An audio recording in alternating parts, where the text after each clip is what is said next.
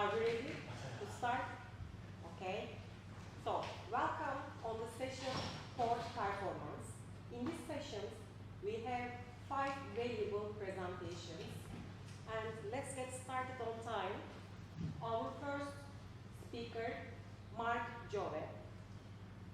He has a double degree, one bachelor degree in marine technology and the other bachelor degree in naval systems and technology engineering. And he has master degree in naval and ocean engineering, specialization in ocean engineering, and he has 2 years of experiences in maintenance and construction sector, and he also currently teaching in the Barcelona Nautical Faculty. Okay, please start. Thank you. Good morning, my name is Mark and I'm going to make this presentation about exploring the potential and application of additive manufacturing in repertorying the operation of a ship. In the section that we've been seeing are the following. The first one is goals, introduction, 3D scanning, onboard 3D printing, the advantage of using this type of systems, disadvantage, and conclusions. The goals of this project are introduction of onboard 3D scanners to make spare parts with a 3D printer on board, select the appropriate material from the wide variety that exists, reduce the cost and time of carrying out the corrective maintenance, and reduce the inventory of the vessel. Introduction. Next, you will see 2 important sections: main application of 3D printing on board and main application of 3D scanner on board. In the first one, with a 3D printing on board, you can realize a corrective maintenance and repairs if you don't have original spare part, inventory reduction, or reduce the transportation cost. Main application of 3D scanner: simplify the design procedures and capture all the details of the part. In this case, you can use a spray or reflective markers for better accuracy. We can differentiate the 3D scanning by their technology or by the mode of use. If we are talking about the technology, we can find a structured light or laser technology. Structured light, you have visible light that is more easy to capture the details. Infrared, you can capture all the colors of the parts or the pipes. Or if you are talking about laser technology, this type of technology allows projection of lines and points and measure the distance of these points or lines. Or if you are talking about, depending the mode of use, you have a fixed scanner with a tripod, a portable scanner or mixed that you can use with a tripod or you can move with the scanner on board in this case. We can differentiate 3 phases of the 3D scanning. Preparation of the object, in this case, you can use a reflective marker for reduce the last tracking. In this case, when you reduce the last tracking, it's more easy to capture all the details and use the spray for better accuracy. In the phase of the scanning, you obtain a point cloud. This point cloud is all the information of the piece of 3D model. And post-processing. With our own software, you can realize a post-processing for correct the point cloud, realize a mesh, eliminate the noise, and fill the gaps. In this case, we are talking about the case study. In the first picture, you can see the preparation of the part. In this case, you put the 3D scanner with a tripod and the part with a base with a rotatory base. The next is prepare the part. In this case, I use a spray for better accuracy and put different reflective markers for reduce the last tracking. In this case, you can see when I realize the scanning of the part, the point cloud obtained with a different failures of the points. In this case, I repair with a post-processing. I fill the gaps and realize a better 3D model with other 3D software. In this case, I use Rhinoceros for realize a render of the year and the model. And finally, you can see the 3D printer. This is the year printed with a CPA+. Now, we can see 2 groups of material selection. In this case, we have a plastic materials and stainless steel materials. If we are talking about plastic materials, you can find a copolyesters, material reinforced by carbon fibers, glass fibers, polypropylene, and other types of materials. You can find one material that requires a post-processing. In this case, the polyethylene with carbon fiber reinforced require an annealing. And other materials that are stainless steel material that require a dividing and sintering for obtain the maximum properties of the steel in this case. Advantage of use 3D printing and scanning: you have better response times, inventory reduction, transport cost reduction, wide range of materials, design procedure simplifications, a high accuracy in design in short time. Disadvantage: all time you are exposed to the ship movement, vibrations, or marine environment. It's complicated to work with this type of printer, 3D printer. We need to realize a prototyping or stabilization for this printer. More 3D scanners in the land is complicated to use in the ship because they must always connect it in the computer. For this reason, you need to use a computer and a scanner. But the scanner you see before in the picture, this 3D scanner we can use without a computer. And depending of the material selected, we require a post-processing. It's so important to realize this processing to obtain the maximum properties. There may be error during the printing, and it requires a trained personnel. Conclusion: 3D portable scanner with 3D printer provide a great versatility, wide range of materials to work on board. You can obtain a spare part with free downtime at the time. It would require a personnel with training in design, 3D printing, and materials. And finally, it would be interesting to verify the correct operation of this type of 3D printer on board. Okay. Thank you very much.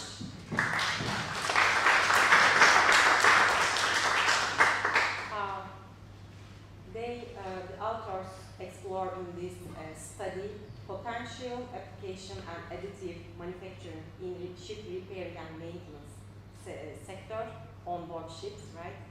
And I would like to say that the technology improving is very important to try on board ships, but also, as I understand, you tried it in land conditions. So it is also important to try these technologies on board ships in marine environments. Also, it may be so beneficial to test the cost and benefits analysis, using cost benefit analysis, if it is decreased transportation costs or it provides some challenges for ship manager. So thank you very much. If we have any questions from the audience, you are welcome. So please welcome. In this 3D printing technology,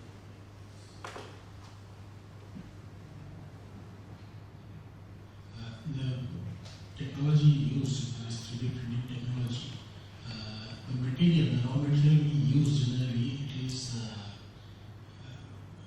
suppose you are making a spade which requires X amount of strength, whereas the raw material you are using, it may be less than X.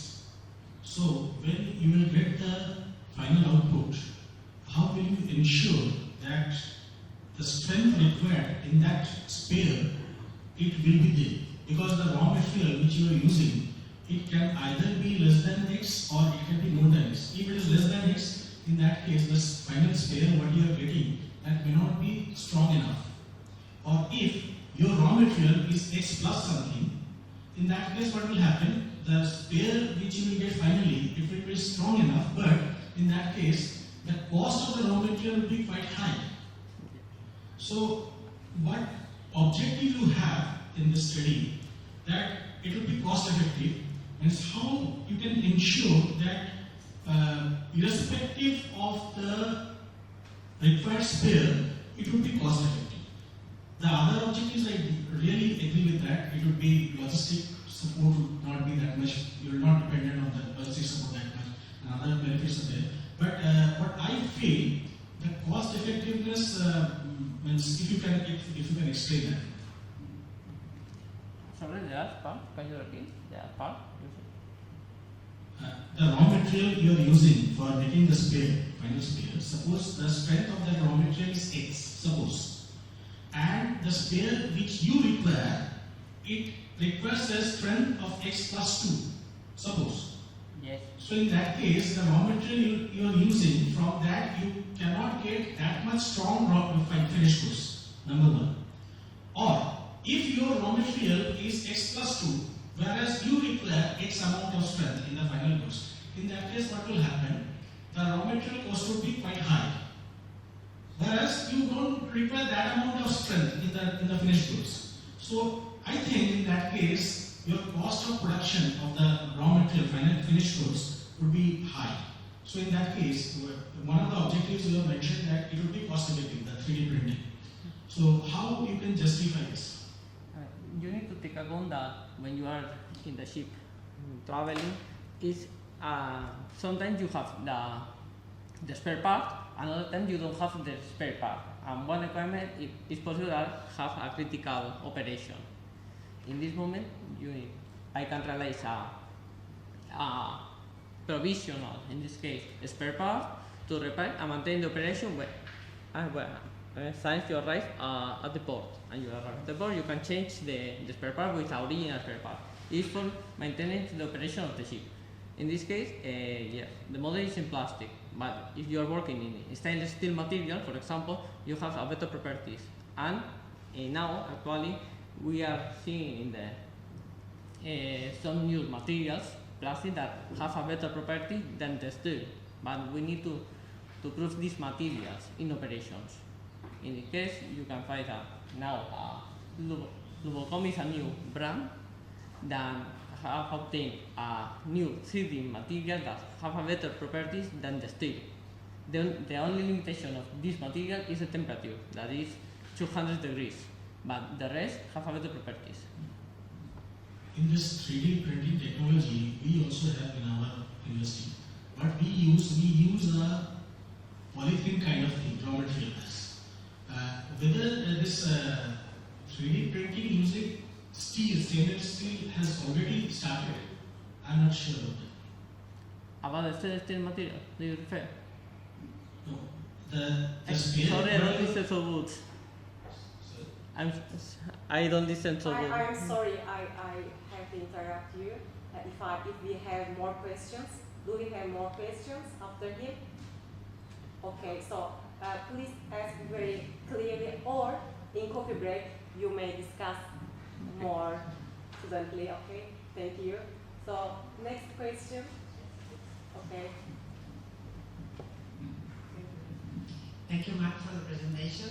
I have one question. Could you explain us a little bit what is the post-processing types that the plastic should overcome to have spare parts that can be used on board vessels? In this case, for example, the polyethylene with carbon fiber reinforced require an oven. This oven, they need to use a temperature ramp programmable for obtain the maximum properties of this material. If you have an oven, it's more cheaper than other technology you can use into the ship for reinforcing this type of materials. So you make the spare part and then you put it in an oven. Yes. So you need the printer and the oven board. Correct. In this case, if you use this type of material, you require an oven into the ship. Okay, thank you very much. Okay, any other questions or comments? Okay, please. I was wondering, so there are many kinds of materials that you can use to print, but how stable are these materials? Because as far as I know, especially plastics, they are not that stable. And especially printing materials, I would not think that they have the same kind of stability, and that the degradation rate is quite high, you know? Yeah. In this case, we need to think that is a provisional repairing. You need an original spare part for repair and maintain the correct operation of the ship. It's for continued operation, and when you arrive to the land, change the spare part. Okay, thank you very much. We have 1 minute remain for questions or remarks. If not, we can finish here. So thank you very much, Mark.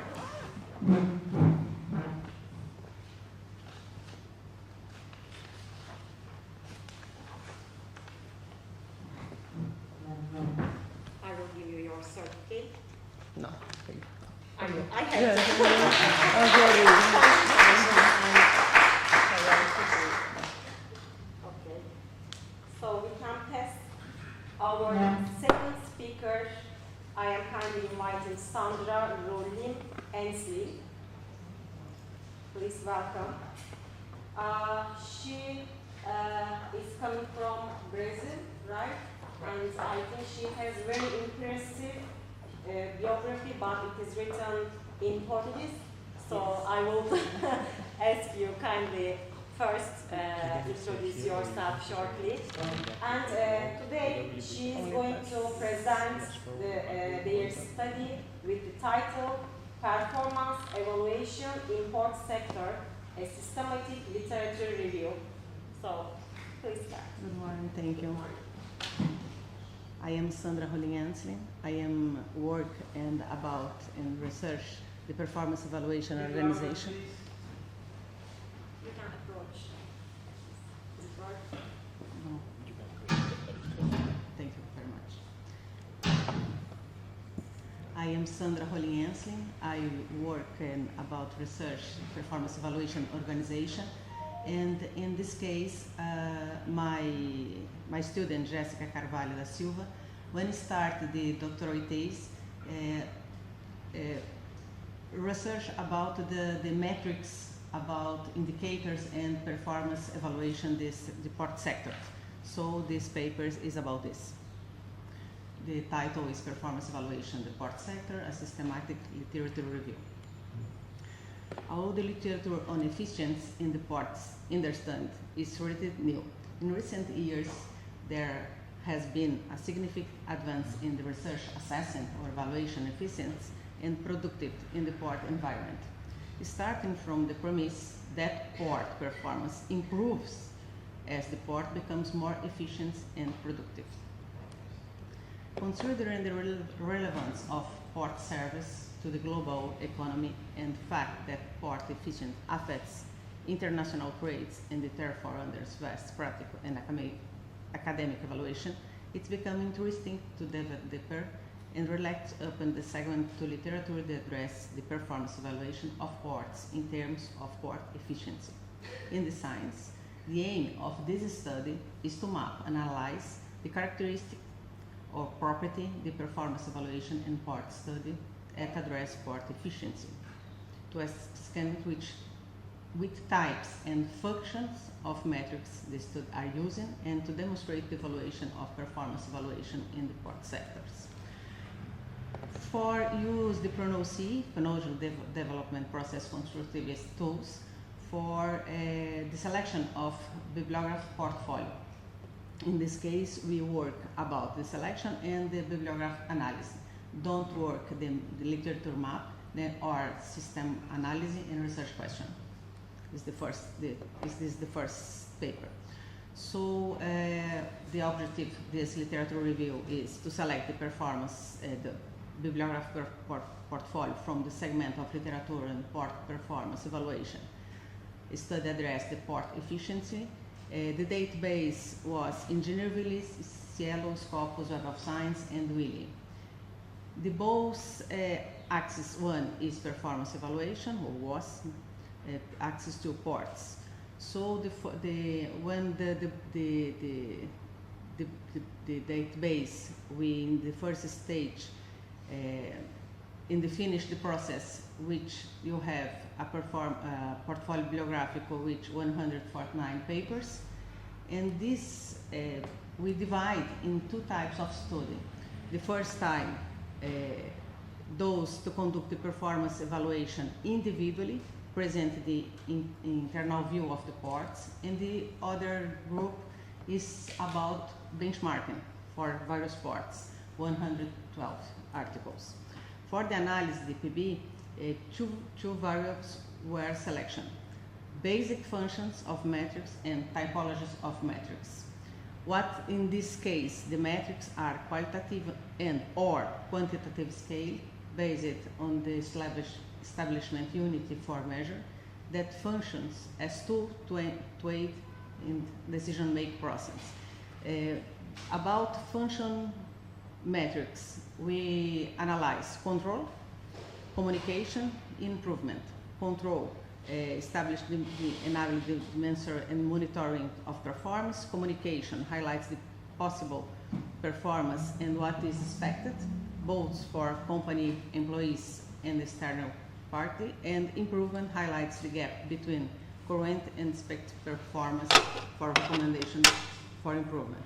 And about typology of metrics, we found focus of the metrics is highlighted to the tip of research what will be measured and can be classified as financial indicator, monetary purpose of or operation, and etc.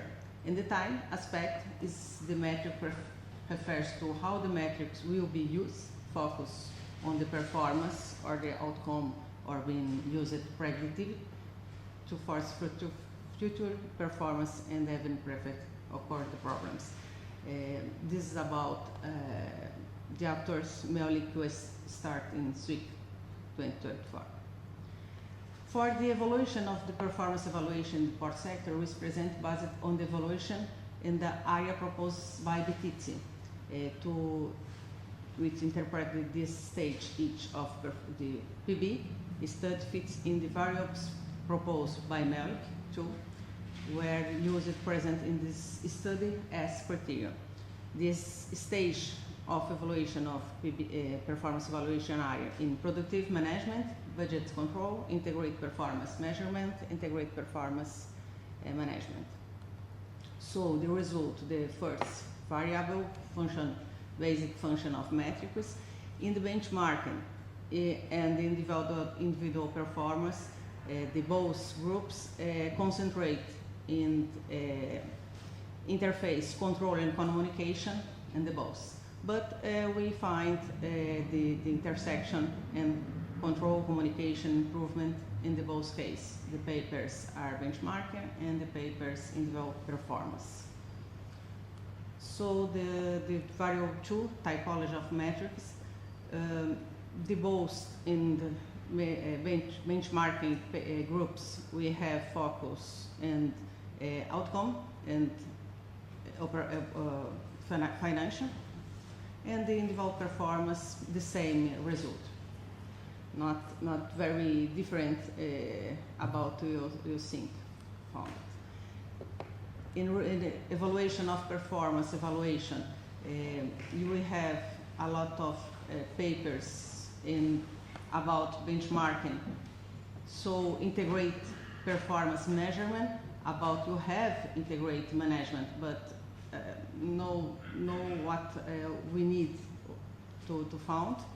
But in performance, in individual performance, you have a lot of papers about integrated performance management. In conclusion, only 37 papers conducts individual performance analysis, allowing for deeper understanding of the uniques of the context under study. The function of improvement is still unidirectional. Various studies in the field have been expressing concern about the management, regulation, decision support, the importance to feedback from performance evaluation system for continuous improvement in the port sector, identify of obstacles and proposing improvements, predicting productivity and cost, strategic management, and performance analysis from stakeholders' perspectives. So the opportunities for research focus on scenario in future scenario performance, developed actions recommended that will be lead to performance improvement, contribute to port management in a way the enable port efficiency behind performance measurement, consider the particulates of the analyzed port context, use ad hoc metrics, use dynamic and flexible performance analysis methodologies to keep up with the constant change in the port sector and encourage participation to manage the stakeholders in the construction of the port performance evaluation system. the work this Jessica is this. Thank you very much for your attention. Thank you very much for your important outcomes that you provide us. And if we have any questions from audience, we can welcome. Any questions, comments, or remarks? Okay, so thank you very much. And I can say one thing. Okay.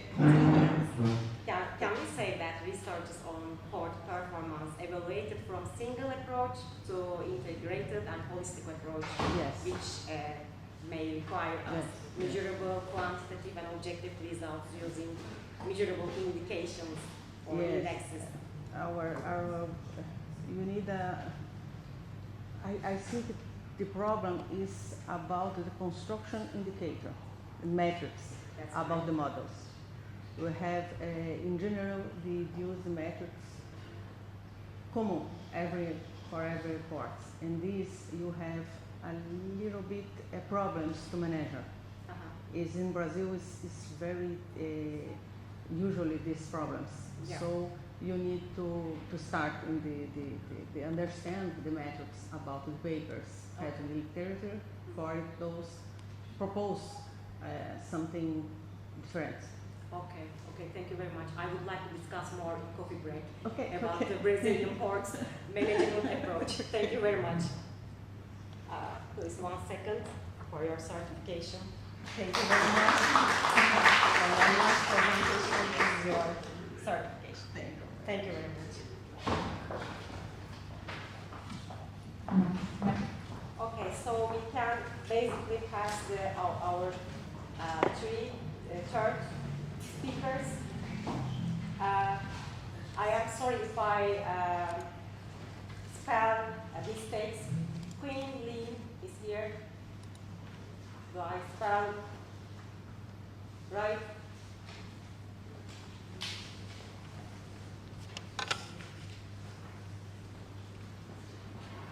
Okay. Our third speaker is going to present one of their studies titled A Ternary Diagram Approach to Investigate the Competition within the Bohaya Sea Rim Multiport Group. Before you start, as I do not have your biography, I could not read. So can you introduce yourself very shortly before you start your presentation? Okay. Thank you. Good morning, ladies and gentlemen. Thank you for giving me the opportunity to present my work here. My name is Qin Ling. I'm a PhD student at UPC. My supervisor is Malia Griffa. Today my topic is a ternary diagram approach to investigate the competition within the Bohaya Sea Rim Multiport Group. I will present 4 parts today. The first part is background. This is a map of China, and the blue arrow is my study arrow, Bohaya Port Group, BRP. There are 3 major ports in this arrow, Dalian Port, Tianjin Port, and Qingdao Port. Let's see the economic level of BRP. China's GDP in 2021 is $17.82 trillion, while BRP accounting for 35.4% of total GDP, and BRP accounting for 25.2% of container throughput in China. Obviously, BRP holds an important position in Chinese economy. The second part is data and methodology. This graph shows the container throughput and the market share of Dalian Port, Tianjin Port, and Qingdao Port. It can be seen that the trends of Tianjin Port and Qingdao Port are similar and have been on the rise.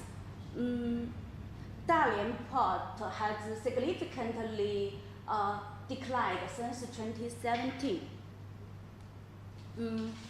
We designed the tunnel diagram indicators to describe the concentration inequality and the competition in multi-port system.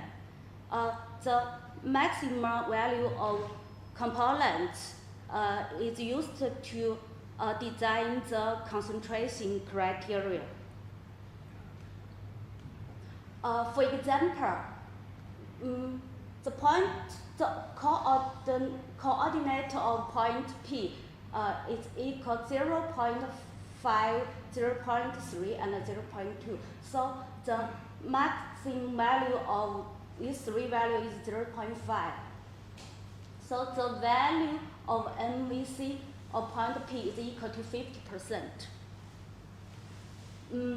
We compared our well-low index, comprehensive concentration index, CCI, and MVC to verify. For intuitive analysis, we divided the large equilateral triangle into 100 smaller triangles, as shown in the graph. The green arrow represents efficient competition between the parts, while the blue arrow represents the reaching market equilibrium. When a part is located in the center of gravity, it indicates that the three parts reaching equally share the market. And when a part is at the corner, it means the market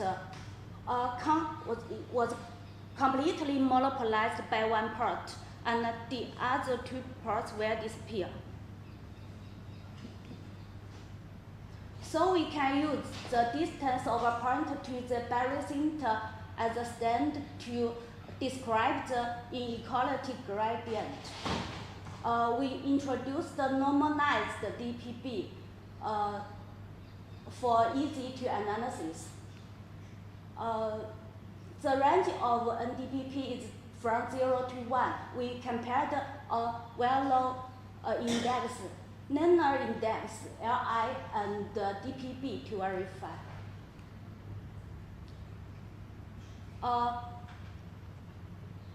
The point P0, when the point P0 move towards P1, the market share of the three parts will change. So the change of the three components can be calculated by the following formula. We can, as the sum of the A0, B0, and C0 is equal to 1, and A1, the sum of A1, B1, and C1 is equal to 1, 2. So the sum of delta A, delta P, and delta C is equal to 0. So in the multi-part system, there will be one or two winners when others are the loser. We also use index share analysis to verify, and we introduced the geographic location as this coefficient. So we compare the spatial shift share analysis and CTC to verify. The third part is results and discussion. The left graph shows the results of CCI, and the right graph shows the results of MVC. Both two graphs show that the concentration of BRP has always been low. The left graph shows the value of DPB, NDPB, and Li and the red graph shows the DPB value in the general diagram. We can see that the trends of three indicators are similar. The value of CTC and SSA are shown in the table. From CTC, we can see that from 1981 to 1990, the major winner is Dalian port. And since that, the major winner is Qingdao port. The value of the results of SSA shows the same as those of CTC. So we can divide the evolution of BRP into three stages. From 1981 to 1990, the dominant stage of Dalian port. And from 1991 to 1996, the stage of efficiency competition. And from 1997 to 2021, the rising stage of Qingdao port. And after that, a single hub port had taken shape in the BRP region. The last part is a summary. The results of potential competition analysis that uses CTC and SSSA are consistent. Incorporating spatial geography into shift-share analysis and employing local GDP as a key economics indicator facilitates an effective analysis of competition within BRP. The evolution of Dalian port, Tianjin port, and Qingdao port is to some extent competition between these three key factors: hinterland, lateral endowment, and service. These three ports have overlapping hinterland, and they are all public ports owned and served by the Chinese government. So from this perspective, the port throughput is mainly determined by the lateral endowment. That's all. Thank you. Thank you very much for your promising study on port competitiveness. And regional port studies are very important because they feed regional economy, and regional economy feeds global economy like an engine. So we can basically say that when ports share similar common hinterland, they compete more. So the competition studies, performance studies, so important, especially when making geospatial or geoeconomic analysis for this area. So thank you very much. If we have any question from the audience, we welcome for the next 5 minutes. Any questions for their studies? No? Okay, so last comments for the ports located in the same region.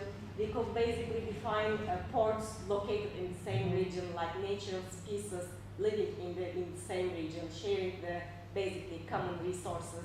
They all competing to become an alpha in this species. So thank you very much. Okay, your certification. Congratulations.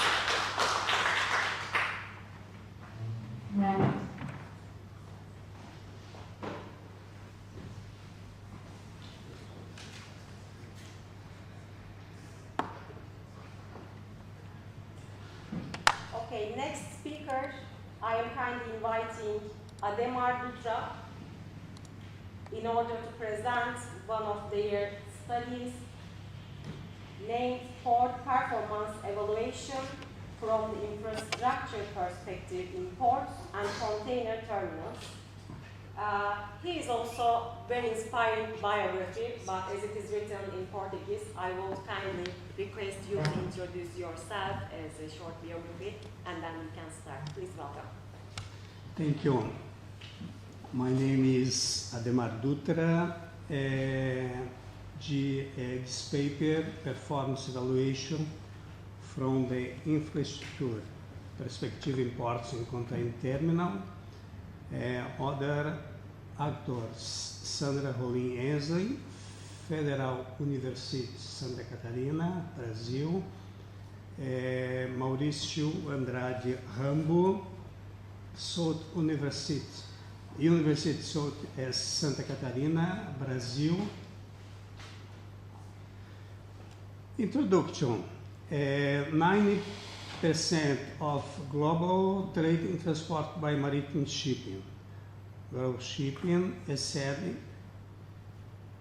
25,000 TEUs for long.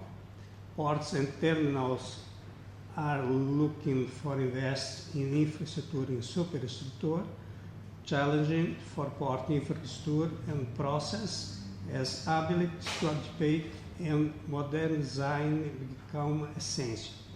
The present study aims to analyze, identify critical variables and size and the infrastructure that affect performance, aim to outline opportunities for improving efficient and competitive movement in containers car. And other investigation, the framework for performance assess dimensions of ports, of terminals that handle container cargo, finance, operation, technology automation, infrastructure, location, human capital, labor, scheduling, stakeholder management, reliability, service quality and customer satisfaction, or SMS and operation risk. Additionality, Port Authority and government recognize the importance of the operation for global competitive and attractive infrastructure investment. Understand how infrastructure variables impact performance in port management to make informed decisions, drive operation efficient and address industry challenging efforts. Contributions, academic literature on port logistics, practical insight on guide to improve the efficient and competitive in port and container cargo terminal, especially by present characteristics of the Brazilian port terminals. Concept of ports, area that encompass berths, docks and land special cargo, handling, operation and conduction. Infrastructure, physical area which include docks, store areas and shipyards, the lengths of the terminal called terminal areas. Superstructure composed of fixed built on the infrastructure, tal building, air management workshop, as well as mobile equipment, such as crane, gates, vehicles. The picture in left presents the sail side, the land side, crane, four blocks, berth, quay, vehicles, storage yard, gauge, and picture of height and dresser and depth of the berth clad 20 meters. Equipments of compass port. Robert Tire Guide, RTG, heat staker, straight area, rail mount range, chassis vehicle, automate vehicles. Methodologies, second date, reports, bullets, review, attack, World Bank, World Economic Forum, data collection, data analysis, content analysis technique by Mosato and Ribosch, 2011. Study exploratory, descriptive, participate, convenience criteria, Brazil ports. Evaluation results, evaluation of ship capacity and many generation, behind and vessel capacity, and picture rights summary of infrastructure variables that impact the performance of ports and port terminal that handle container cargo. In Brazil, the 5 most ports that handle container cargo in Brazil, 2023, ports, private and public, performance for year, berths, gradually draft, lifting, grant training, annual capacity, plugs, vessel type. And the five terminals and one public and 4 private. Conclusions, aims, aims. The aim is to analyze and define critical variables and the size of infrastructure and impact performance, which the goal of highlighting opportunity for improving efficient and competitive movement in container cargo. Findings, our review implies the importance of port infrastructure for the efficient operation of port containers cargo terminal, given to increase the vessel size, which demand investment exchange, especially in Brazil ports. These findings offer insights to ship policy, investment strategy, aim, competitive and sustainability of port of global scale. Suggestion, we proposed a quantitative depth dive into the 5 variables and facilitate comparison across different equipments, including to per equipment's rate and operation efficiency rates. This secondary objective aim to establish on robust fund for selection the most sustainability and options based in unique requirements in each port and terminal. Reference. All reference. Thank you very much.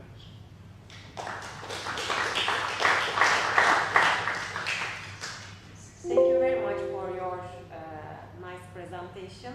Thank you. And it is very important once again to evaluate ports, but in the times you evaluate ports in terms of port infrastructures.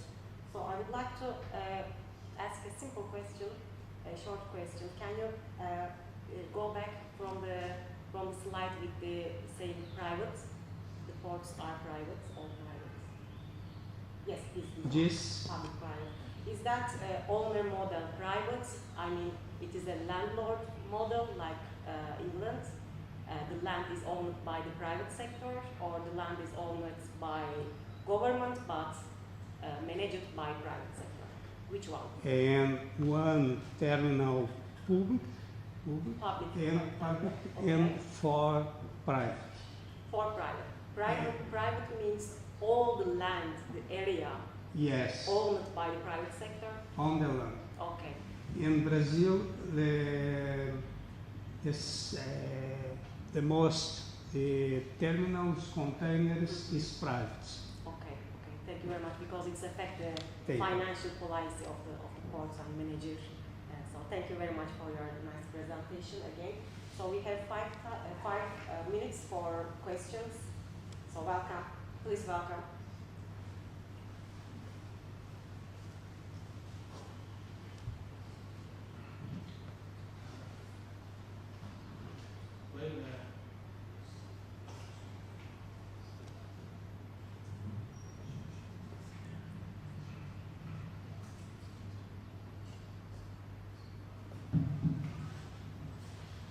Well, when we measure performance of a code or a series of codes, what we do generally, we definitely take care of the TU's handle.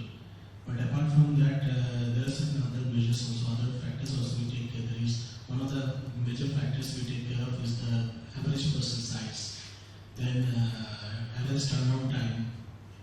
So these things are not getting in this study. So how only based on the performance, only number of TUs, how can you measure the performance of the code while the other factors are not considered? I believe the other factors also need to be incorporated. Is my suggestion. Repeat, please. I don't understand. Could you please ask once again? While we measure performance of series of codes, the performance you have mentioned here, the queues, number of queues handled in that code, right? But apart from that, there are certain other factors also, like the average parcel size handled, then average turnaround time, average pre-birthing time. So these factors are also being considered. There are a number of studies are there where these factors are considered, and based on these, the performance of the code codes are being measured. But in this study, I am getting only the number of handled, TUs handled. So only based on single factor, you are measuring the performance. What I understand from this now. So why you did not consider the other factors? That is average turnaround time, the average person size, average pre-birthing period, all these factors. Why did you exclude these factors? He's basically asking, when you evaluate the ports in your research, what is the scope of this research to evaluate ports? What you use one or two or four factors to evaluate ports, but not consider the others. Maybe you can simply explain the scope and the things out of scope of this research. It's okay.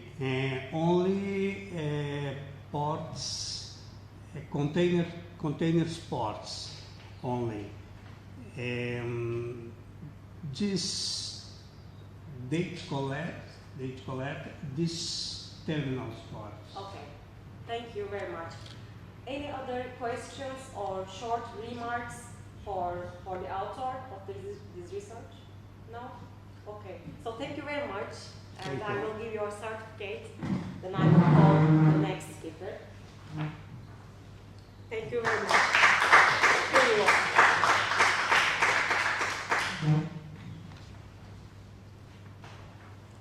Okay, our last speaker in this session, once again, I am inviting Sandra, Rolim, and Slim in order to present their studies titled Constructivist Model to Support the Management of External Innovation in the Port Sector.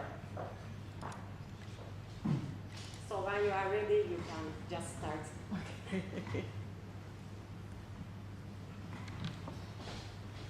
Good morning again. This paper is a constructivist model to support the management of external innovation in the sector. Luis Jr. is my start in doctor thesis in this year, but this is the master working the boy.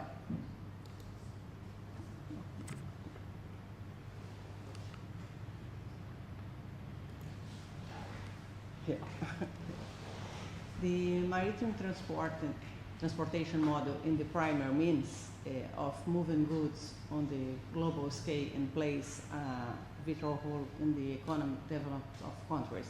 The efficiency of the port system becomes crucial to secure competitive and progress, taking a central role in the value logistics chain. Achieving satisfactory level of efficiency is not a strength test. The purpose and aim in the performance of the organization, including the port sector, achieving the importance to the development and adapting innovation solutions. The complexity and the uncertainty inherent in the process in innovation present significant challenge for the success in this activity. And the innovation activity is a problem in the Brazilian ports. So we will need to investigate about this. We don't have many works about this in terms of the indicators and metrics, particularly for the manager. How can the performance of innovation management in the port sector be evaluated? A multi-criteria constructivist performance evaluation model was developed to support innovation management, with a focus on external innovation in the case study conducted at the port terminal of Navegantes, Santa Catarina, South in Brazil. So the work, de Luis, is in your master about the innovation in this specific case. We use the methodology decision aiding constructivist, MCDSC, in this work. The approach have three phases: structuring, evaluation, and recommendation phase. In the structuring phase, we have the first step, soft approach to structuring, where we contextualize the decision-making environment, identify the actors, define the problem about the decision maker perceived. Second, we construct the family of points of view, determine the elements, primary elements evaluation, develop the concepts, create the areas of concern, and finally construct the descriptor or the metrics or indicators. It's the same. In this, we need to first construct the cognitive map, identify the cluster, create the descriptor or the ordinal scales, and define the reference levels, the good and the bad level. In this point, we have a qualitative model. The second phase is to translate the qualitative model for the quantitative model. So you have the evaluation phase in construct the model, construct the local value function, identify the compensation rates.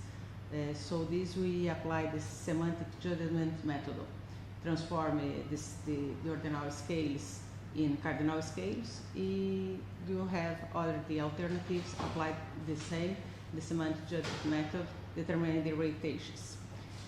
After this, we identify the impact profile of alternative, in this case, the port, navigant ports, and to apply the active aggregation function to conclude the global evaluation of the model. The second, you analyze the result, performs analysis of sensitivity. And you have the evaluation, it's possible to work out recommendations to improve this performance. So identifies opportunities of improvement, suggests actions to improve the local and global performance. The case study is in port terminal in the city of Navegantes. The name is Portonave. Is a private water terminal. Operation size October 2007. Dedicated to containers handling. Area total is 400 meters. Capacity for store is 30 million tons. Employed over 1 million hundreds workers. Is the second but gas terminal in Brazil.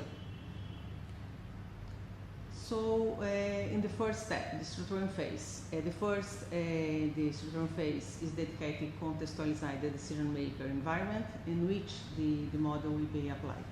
So you have the decision maker is the integrated management system supervisor. We have the stakeholders is other managements, ship nurse, and the team and the legislative boards, facilitators, all the authors, and the affected parties is the clients of other professionals from the company and the societal parts. Following the iterative process of semi-structured interview with the decision maker, we follow label was defined, development to a model for innovation management of the ports of navigants. So we need the data collection was introduced mainly introduced in semi-structured interview, but also by direct observation and second date. We stay in the port about 10 months for data collection, but you have shared as document provided at the company. This combined approach allows for a more in-depth understand for the decision maker, perception, and prefers. So we have in the first time 2 areas, international innovation and external innovation, and the concern about especially in suggest program, tutor, research, projects, innovation committee, in network. After we structuring this phase in a structure hierarchical, and you have in the start construction the metrics and the descriptor, and for example in the objective networking we have about sub events, benchmarking, participants and events. For example, you have I need to look the frequency or participation in events for semester. In the case in the Portonave, your performance is participating to innovation promotion events. About benchmarking, no change in experience with the other companies is not very good, and established partners begin a partner of associates or research innovation centers that are state or local converge. The after finish, and this we finish the structuring phase. We have 20 indicators in this model in the first time, and we indicate the performance in the Portonave about the external innovation. So the next time we need to transform the ordinal scale in cardinal scale, so to measure and the point global. So the evaluation phase enhances the decision maker compensation by translating the qualitative model into a quantitative model. For we use the evaluate judgment matrix of the decision maker perception regarding to attractive difference to moving from the high performance to the immediately low performance, and so we have the point of each level. For example, in this the Portonave has in the partners begin a partner to associate also. We have as 100 points in this indicator. You transform other this case, and you have the punctuation local and the tax rates. In the global evaluation of the model is done through the adaptive aggregation model. We have 15.94 in external innovation. And now we need to recommendation phase. For us is the more important to that this information for management. So for example here we have to about benchmarking the indicator number of benchmarked for visit conducts per year. The performance is not exchange experience in other companies, so the action is seek other companies in the port segment that have developed innovation management for benchmarking, observe their process, best practice, and challenge encountered. Expected outcome, capture the best practice innovation management developed by other ports terminal, and aiming to avoid mistake and accelerate international development. Research needs labor from the information management team, person and change innovation management team. Start that line January in this year is working very well, and the date December in this year for revise this action.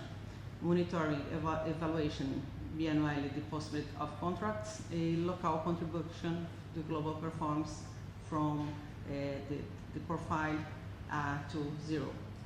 Is in this case for the ports for this year is very good. Which the implementers of the suggest improvement opportunities, it is expected that the overall performance to external innovation about this indicator, both two indicators, you have the increase from 16.9 to 46.72.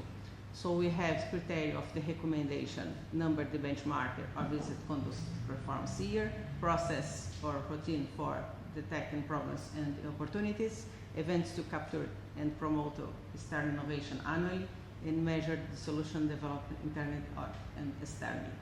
So in this we have a good performance for the sport in this year. The conclusion in conversation with the decision maker, it became clear that Navigante Sport Terminal is still in the early stage of the external innovation management process. It was started despite the visible compromised performance of the external approach. This decision to start the process internally cannot be considered a mistake, given that each port scenario is unique and there is not universal solution. Is this most important in this port in this moment. At the same time, it is recognized that external innovation plays a critical role in forest innovation, and it is essential for Porto Navi to have an activity role with the regional innovation systems. Thank you very much for your attention.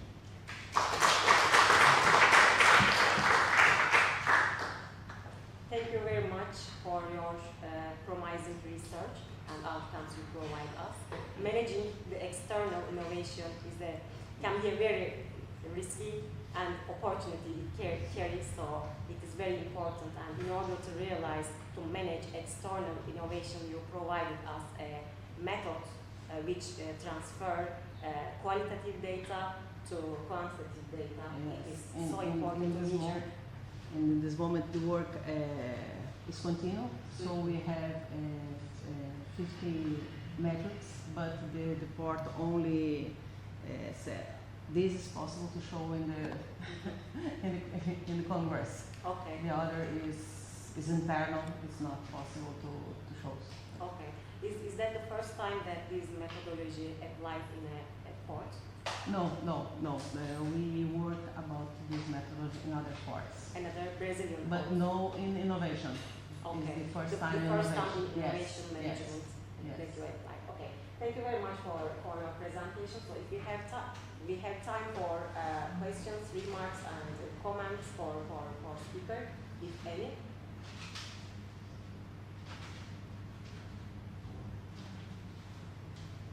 Okay. So I may have one question about the slide. Can you shift the slide where the table show us decision makers? Yes. And how the information flow from up to down or bottom up? No have difference. No The have question difference. is the decision maker is the supervisor, the integrated management system. But they have the others actors that have influence about the manager. So he need to consider the perspective of the actors. So both ways, Yes. information Yes. can be transferred. When I say these lines, I No, suppose it's that all there is a for higher, the picture. hierarchy. No have Okay, higher. so it's good. Okay, thank you very much. Okay. So I will give you your second certification. Thank you.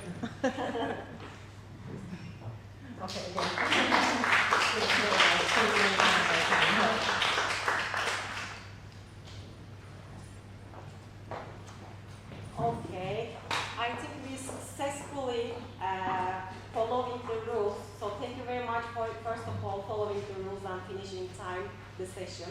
I'm going to close this session after I thank all audience for listening and for contributing with their comments and questions. Also, I thank to speakers for their very valuable contribution to this conference.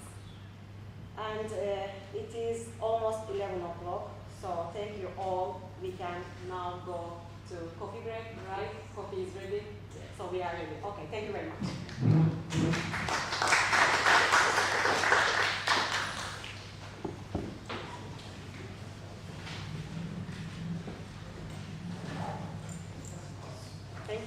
Thank you for your assistance. Is possible to take the picture? Yes, of course. Let me put here. Yes. If you want to give me your picture, happy to wait. Okay. Yes, picture ready. Thank you very much.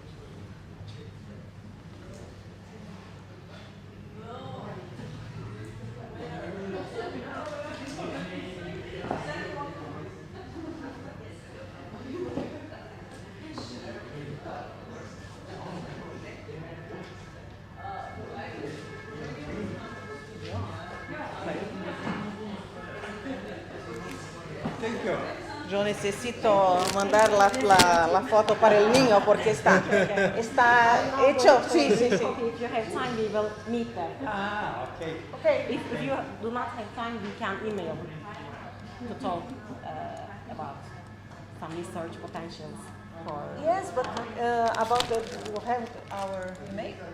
No. We have coffee break. Okay. I'm going to take coffee now. Okay. If you may come, we can discuss. No worries. Okay. Thank you. Bye. Saiu a foto para mim. Sei. Quer tirar aqui?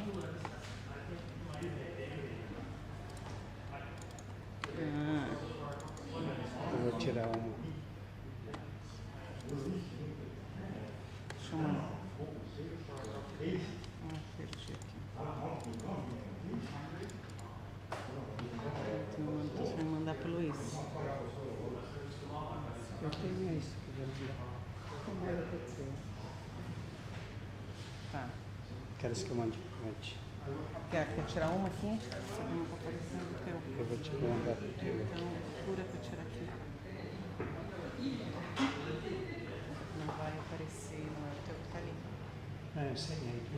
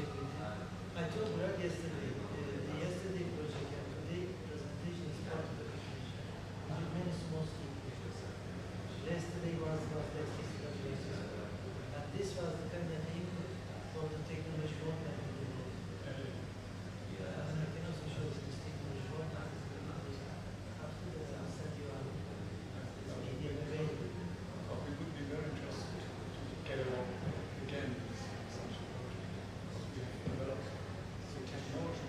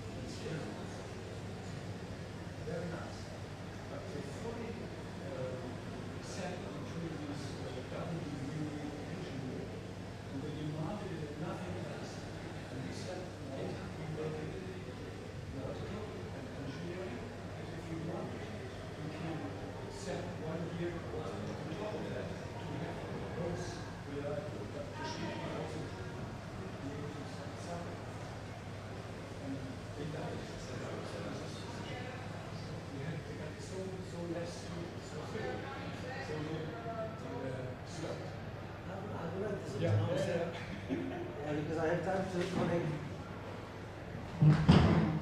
Thank you very much for spotting. Huh?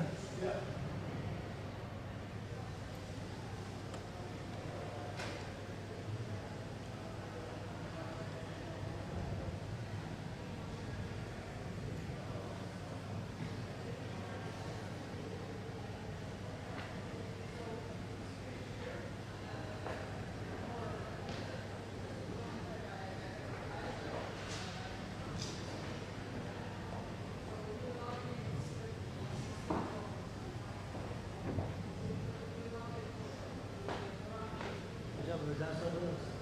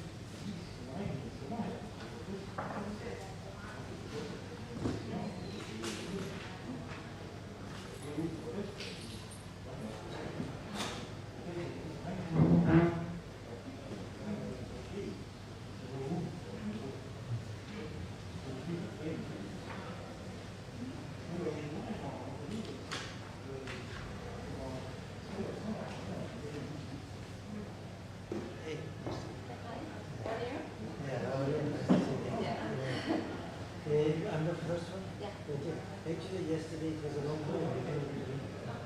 No, I have position. I remember that I had all the night working, and I have done. You can just say, look. No, that's fine. I will present you, but not so long. Yeah, don't worry.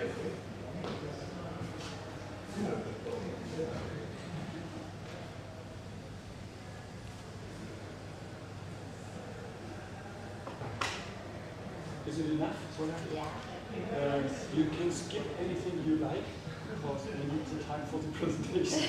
So you need more time. On the presentation, because I thought that you had some videos or something like that. Or not?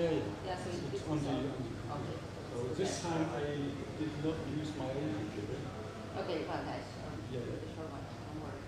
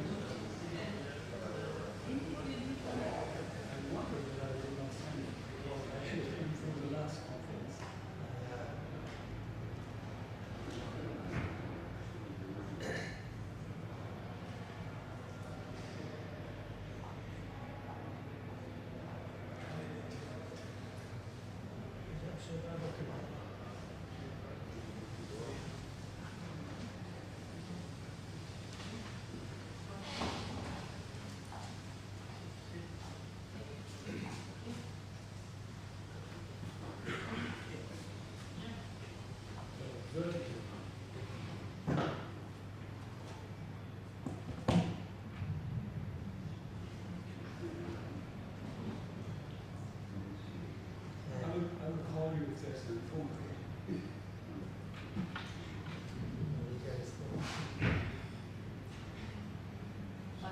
Okay. Well, let's start again. Good morning, everyone. My name is Marcela. I will be the chairperson of this panel. That is, the title is Autonomous Shifts and Simulation. As you know, each presenter has 15 minutes, 10 for presentation and 5 for discussion. And for this panel, we have 4 experts on this topic.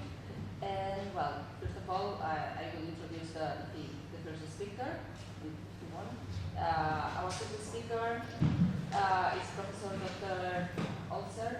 He's currently the Director of Research of Maritime University, as well the Head of Maritime Energy Management Specialization. Prior that, he worked in Newcastle University, Strasbourg, and Istanbul Technical University within the field of naval architecture and marine engineering. Dr. Olser was involved in numerous European Union projects, IMU projects, as well as IMU and regional projects. He currently leads the research in areas in maritime energy management and marine technology and innovation at Maritime University. The title of this presentation is Navigation to the Future, Analyzing Maritime Autonomous Surface Ships Projects and Anticipating Future Needs. Please. Thank you, Ms. Chair. So, distinguished participants, ladies and gentlemen. So, today, my presentation is very much linked to the presentation I did yesterday for those of you who were present yesterday. At WMU, we conducted the research and we looked into technology evolution.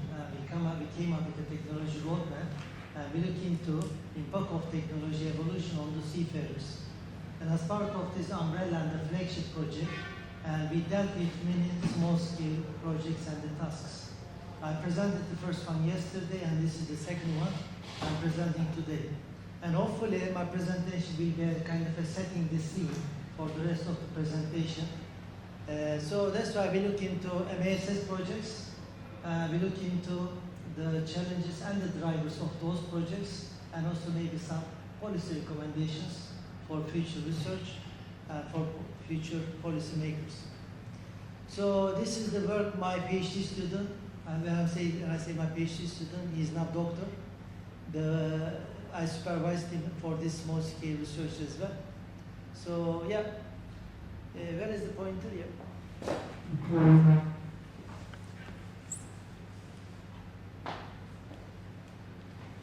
Okay, in this respect, aim was to be able to systematically analyze existing mass projects, to identify key results and areas of focus, and to be able to highlight essential areas for further research and prototype projects.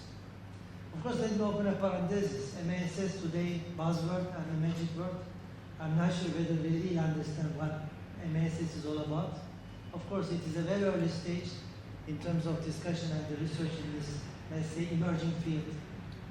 So let me close the parenthesis. Based on this aim, research problem or the problem statement is very clear. There is a critical gap in the comprehensive understanding or holistic understanding and integration of mass architecture and operational requirements. And also, the existing projects often overlook crucial aspects or fail to provide a holistic view of mass functionalities and technological needs. So basically, these are the two, let's say, motivation for us to do this small-scale research. Okay, I will not go through this one, right? MASS has a definition, but also IMO has a definition. So level of autonomy, we call it. First level of autonomy, second level of autonomy, third and the fourth. Typically the first two, still the people on board, or people are involved, but the last two level of autonomy, let's say, with a kind of a level of segregation. So some less people on board to be involved in the ship operations. Okay, so the claim when it comes to MASS in such a way that it is a promising, let's say, the future. The claim is to be able to revolutionize maritime operation from cargo shipping to environmental monitoring. But let me open a parenthesis. When you go to mass conferences, I'm involved a lot actually, the way they always promote MASS is in a way that ships will be safer and ships will be green. Actually, this is a strong claim, strong statement, which requires really deep research. I can give you some example from the, let's say, greener perspective. And let me close the parenthesis. So what are the drivers? That's why this is very much linked to what I just said. And MASS will be improving the safety of vessels, so thereby the reduced human error related incidents. As you all know, 85 or 80% of the accidents is linked to attributed to human error. And hopefully with the MASS this will be reduced. And enhanced navigation and operational safety, again, is another big question mark. You leave a kind of a $500 million US dollar, $100 million US dollar, a capex intensive, a very complex, let's say, artifact of the human civilization in the middle of ocean to be able to navigate safely. And this is also another basically strong statement and the claim. Operational and supply chain efficiency related drivers. Hopefully it will help to have our optimized routes and reduce fuel consumption, hopefully, reduce crew cost, and it will help us for our decision making capability and real-time data analysis for better decisions, especially for the crew on board or even for the people on shore.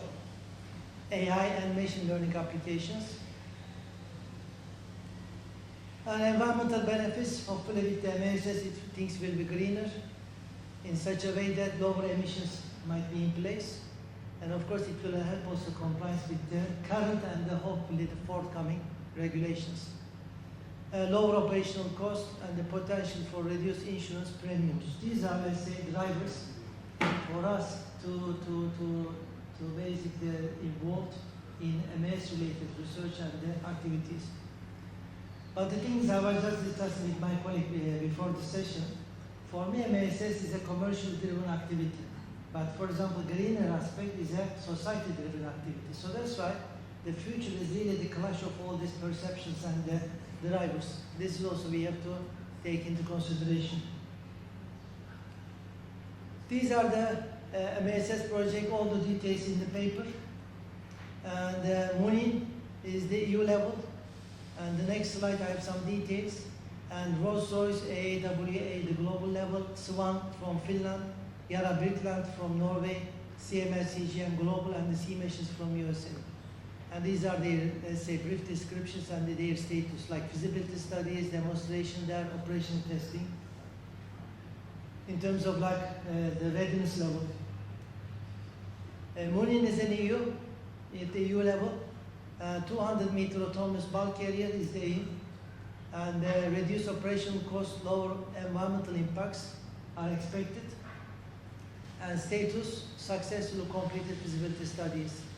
Rolls-Royce AWA aim is understand technical safety, regulatory and financial aspects of MASS and remotely controlled vessel by 2020, unmanned coastal vessel by 2025, and the unmanned sea-going vessels or international shipping going vessels by 2030, and the full autonomous by 2035. And the phase approach to this project was in place. And the SWAN, one from the Finland, the Rolls-Royce and the Finferries collaboration, autonomous ferry operation, and I must say the feasibility. Maybe also let me highlight, when you come to the Europe scales, in Scandinavia, like Sweden, Finland, Norway, in particular Norway and Finland are very much advanced when it comes to MASS related research, and even the promotion at IMO level, they are very much active, in particular Finland. Small scale applications, typically those are focusing on monitoring purposes or hydrographic or military purposes. Less than 10 meters in length used for scientific purposes. Large scale applications, cargo, passenger and ferry ships, large automated tugboats. The projects I just mentioned, referred to. And retrofitting examples are the ones CMA, CGM with Sean Automation and the C Machines from UK, and also some retrofit with regards to these AI related applications and machine learning practices. Testing areas, again the details are in the paper. There are some testing areas, Scandinavia, Norway and Finland in particular, Belgium, China, USA and the UK. So if you are involved in a MASS research, so these are the areas you might be able to contact to be able to, let's say, and the test whatever you want to test basically. Okay, what are the gaps we identified when we look into all the, let's say, the current and the ongoing projects? Definitely the focus is on the small scale. Which makes sense, right? Because when it comes to the full autonomous ships or the ships with, let's say, less crew on board, and it is very much relying on the technology advancement, communication-related aspects, cybersecurity-related aspects, the sensors and the hardware. So that's why, at the moment, the integration of all this advanced technology on board big ships is still a long way to go to be able to, let's say, achieve and implement for ocean-going vessels. So that's why so far the focus on the small scale, and even the small scale cargo vessels up to 100, 200 toy for the coastal domestic shipping. And I will highlight later on why coastal domestic shipping, and probably in the next slide. So this has a kind of a pose, a limitation, and the scalability and the broader applicability of the technology and we employ on the small scale vessels to larger and the ocean-going vessels. And level of autonomy, based on the four level of autonomy of IMO, typical application in the first two, still the 3 and the 4 are infancy level.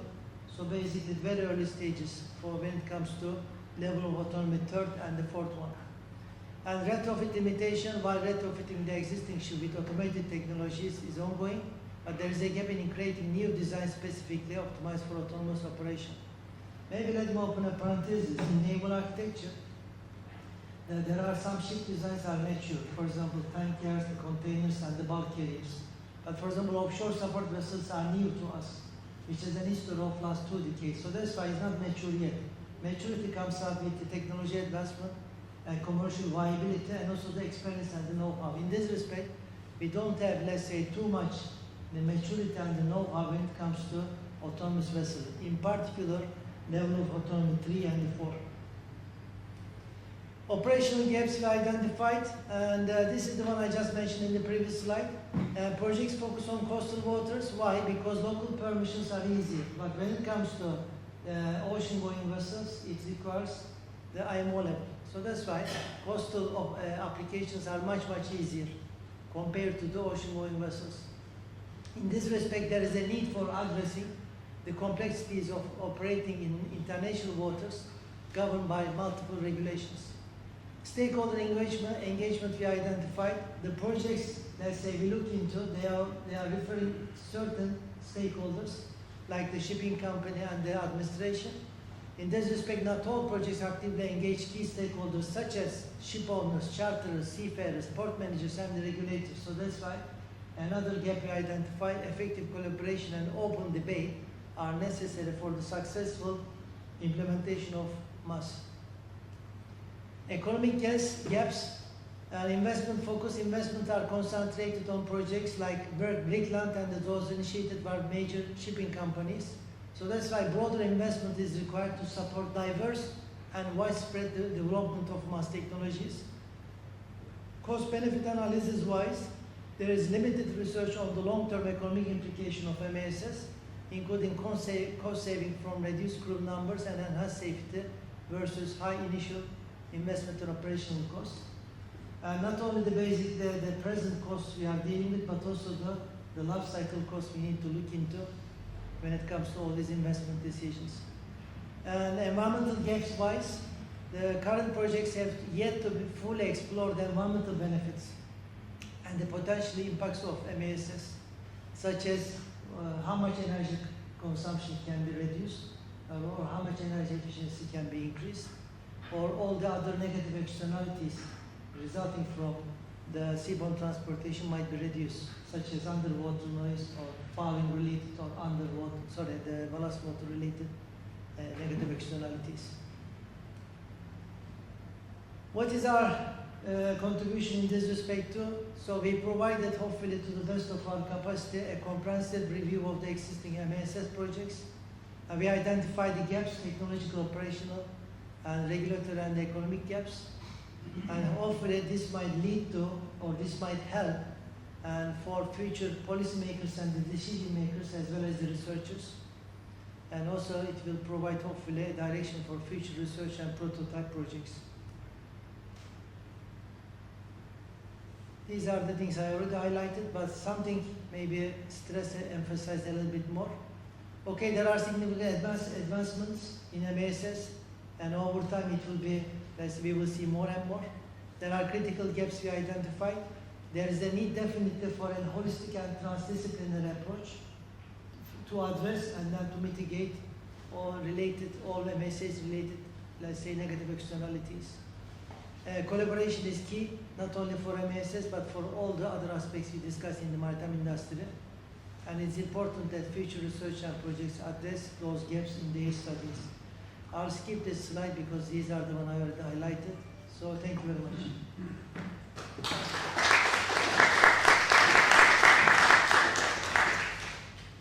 Okay, thank you very much for your presentation. Is there any question from the audience? Yeah, micro, that's coming.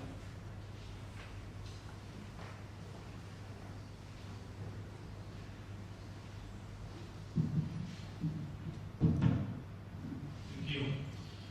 You mentioned as positive effect of coming of MASs the reducing of insurance costs.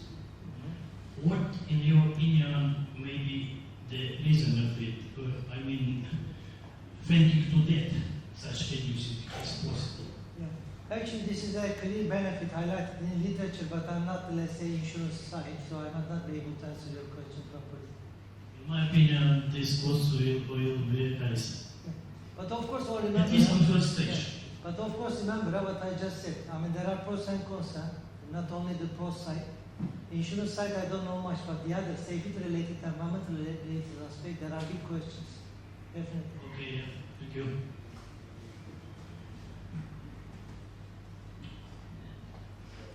Why do you think that this kind of vessels will be environmentally better? Is there a certain reason for that? Let me explain.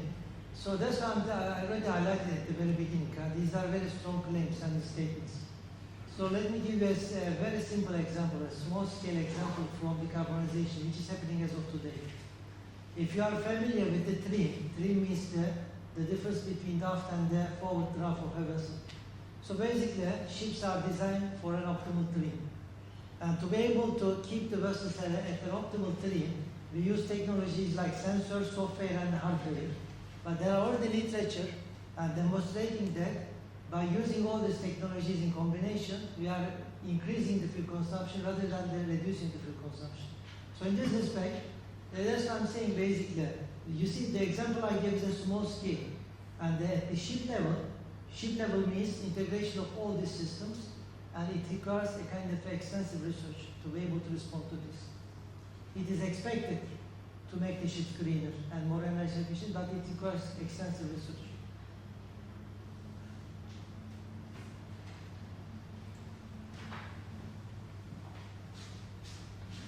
Thank you for that presentation. And this is just really to throw something out.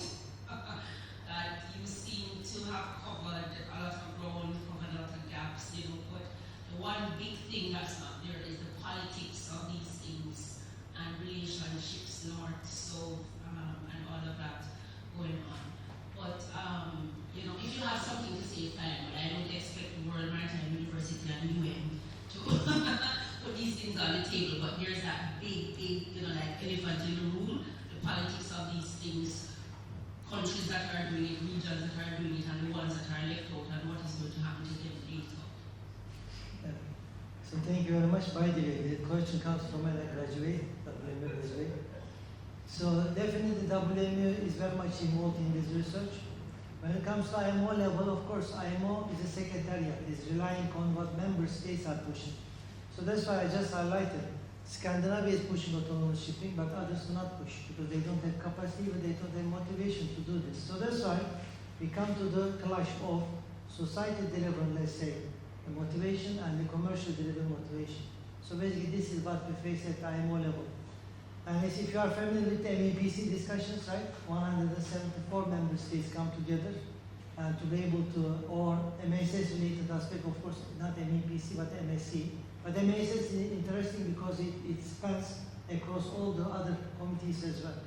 So training, skills and competencies related committees, subcommittees, and MSc as well as the MEPC. Yeah. But again, we are very much infancy stage when it comes to MSS. Safety, we are mature. Environmentally, relatively mature, but MSS-wise, we have a long way to go to understand, to address, and to be able to come up cost-effective and minded-friendly solutions and safe solutions. So you mentioned about collaboration. It's a very new approach. And as far as concerned mass, what kind of to establish a collaboration, it's better to establish a consortium. Probably in this consortium, there should be a shipping company, let's say shipyards, and maritime. Is there any example of this? Actually, I will link to the presentation of the gentleman just before the coffee break. The ports are not ready for big ships, as you highlighted, but also ports are not ready for this autonomous ship as well. So basically, this is just one small and very good example. So that's why, if you exclude ports from those discussions, whatever you come up, it will make no sense basically. So that's why collaboration, not only for MASS, collaboration amongst all stakeholders is crucial and the key. To a certain extent, it's happening at IMO through the NGOs, member states and the AGOs, but again, collaboration is crucial and the key to address, to understand, and then to really respond to MASS-related challenges. This is just one example. Administration has to be part of it, but at the end of the day, they were the one. Again, yesterday it was highlighted, flex state and the port state control-wise, they are the one who will be dealing with MASS. But again, we are very much infancy stage. Sometimes people are confusing the word collaboration and cooperation. We have realized that to achieve a huge project, you need to make collaboration. And you should establish a consortium, a separate organization, a separate company. And I asked, is there any example? I think probably you are referring more on the research side. I'm referring more on the, let's say, global level. Research side definitely, especially, this Horizon funded projects we are involved. We try to cover, let's say, not only basically the all stakeholders, but also the, let's say, the amongst many regions, like South of Europe, East Europe, and North Europe, and West Europe, and Middle Europe. So that's why you are referring more on the research projects, but what I'm referring is more on the global side. But again, collaboration is the key and crucial to address those important aspects. Okay, thank you. I have just last question. I had the opportunity of staying in Horten, Norway. As you tell, there's a big advancement there. During the training that we got there, the main concern was not about the technology, not about the regulations. It was more about the perception of the community or the seafarers. That this is a problem because they don't want. How do you think about that one? Actually, the research I mentioned at the beginning of my presentation, the flagship and umbrella research, we already touched upon this. So the way we see is, the future is not revolutionary, it is evolutionary. So definitely we will have less people on board in the future. However, there are some career opportunities, which might be also... Okay, so I'm going to talk about maneuvering prediction tools in ship handling, and not only for training but also for conning on board. And this technology will be used using our summon fast time simulation tool. This is myself. There are 6 or 4 other colleagues of mine which helped in this paper and also in the technology. And the ISIMS GmbH is a company who are collaborated with us, and we do this software together. Yeah, what I'm going to talk about is a short introduction about the summon system, an overview about the prediction methods, and then to give you some sample ideas on the existing technology and what we are planning for the future, with some final conclusions. Who developed this kind of software? We have developed it in our Institute for Innovative Ship Simulation at the Maritime Simulation Center at the Department of Maritime Studies at the Wismar University in the north of Germany. And it's maintained by the company ISIMS GmbH, so we exchange our, even the stuff or the technology we have developed, research results.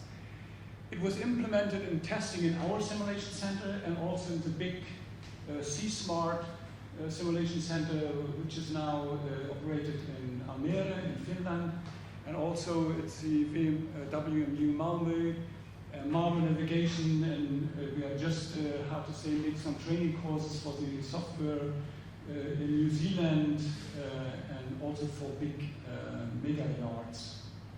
Maybe they have some money. And initial tests are going on board of the ferries.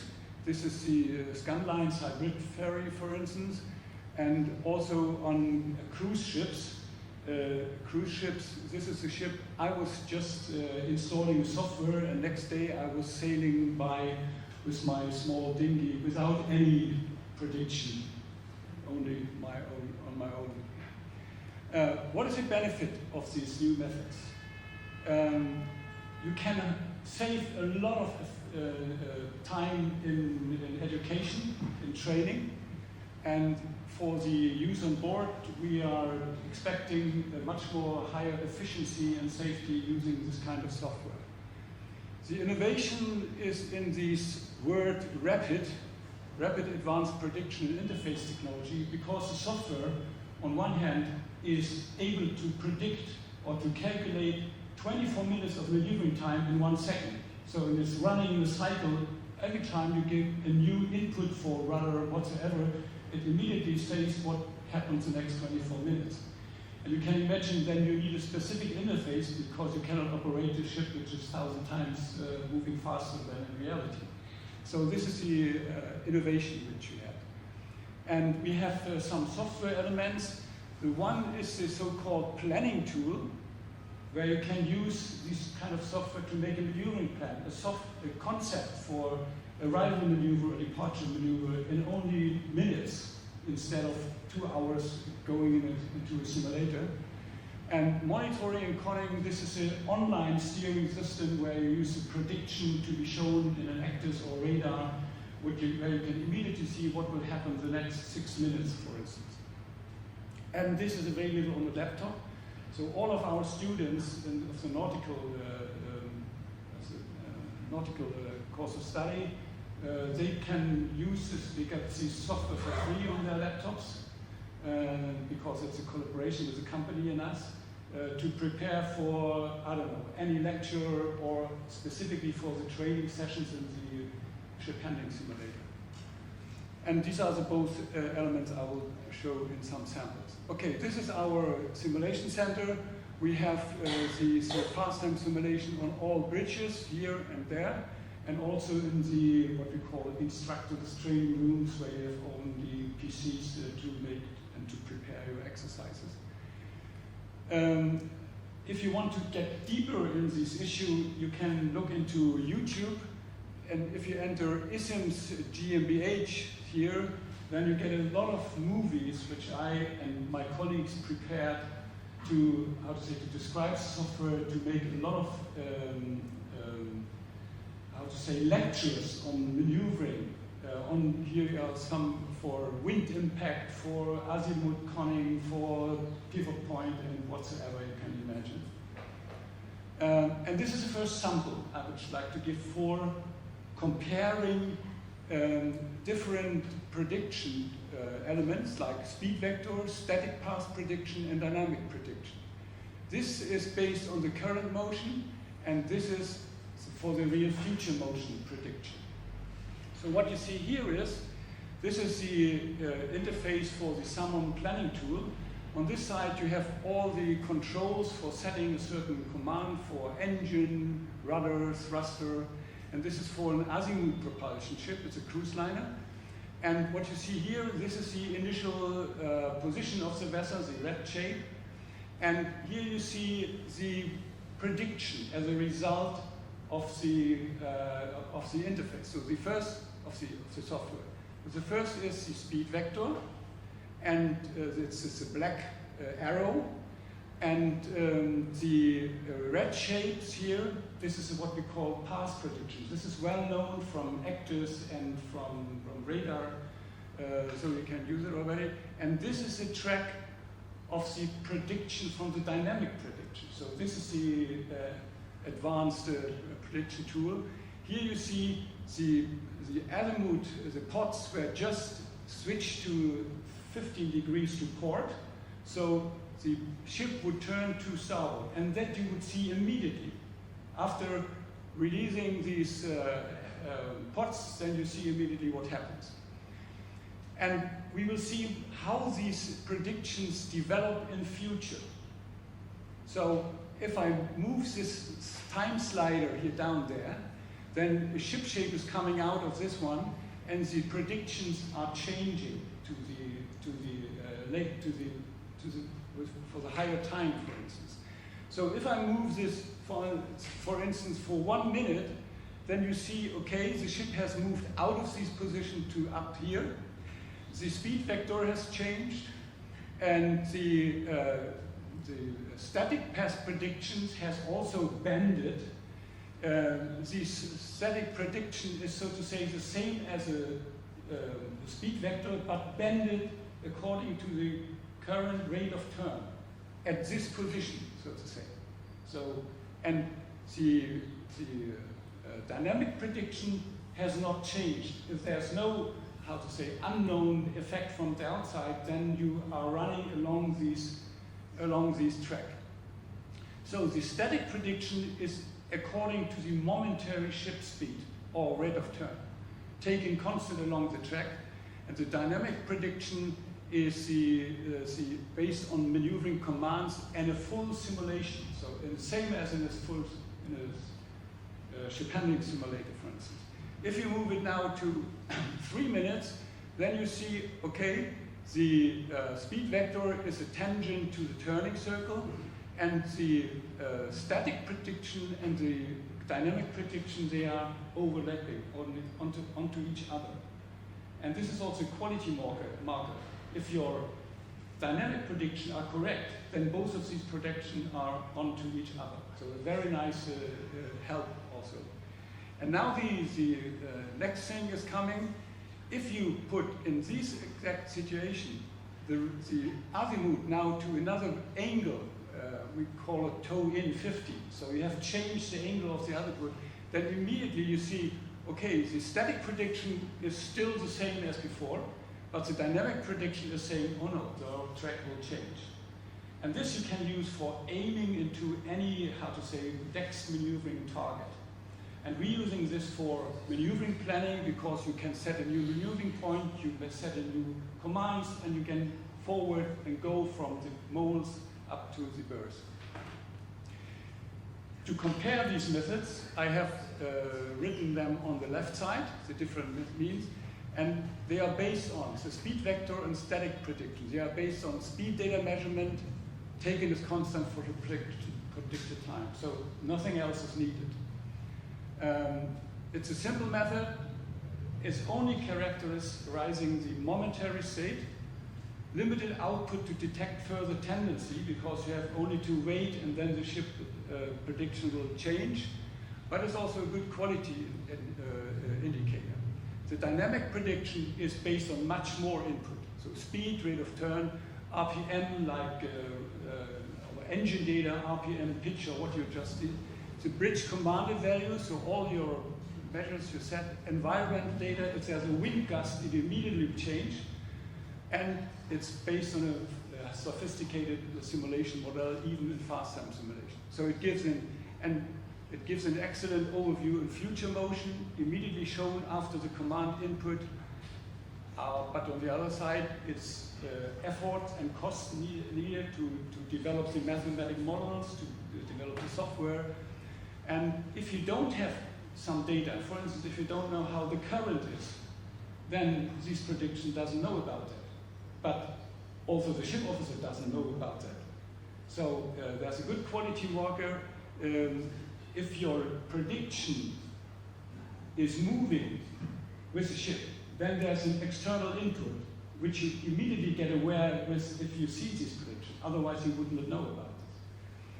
And the dynamic step ahead prediction, this is what we plan for the future. I will show a sample to not only show one prediction, but to show two, to see in the wider horizon into the future. Okay, this is now a sample which I used at the C-Smart Training Center. So we planned this blue shape, a maneuvering plan, how we want to go from here into that port with 25 knots of wind, westerly wind. And you will see now the full predictions are the black dotted chip contours. And the dynamic prediction forecasts are the dotted lines. The magenta curve here, it's a static presentation. I don't have the shapes here, it's only to make it not so loaded. And on top, you see the control actions which are according to these planned maneuver. Whenever I run these, it's now 5 times faster than in real time because I don't have the time here. Then you see how the ship is moving here, this black shape, and these are the predictions. These are the commands, and when I check, if I change this command, this is now a full simulation, it's not a planning, it's a full simulation. Then you see the dynamic prediction always shows this will happen, and the static predictions is always lagging behind. So, and if they are exact, then they are on top of each other. So you see, if I move the rudder here or the engines or whatever, it will immediately change the prediction for the future. In this scenario, I even changed the wind speed to 30 degrees. So this was, how to say, to 20, for instance. So this was not planned, but so it's not inherent in this plan already, but you can immediately adjust the maneuver to really cope with that original. Okay, don't follow this one. This was now with the, how to say, screen-based models. And now a situation in our ship handling simulator. We have here an extra display for the predictions. Don't be astonished that the shapes here, they are now every 10 seconds to make it more visible for this movie. It's very dense. I would not use it in real. So. At the moment, both pods are positioned in 60 in order to reduce the speed. 6 knots initial speed, now slowly falling, and then shortly starting the turn to port side. Now you see the ship is moving very slowly with 6 knots, and if you move the handles here, then immediately the prediction will change. You can really... Okay, this is the command now. Both pods starboard 6 degrees, 60. Reduce, we have already good rate of turn to port side. Reduce, keep turning to port, and once the stern is clear, continue to swing. And now he's really controlling the vessel more to stay in the turning basin here. Out 60 on the starboard pod, in 120 on the port pod. And now he will switch on the static prediction, and at this time the static prediction will end up here on the shore. Yeah, this is a comparison between the dynamic prediction in black shapes and the normal path prediction in magenta shapes. So this reflects the current state, the current motion of the vessel, what happens without any further command, and this includes well, the simulation, like based on the model which knows all the parameters. So this is what we have conventional. This should be defined only as a sample. And now I'm talking about the future extended prediction. So we make a patent out of that one. Here you see the position of the vessel, and here you see 2 predictions. This is the first one, and this is the second one. So we made an experience when we use this dynamic prediction on board. Then the ship officers very often say, okay, when I want to know my stopping distance, what should I do? If I reverse only the engine for test trials, my engineer would come on the bridge to protest against it. So we want to have also, let's say, a second maneuver. For instance, here turning into the sidearm. And the good thing is, if you control your ship by the control settings here at this station, then the whole setup will change. You can adjust at any time to go into this sidearm. You see it in the next picture. This is now changing the rudder at this position by 3 degrees. So you see all of the whole track is changing. And the next part is if I also change the engine so reduce the engine here at this position, then this distance will be a little bit shorter because the ship is not that fast anymore. And so you can really adjust your controls that you really get with the next maneuver starting at this point perfectly into the sidearm. So this is the idea behind this. We call it 2-step prediction. Here you see it for some other samples. This is to stop the vessel here and to go to transfers to the crabbing to the berth. And if you are here, you see this is the crabbing maneuver, and you see the red shapes are for reversing the thruster. So the black shapes up to here is with thruster to port side, and if you reverse the thruster, then you see the ship will be stopped close to the berth. So you can really control it one step before. This is the next level of development. We inserted in the middle here indicator for engine power. For the actual engine power will be used with these settings, with this speed here, for instance. So this is, for instance, a sample. Here you see this is with equal engine orders.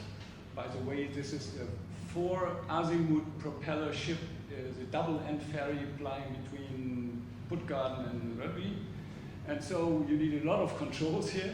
And if you increase the aft engine, then you see the ship gets faster, so the bow propellers are not loaded in that way anymore. So the engine power is less, it's reduced. So you can really see the distribution of power between the engines. The result of these, engine efficiency and fuel consumption are shown in this diagram. It's for another ship, it's for a Azipod ship, a cruise ship. And what we compared is two strategies. Blue is a conventional sport pod strategy. If you want to reduce your speed, you lower the engine RPMs, for instance. And for pods, there is another strategy that you turn the pods inward, because then they are not creating any thrust anymore. They are operating with, I don't know, half power, but no thrust. And here you see the consequences of the fuel consumption. This is with the new pod strategy, with only changing the angle, and this is with changing the RPM, so you have less reduced fuel consumption. And if you see the cumulative indication, then with the new strategy, you would need 2/3 more fuel than compared with the conventional strategy. Although I should say, this is much more convenient. You are always ready for the next maneuver because the engine is running with the original power. Okay, and that's the last sample for collision avoidance. If you see this vessel here, and there's a vessel on the port side, then this ship would be a stand-on vessel, and this ship would be obliged to keep in action. If the ship is not doing that, you need to have turning to starboard, and this prediction immediately predicts the track of the vessel, and so you can decide on the best time to start an evasive maneuver, so to say. This is for one single step, and the next picture is, now it's multiple prediction. So you see the fast time simulation software has created for my own ship here a bunch of, not flowers, but a bunch of tracks, ship tracks with hard rudder, with other rudder angles, so you get an area where you can expect your ships to be. And this can also be done for the other ships, for the target ships. So you can really see to find out the best maneuver, which is predicted here now. And if this ship goes straight, then you see afterwards, okay, it has safely passed my ship. So, and I should say, one set of simulations for these two bunches of flowers is about 5 to 10 seconds. So you can really update it every 10 seconds to get a new overview. Okay, summary. What we find out is prediction of motion is an essential part of safety of navigation, and it will also come and emerge for the autonomous vessel. We were involved into this Muni project, and this was the start, so to say. We found out it is very hard to steer a ship from a remote place if there's a certain, time delay, sending signals back and forth.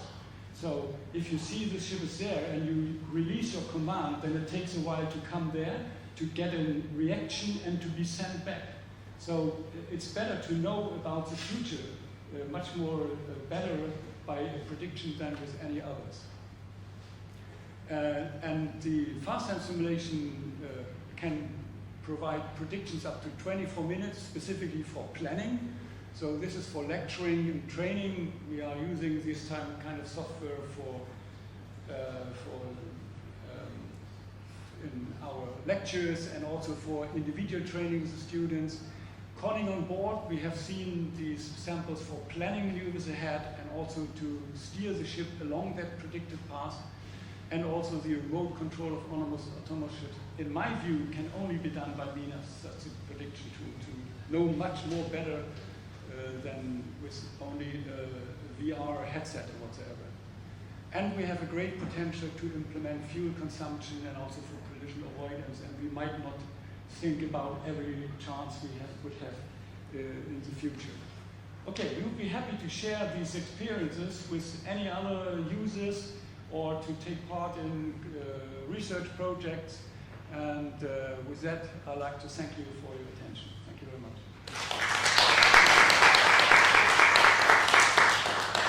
Okay, thank you, Professor Benedict. Is any question from the audience?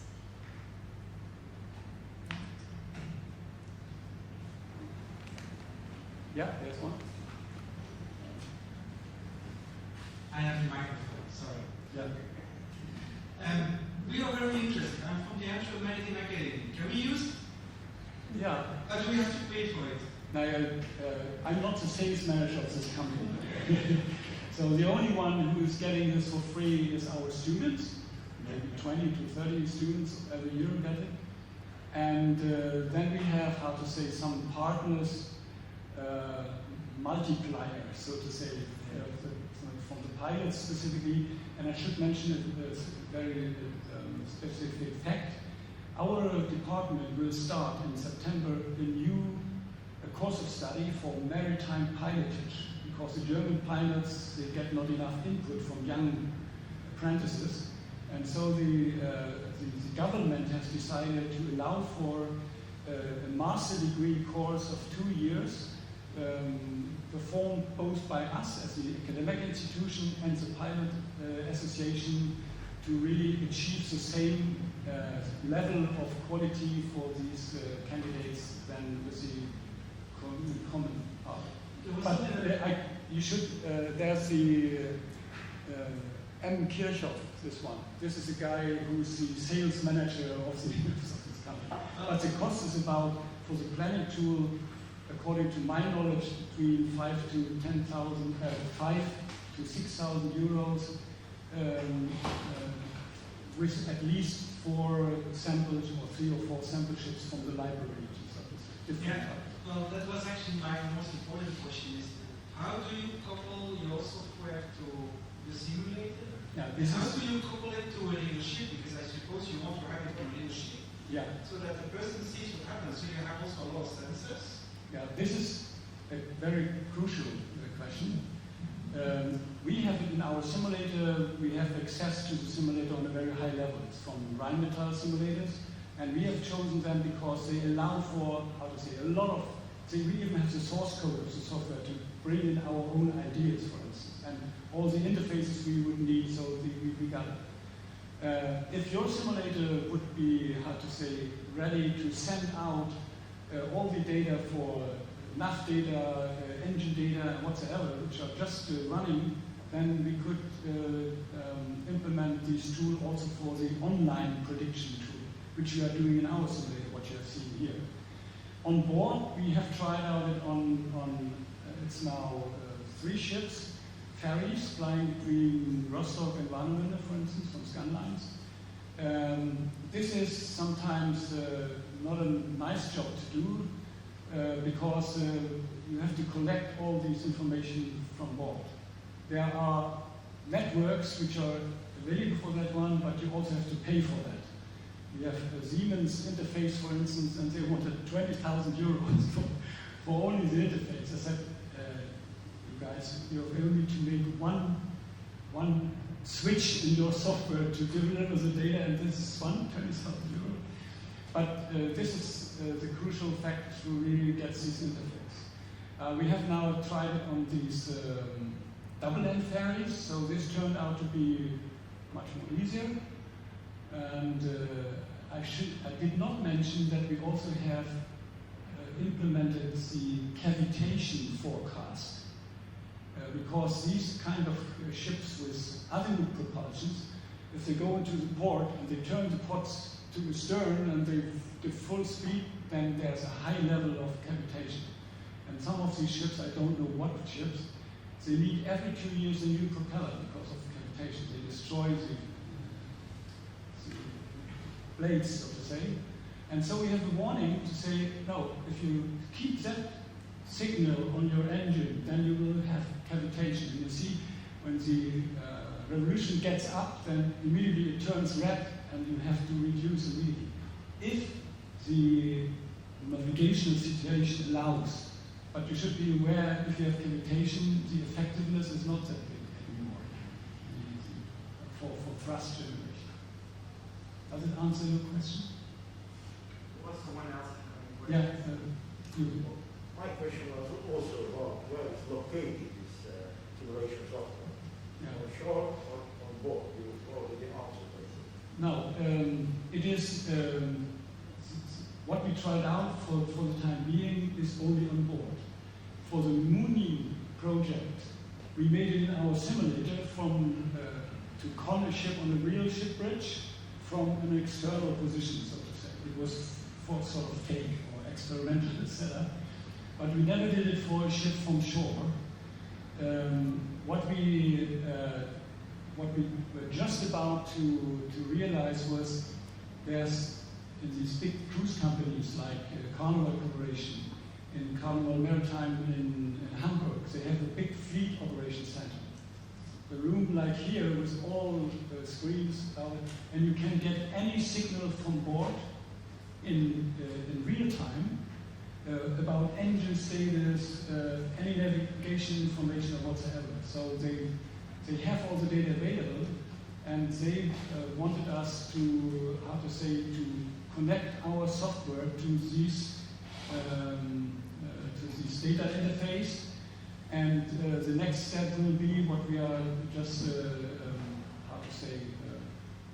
talk about with the management, that the officers on board get the planning software, because there's a strict procedure management. If they want to do something on these vessels, they need a plan, and this plan has to be sent ashore for confirmation, and then they can operate. And this they want, for the time being, it's only the waypoint list, so to say, straight lines and circle sections. But they could use our planning software to really make a plan how to get in the port for the arrival and departure maneuver. And this was the next step, which is planned. So that this might be an interface we might get more easier than others. There is no cyber security at all. Yeah. But this is not our part. Cyber security is not there. But I should not explain or should not disclose, but they had a problem, a big one, 2 years ago. They really had to stop ships. And luckily it was during Corona, so they were laying idle anyway. But it's a big question. Oh, okay. I think that we Thank can continue. Thank you very much. And then now we will talk about cybersecurity, so Yeah, we yeah. can continue. Okay, thank you very much. Thank you very much.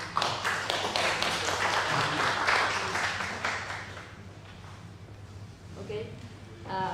Next speaker is Dr. Udal.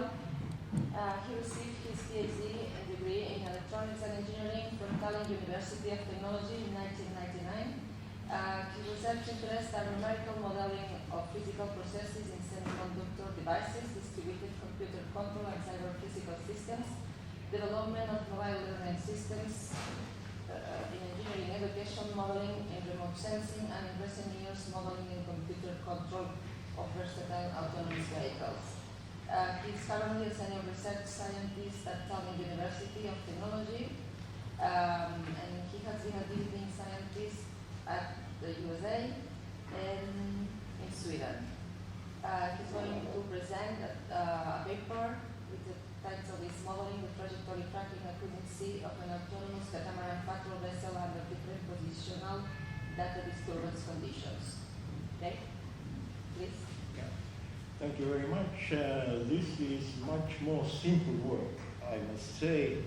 We are just simulating one small scale, 2.5 meter catamaran autonomous vessel, and we are intending to claim that if a ship has mathematical model, a hydromechanical model, then there is needed every second GPS global positioning information.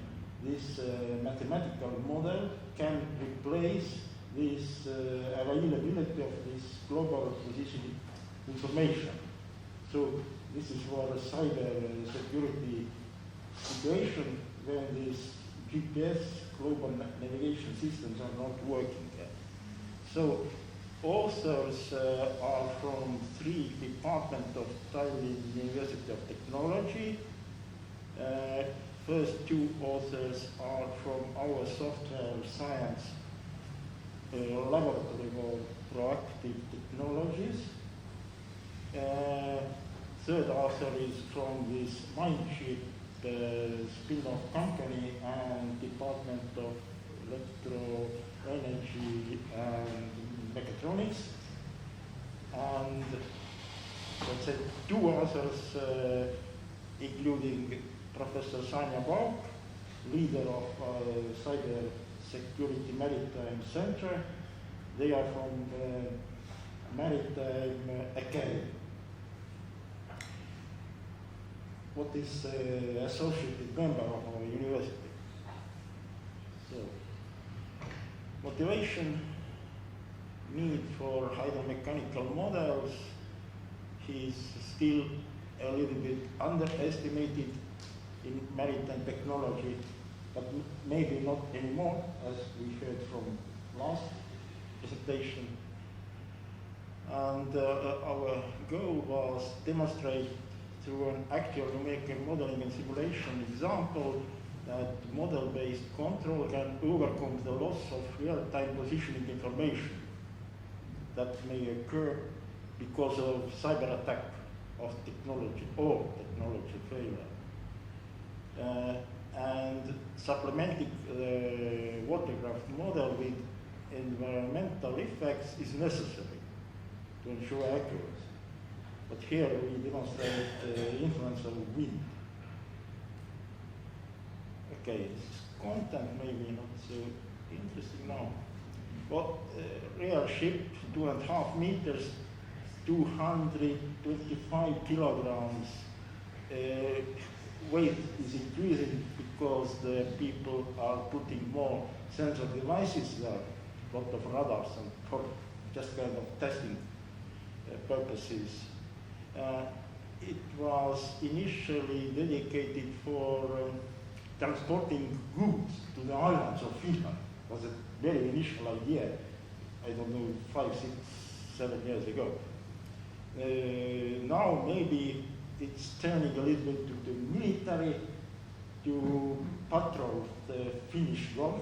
It's somebody is not doing there any nasty things with communication cables under the water and so on. Also, it's possible to monitor the fish swarms and so on. The bigger ship, 6 meters, is for monitoring the fish swarms in Baltic Sea. Okay. So here is one slide from our Professor Sanja about this global navigation satellite systems, what are very much used in nowadays technology, but they are very vulnerable from cyber attack because signals are very weak. So if those systems are not working normally, then this is needed local navigation with local means. And we state that this must be a mathematical model of the ship or physical level digital twin with some model cables. Okay, so our model is quite simple. 3 states of freedom. I do not know what were the models of the previous presentation. This is also interesting. So for modeling purposes, we are using a simple model for what we can estimate the parameters. So, here is again one slide that emphasizes the importance of digital twins of physical level. Okay, here is description on one page of this hydromechanical basic model.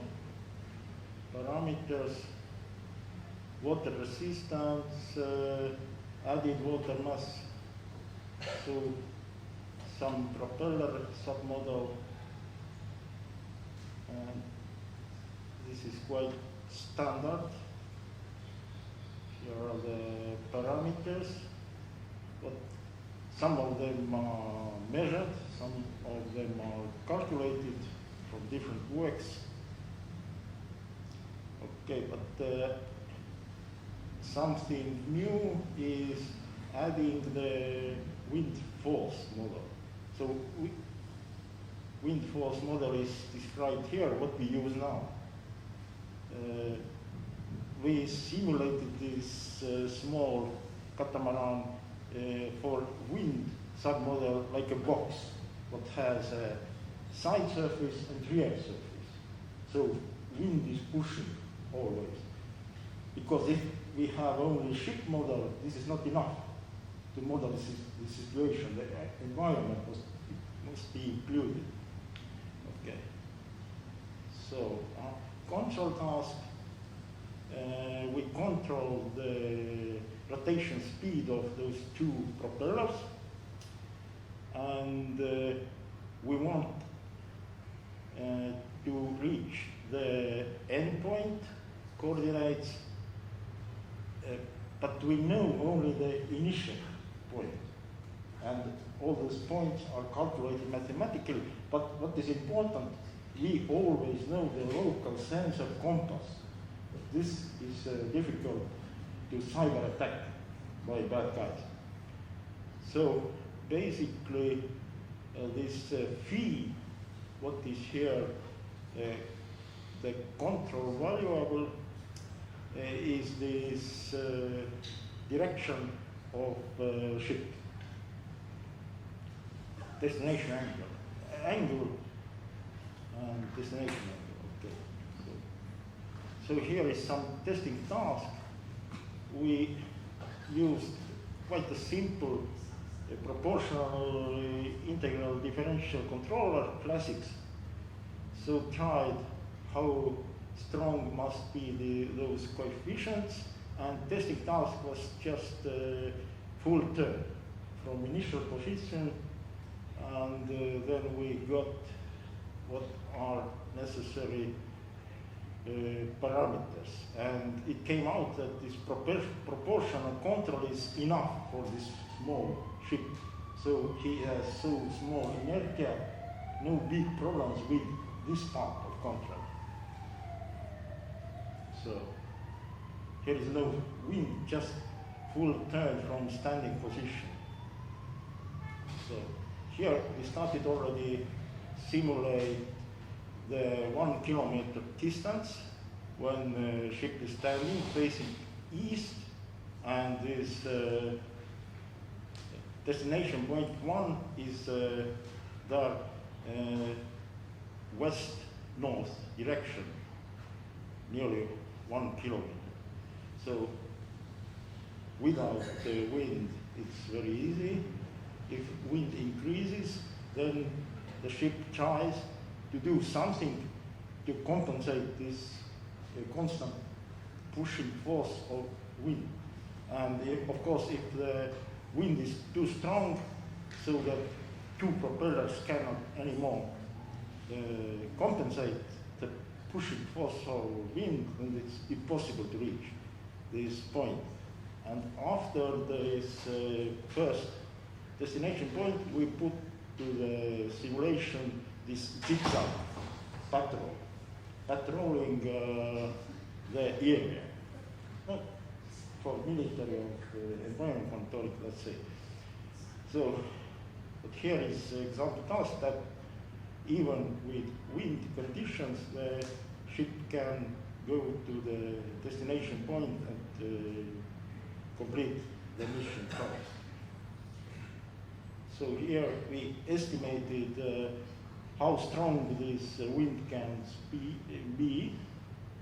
It is example that by mathematical model it can be estimated what is the safe operation area of this device. And here we final slide, nearly final. We made estimation if our model is inaccurate, 10%, 20%, how big is error of the final decision. So basically, we estimated that if wind force model is 10% wrong, then practically we get accuracy 15 meters on the distance of 1 kilometer. So here are the conclusions. I already explained most of those. We think that wider application of hydromechanical models that may be called physical level digital twins of watercraft can improve the cyber security and safety of maritime transport. Also this fuel economy, of course, what is said, emphasized in many presentations already during 2 days. A model-based navigation allows to reduce dependency on location data, which is especially important in the case of cyber attacks. And the current numerical simulation study case for a realistic 2.5 meter autonomous catamaran vessel demonstrated that we constructed a rather reasonable digital model, including the wind force, environment disturbance. Model-based navigation makes possible to reduce the dependency on location data every second, so which is crucial in case of cyber attacks. It was a main claim, and we proved with this simulation example. And basically, this is all. Thank you very much.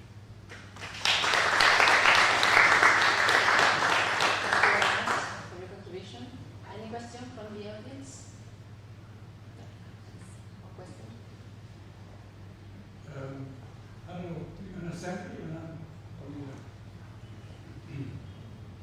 very interesting. It's always good to make experiments to try something out.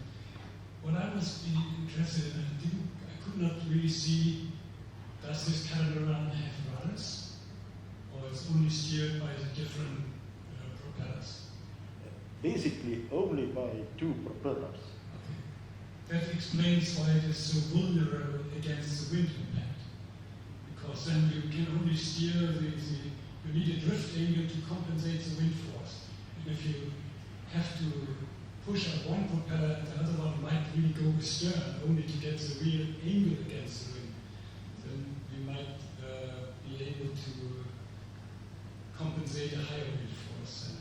But very interesting. Thank you very much. Okay. Someone else? No? So thank you very much. Excuse me. Give certification.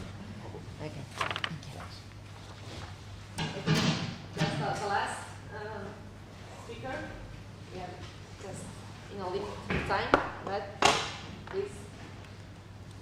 The last presentation, well, it's a pleasure to introduce Mr. Luis Mendoza.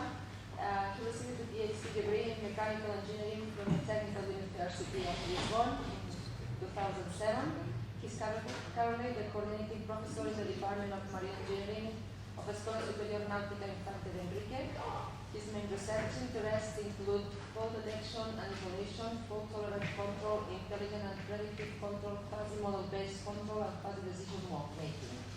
The name of his presentation is Intelligent Fault Diagnosis of Maritime Equipments. Thank you. Thank you. My name is Luís Mendonça, and the paper I will present is Intelligent Fault Diagnosis of Maritime Equipment. The outline of this paper begins by the introduction, some presentation about fault diagnosis and fuzzy modeling, the proposed intelligent fault diagnosis for used in this paper, the maritime equipment, some results, conclusions, and future research. In the past, the maintenance is a lot of times made by the predictive maintenance. However, with the increase of complexity of maritime systems, is led to need to improve the safety and the reliability of equipments. And the possibility of including automatic and intelligent processes in the maintenance of ships is a very interesting approach, because the decisions of the people are certainly more effective and more informative decisions. Considering that, the objectives of this paper are using fuzzy logic theory in the fault detection and isolation approach. This approach is based on fuzzy modeling. We make in the first time the detection of the fault, and after that the isolation of the fault. We use the fuzzy models because the fuzzy approach is very good to work with nonlinear systems, and considering that the equipment used are maritime server-related power. The data are real data. About the fault diagnosis, physical or hardware redundancy methods are a traditional approach, but analytical or functional redundancy methods are also a very interesting approach, and considering that we use that considering the fuzzy modeling. The physical hardware redundancy have some disadvantage because that we use the second approach. About the fuzzy modeling, this approach including expert knowledge using a collection of if-then rules, and we use the data-driven modeling based on fuzzy clustering to obtain the fuzzy model. The objective is construct a determinist function indicated by this equation that can approximate the data obtained. And this deterministic function is a collection of if-then rules. The proposed intelligent fault diagnosis based on data, we use a fuzzy model with data in normal operation to detect the fault. After that, the fault are evaluated using the residual. The residual are the comparison between the output of the process and the output of the model. When these residual are bigger than considered threshold, the fault is detected, and we begin the fault isolation. In this figure, we present all the approach. In the top, we have the fault detection with the process, and the fuzzy model of the process in normal operation. The comparison of the two outputs obtain the residuals, and when these residuals are bigger than threshold, the fault is detected, and all the model for which one of the faults begins to run. Also, the comparison of the output process and the fuzzy model process are compared, and the fault is isolated and is dead. This is the process and servo-actuated valve with four inputs: the input pressure, the output pressure, the input temperature, and the reference. Two outputs, the flow process and the servo motor for displacement, and three abrupt faults: the valve clogging, the fully or partly opened bypass, and the flow rate sensor. In this table we present the residual fault isolation, and in which row is the input fault to occurs in the simulation, and in the column are the fuzzy model for which one of the faults. We can see, for example, about the fault F1, the small residuals are when used the fuzzy model for the fault F1. The same about the fault F2, the small residuals is when used the fuzzy model for the fault F2, and for when the input fault is the fault F3, the small residuals is when used the fuzzy model for the fault F3. Two figures to present the fault detection. The first one is the fault are the residuals, and we say in this instant the detection time, because the residuals is very wide than considered threshold.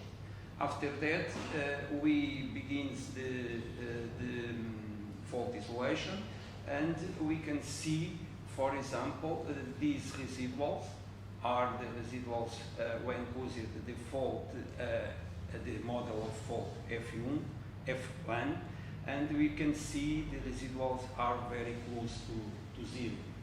All the others models, we have very high values of residuals. For example, in this case, for the fault F2, and this one for the fault F3.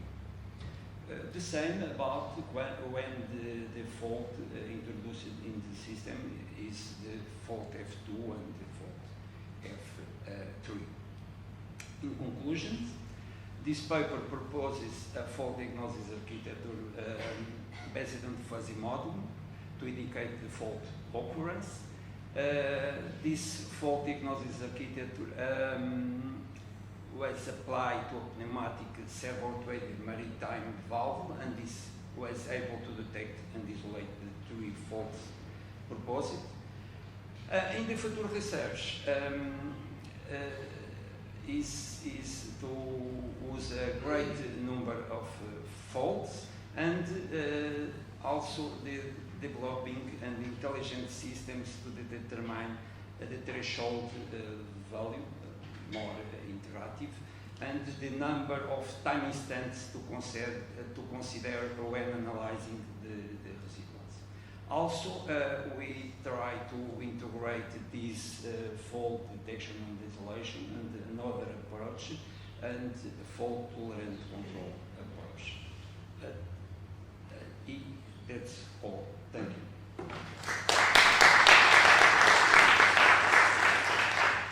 Thank you very much, Dr. Mendoza. Any question from the audience? Yeah. Thank you. It was a very interesting display of presentation, but you didn't really give us an idea what is under the motor coach of your model. I mean, what kind of know fuzzy clustering, but it's not so clear to me how you use data, sensors, what the fuzzy model exactly means and how it looks like. You have shown the results, but you haven't really give us an idea what is behind it. Could you give us a bit of more explanation? Yes. Because I'm really interested in it. I thank you for your question. I use a Gustafsson Castle fuzzy clustering approach, and use also a toolbox of MATLAB developed by Professor Robert Babushka.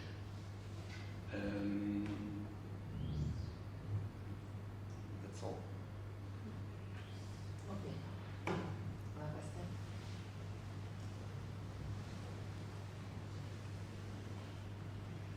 Thank you very much. Yes. Thank you very much. Very interesting. We have also thinking about correction, our prediction model, for instance, because you can always compare what you have predicted and what the ship really has arrived at. And then it's not only to say, okay, there's an error, or there should be somehow to say correction. So it might be current, or it might be a different wind impact than by other sensors. Is that also in your intention that you correct a certain signal? In this paper is only the fault detection and isolation, but I will try in the next step make this fault tolerant control using model predictive control, because we know the fault, and it's possible with that make the configuration of the model, make some correction about. Thank you very much. Thank you very much for very good research actually. I'm very much familiar with the fuzzy, especially we also apply something similar for a different purpose in the past, for passenger comfort. We use artificial network and the fuzzy inferencing system. I was wondering, how did you establish the if-then rules, if-then clauses? That is the key part of the whole discussion, right? Because this is based on the if-then clauses. Yes. So for us, it was the most challenging part when we use ambiguities technology. I think your question is about this one. If-then rules. If-then rules. Yeah. How you determine the... How did you establish this if-then rules database? About using this toolbox, we determine the number of clusters, and we determine the number of inputs and outputs. And the process make the correlations between the inputs and the outputs. I don't work with the if, the antecedent and the consequence of if. Okay, so I think that now it's time to finish because it is the lunchtime. So thank you very much, Dr. Mendoza.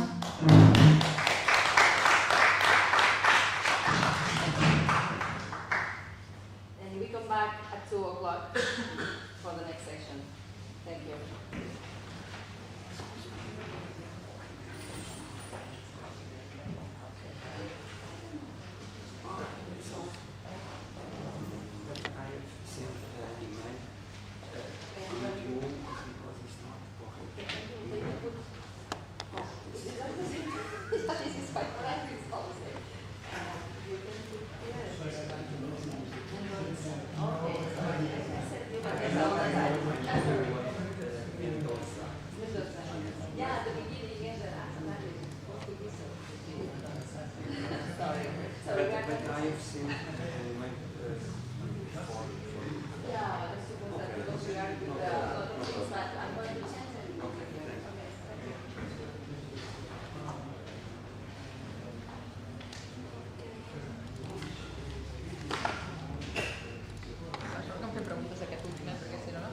Aquesta pregunta ja veus d'on treus tant de l'inici. Oh, jo no tenia ni idea de preguntar-me, o sigui que era com una mica... Espero que algú digui alguna cosa. Tu pots preguntar també, si vols. Ho saps, oi? Sí. No, li preguntaré a qui li he preguntat, al Marc Jove. Trobes interessant o no? Sí. Sí? T'agrada? Sí. Les presentacions? Sí, el problema A veure, ja, sí, no. Bueno, és que al ser un congrés tan ampli, vull dir que tu sí, potser sí. hi ha coses que et queden molt lluny. Igual que tothom. Sí, sí. Sí. Clar, i aquestes tan tècniques, per exemple, a mi això era com de dir, me vaig llegir l'article tal, a veure què pregunto i tal, i per què per si ningú diu res, i dic, és que no sé què dir. I dit el Marc Jové, dic, si veus que ningú pregunta, pregunta alguna cosa. Sí. Però bueno, ja està fet. Sí. Lo del Marc Jové, que era lo de l'expressió 3D i l'escàner 3D. Clar, no, però jo després li dic, si veus, si preguntes, si veus que ningú pregunta, no, perquè no es quedi la cosa sense cap pregunta. No sé si tenim la del dia, que sembla que no, és que ha pagat l'iPhone per la dona, i el Mendoza. No és Mendoza, és Mendoza. Tenim tot escrit. Tenim tots escrit d'això. Mendoza se m'ha d'aquí, Mendoza. Ostres, doncs jo... Sí, home, i tant. Jo els noms sempre els copio i enganxo. Vaig copiar-ho de l'email, així que no. Jo de tots els d'això, absolutament les conec. Ah, no, ja dic, mare, Matías, tots els mesos. Aquest, sí. Bueno, sí, pots fer l'altre, perquè pobre, quan s'ha vist aquí, he dit, també està malament. No, jo l'he copiat, bueno, segur que tots són igual. Les ponències, tot, vull dir, ja no pico absolutament res, saps? Perquè així... Tots els accents, Exacte, els accents aquests. Yes. It's your time. This is my presentation for later. Sí, pots dir. I am the last today. Do I have... Do you have all the information here? So, yes. This is your session, this is my session. Okay. How are you? Echeverri. I don't know, because I don't know. Fabio Echeverri, that's you. Fabio, How do you say how do you spell your name?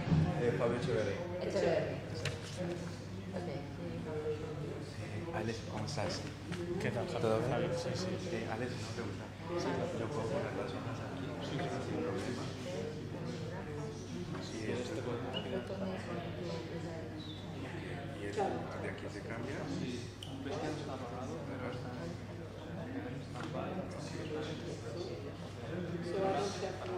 From the side. Para adelante, para atrás y para Si quieres, por si acaso. Javier, so this is Javier, yes. It's not Javier.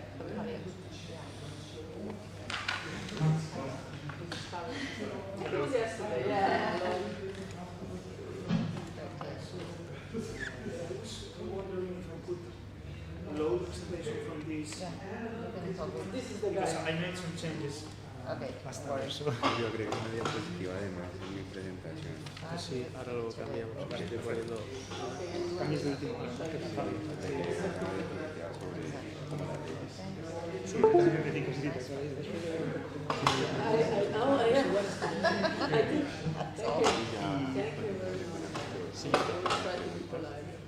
Not in general polite.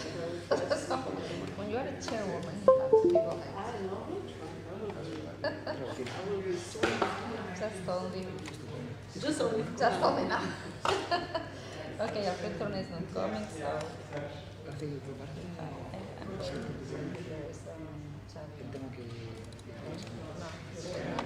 It's just when they finish what you have to check. I didn't have, now I have this training. Yeah, you know, thank you very much. Okay, you Porque la otra va you can start. Sí, preferiré así, sí. La que tú quieras. Later on. I'm going to check if there is a tab in.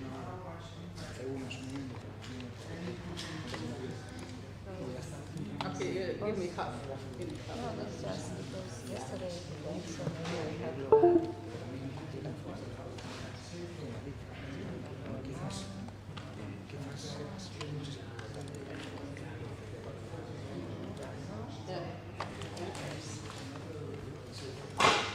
It's inside.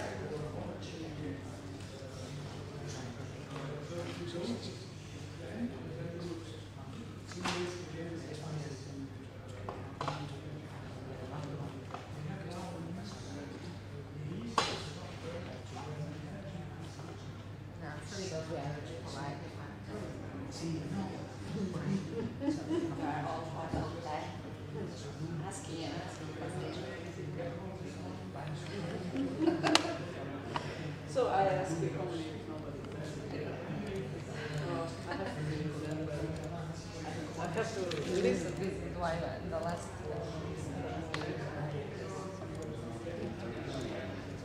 Yeah, there are a few things, and I was checking and noticed something.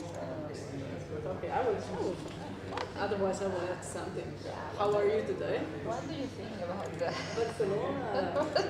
Did you choose this conference just because Just of the for the persona, yeah. Because I We're didn't not- see you before We're not here. going to ask that one because we know the answer. Okay, so first there is the presentation of general speech for mathematical speech. 20 projects. So we have to go. Of course, this is yours. I will because I will put it here. One more present. So, do you want a cookie? I made those cookies, so.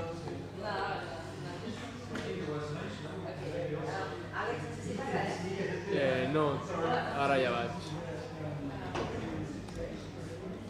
Vale, ja està tot preparat, vale? Llavors... Da la Lucia Picato tenim la presentació.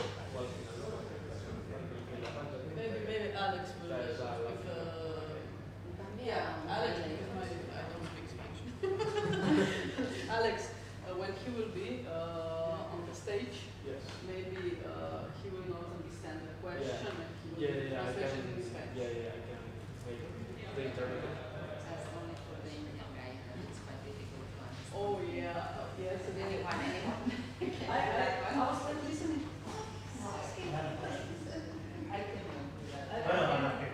Sí, sí. ¿Ya ha puesto la pausa?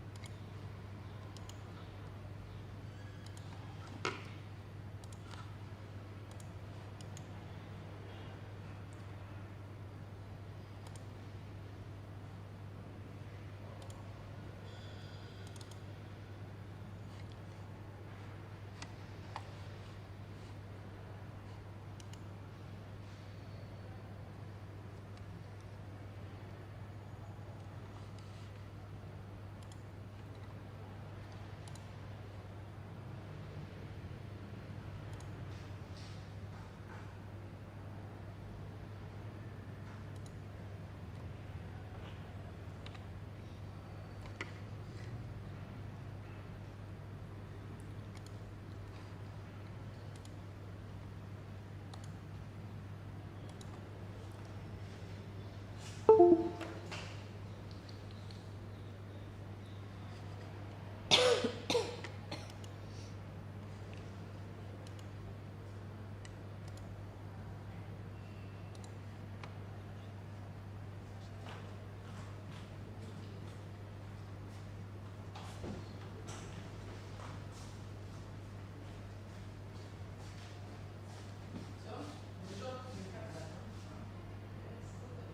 I don't know.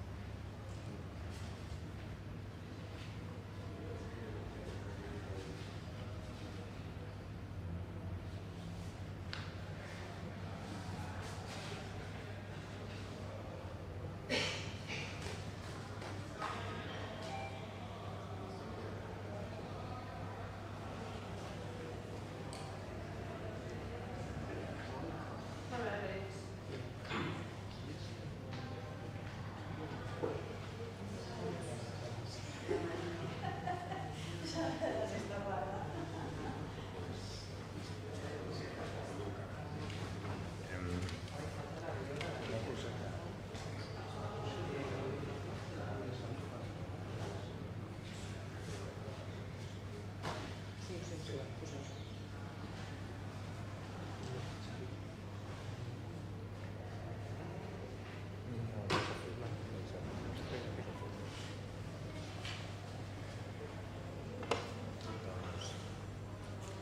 mira, pues aquí hay algo que sí que me interesa, que son las de Colombia para el illicit tax trafficking, para mi programa, ¿eh? Sí.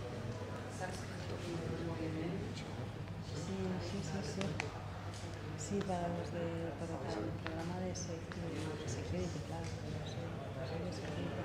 Viene el illicit traffic tax. Pasa que este año no sé si hay un topic de esto. El año pasado sí que había uno de tráfico de drogas, pero este año hay de detección de dispositivos para detección de drogas en, por ejemplo, puerta de aeropuerto y cosas así, ¿sabes? Pero no para prosecution. Para prosecution ya hay un proyecto que está en funcionamiento el año pasado y con los del Pozo y con aduanas, son junto con guardias civiles que hacen las intervenciones van entrando Pero por si acaso a cariño de todo. no, y además el único cambio es la Ay, hay una fiesta y esto, el Corte Inglés es el Corte Inglés, tío. És tremendo, sí. Aleshores no, enguany no toca. Enguany no. I en Borders n'hi ha...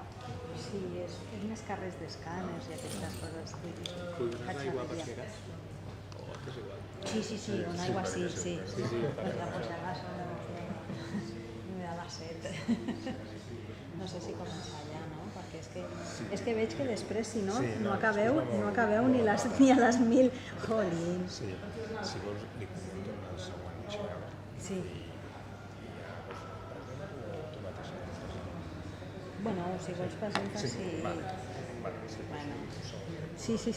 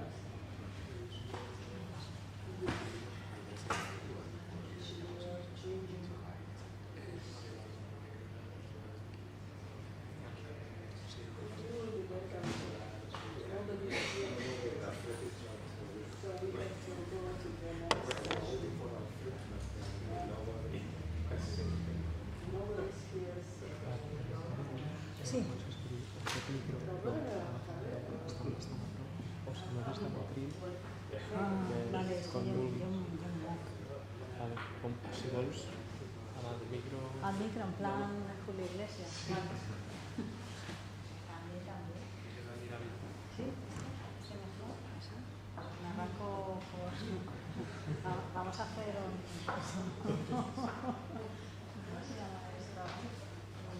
caramelo. Entonces paro esto, que no se solape. Vale.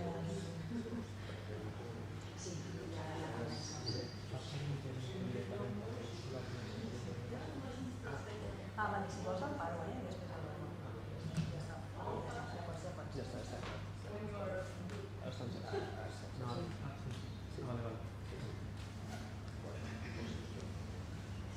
Vale, perfecte.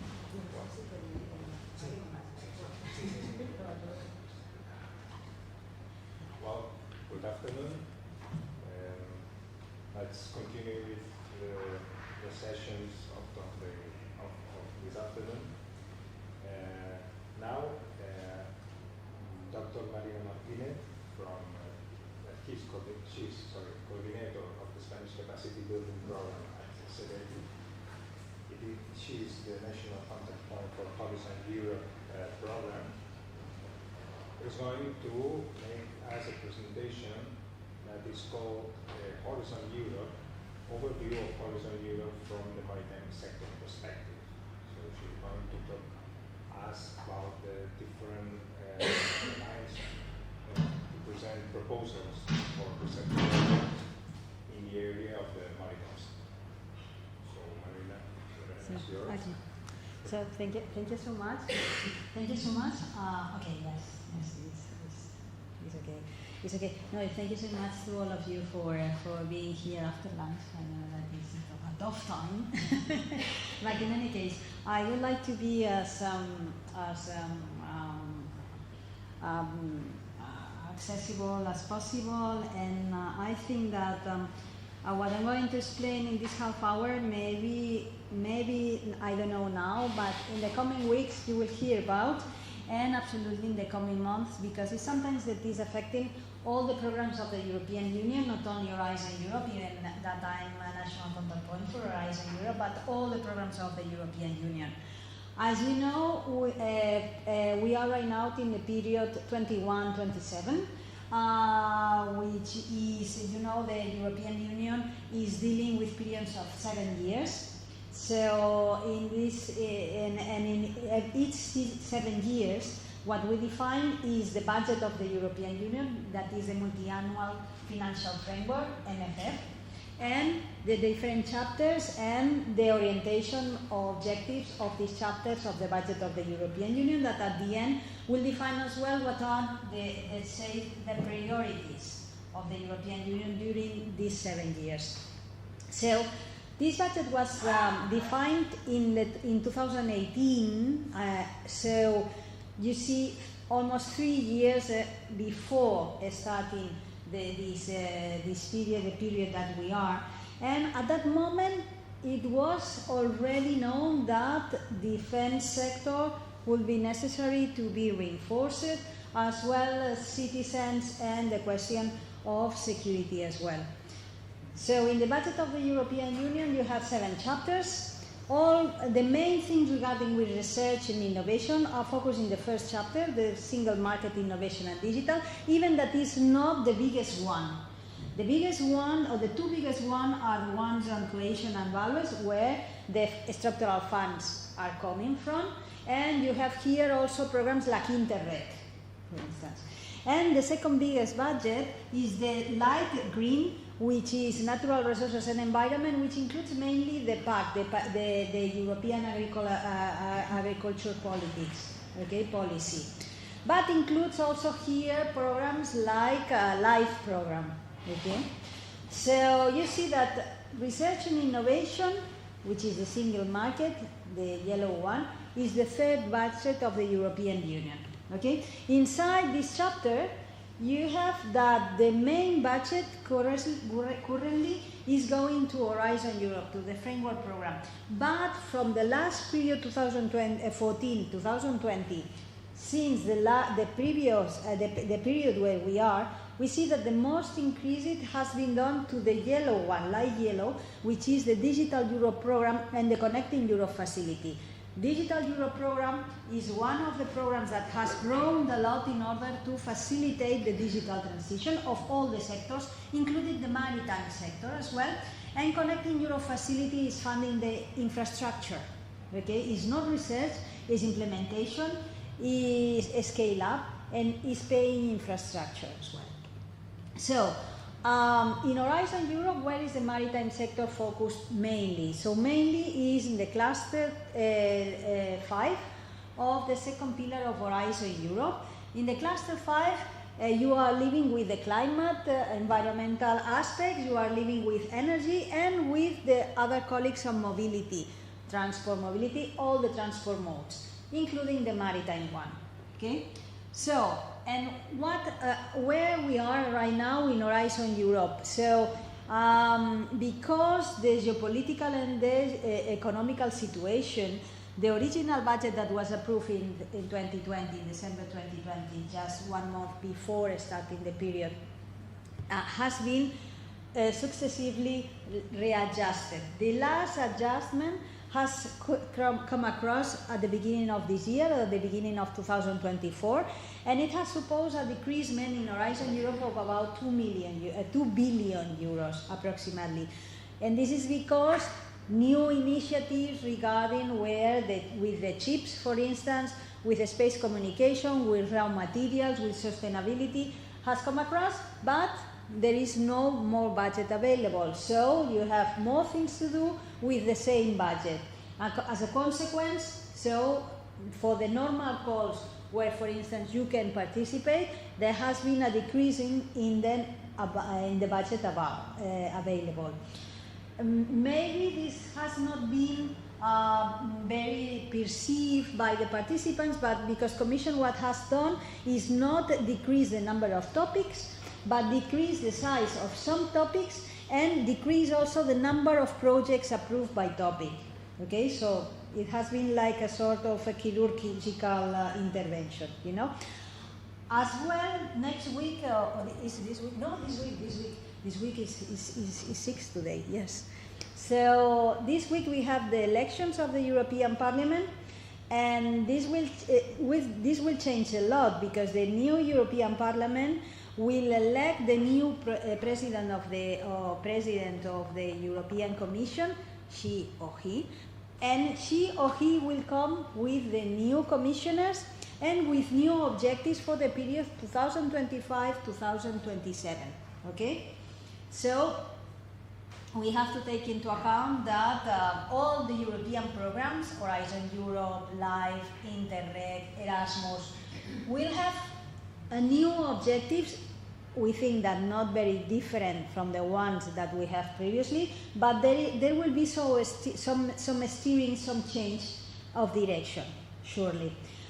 Regarding Horizon Europe, usually we have work programs, calls, which are biannual. So we have the work program 2021-2022, the 23-24, but this year, as it is special, there will be only 1 year work program, 2025, which we are working on that, on the calls 2021, I-25, and with the new commission at the end of the year will start drafting the work program or the calls 2026 and 27, as well drafting how will be the next framework program onwards 2027. Okay, and now as well, you know that for 2025 there are already 9 partnerships preparing the calls for starting at the beginning of next year. A document which is very interesting is the work program of the Commission. The Commission has a number of policies, of regulations, a number of homework to do along the year. No matter the program, if it is more research or whatever, are policies.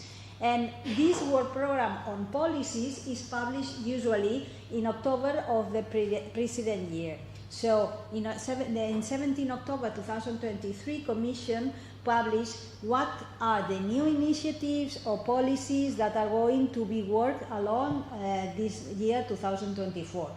There are some of the policies that somehow will, let's say, influence the maritime sector, okay? For instance, we have the climate target policy as well. We have also the things related with water resilience, especially for coastal areas. There will be also some initiatives in coastal areas as well. There is, for instance, regarding many things, no? Digital transition and cyber security, especially in the maritime sectors where you have on the ships many Internet of Things connected among them, a part of the connections with ports or connections with other vessels or whatever, and of course when you are talking about automated vessels, okay? So cyber security is one of the main things. So some of the policies that are going to be approved, let's say, work during this year will impact the calls that you will see in 2025, because these calls will have to adjust to these new policies as well. I have put here, this website is very useful, is not very dense, but you have an idea on what is going to be dealt, and you have the links to each of the policies, and is like a summary. So it's something that is interesting, because these sort of policies are the ones that you can find an introduction of the calls that you present afterwards, you know. When there is a call of something, let's say Erasmus, let's say LIFE, or Eyes on Europe, or whatever, they always start with an introduction, explaining you what is the context, what is the general objective that we are following with that call, and how this call is supporting some policies of the European Union. So these policies here that will appear in the calls that will be issued in 2025. That's the point that I wanted to highlight, because this is a link that is always appearing each October, and it's interesting to have an eyes on that. In any case, as I have told you at the beginning of the year, and because of the geopolitical situation, the Council had a special meeting, and it was approved a readjustment of the budget of the European Union. At the end, this supposes, as I have told you, a decrease on 2 billion euros on Horizon Europe, okay, and also on other programs as well. Doesn't say clearly, but also in other programs. So other programs related with research, with education, okay. And this was given, for instance, to the defense sector or defense-related activities as well. As a consequence, what Commission has done inside of Horizon Europe is redistribute the already existing budget. Redistribute among what they call the missions. Maybe you have heard about what are the missions. There are 5 missions which are parallel initiatives to the normal calls. And rethinking what is the new European Bauhaus, which is an initiative as well, talking about the buildings that are sustainable from the energetic point of view, but also from the material circularity point of view. But also they have also a social mean, you know, a social activity and a social interest as well. Also, several open calls were readjusted. Mobility is one of them, where maritime transport is, and the new partnership on pandemics, because whether you like it or not, we are waiting also for a new pandemics. We don't know when, but it is expected that there will be a next one. In the last month, what we have? In March, at the end of March, was presented the strategic programming for Horizon Europe for the period 25 and 27. As a difference from the previous strategic programming from 21-24, the 25-27 has mainly 3 objectives. First, support all what is the green transition, giving at least the 35% of the budget to calls related with green transition in all the sectors, okay? Then the digital transition. They are committed 13 billion euros from 25 to 27 in all the sectors regarding or supporting the transition of the sector, okay, the digital transition. And the C is much more related with the resilience and competitiveness, in your case, of the maritime sector will be, okay? As I have told you, now we are drafting the calls of the 2025, and the idea is that we are drafting the work programs for the calls that you will present. It's not only in Horizon Europe, but I know that in Erasmus they are doing the same, in LIFE program they are doing the same, and so because the idea is to have draft work programs of all the calls by the end of October, more or less, wait for the new commission that will arrive by the end of the year, and publish the calls 2025 onwards the first semester of 2025. So more or less this is the calendar, okay?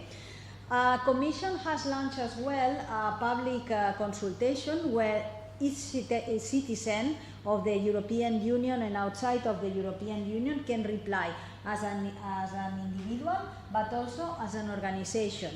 And they wanted to collect ideas on how do you see the work program 2025. Do you want bottom-up topics in what you can present what you want, like the fellowships Marie Curie or the ERC, where you present what you want, what is your research? More top-down, to the contrary, so somebody that tells you a specific problem and you have to reply to this problem, okay? So, and then what thematics and so. So in the coming weeks we will see what is the outcome of this of the public consultation that finished at the beginning of the month of May.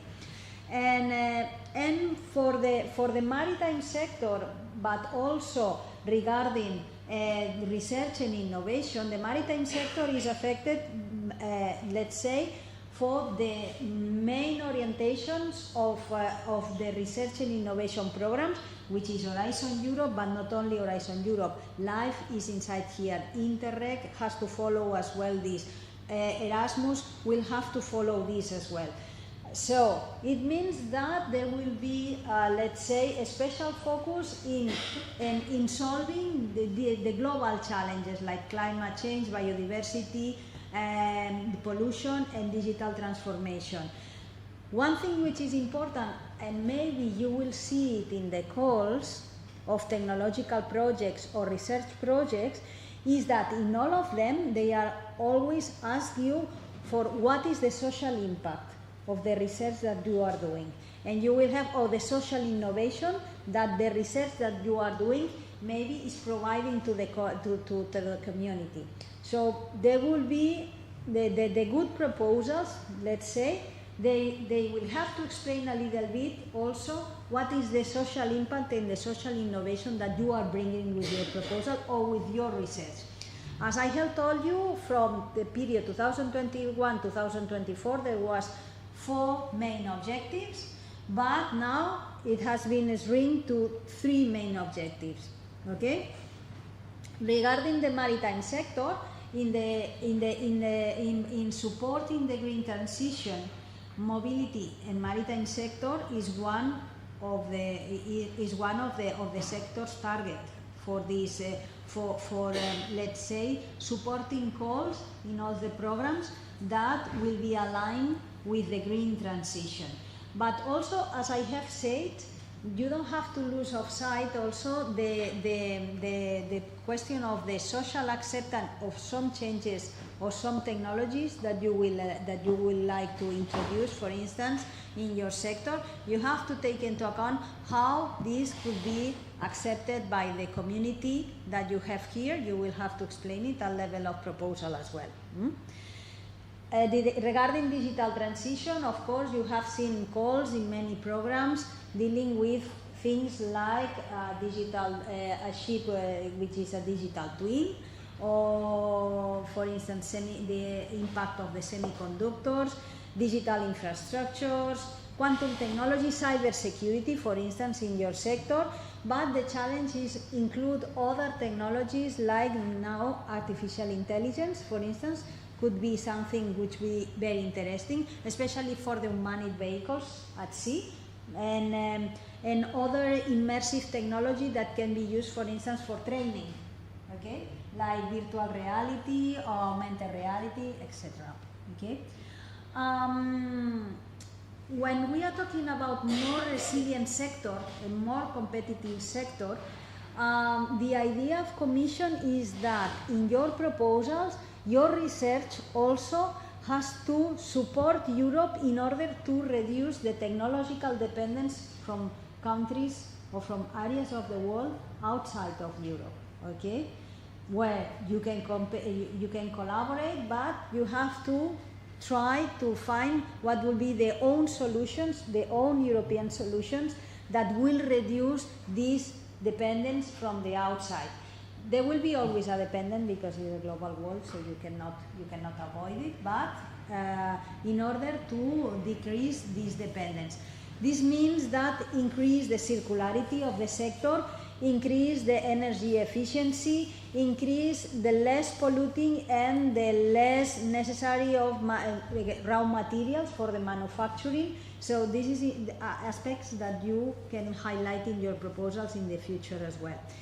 And also regarding some transversal aspects, what you will see mainly more proposals is that it is well seen that you will be multidisciplinary.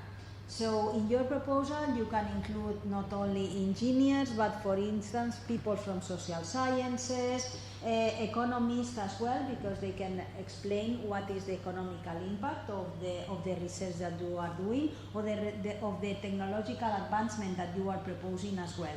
Okay. Then is something that we have experienced in 2024 in the course 2024, and is the mixing or the parallels between different programs.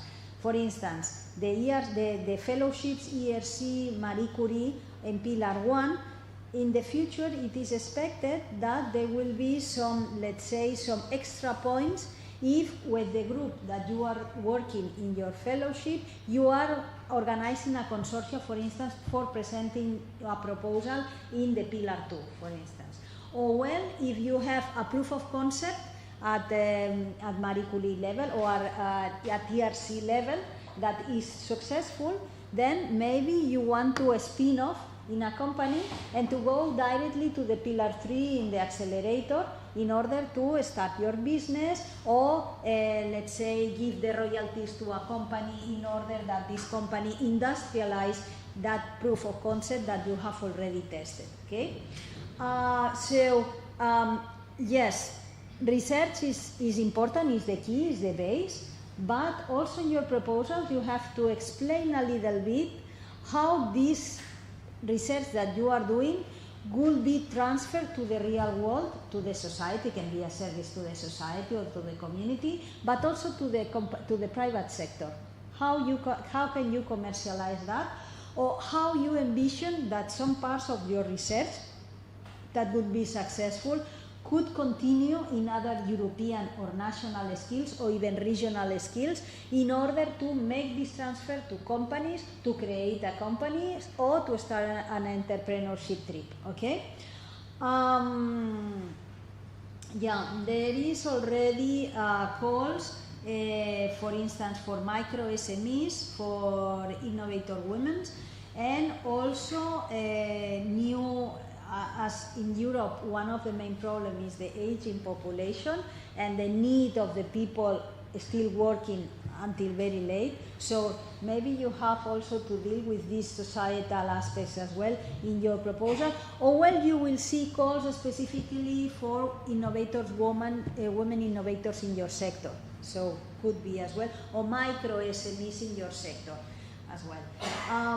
In the proposals as well, you have to explain, or it is expected that maybe you have to explain a little bit how your proposal is linked with other regional funds or national funds, or maybe you are thinking into continuation of the project at national level, or your project is coming from a national level, but then you have enlarged your consortia and you are presenting a proposal now into a European program. But this connection among different funds is also a good point to explain at level of the proposal and at level of the project.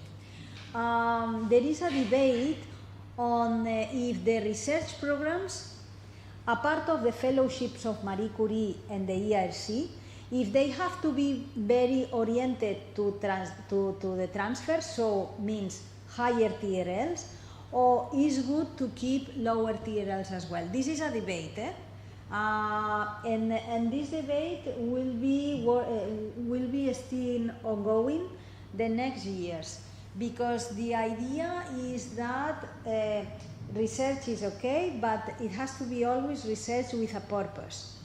So it means that some countries in the European Parliament, they have seen already that, okay, basic research, leave it for Marie Curie and ERC, but in the collaborative projects, no basic research, more medium and high TRLs, okay, technology readiness level. So we will see what happens, okay. on that. This is something that is ongoing, under discussion. And as I have told you, the new technologies like artificial intelligence, robotics in the manufacturing, for instance, in the shipyard, is something that could come across in the calls. Impact on climate change and on pollution, mitigation, adaptation is something that we will see in the next calls. As you know, in your sector, you have an action which is a partnership. A partnership is a combination of private and public money. Okay, public money used to be commission that puts the euros. Private money is not in cash but is in effort. This means that there is a zero emission waterborne transport partnership where the proposals usually are not 100% funded because it is expected that you put the other 10% of the proposal in effort. So it means in personnel and infrastructure, whatever, but usually not 100% funded. Okay. Also, in the next month there will be new partnerships, new combination of public and private funds. Not in the maritime sector, but the maritime sector can be benefited from. For instance, in the new materials, in the raw materials for the European Union, and in the virtual worlds for all which is virtual reality, training, augmented reality, etc. Okay. And what about in the maritime sector in the strategic planning? In the strategic planning, the maritime sector is one of the objectives, the number 25. Okay.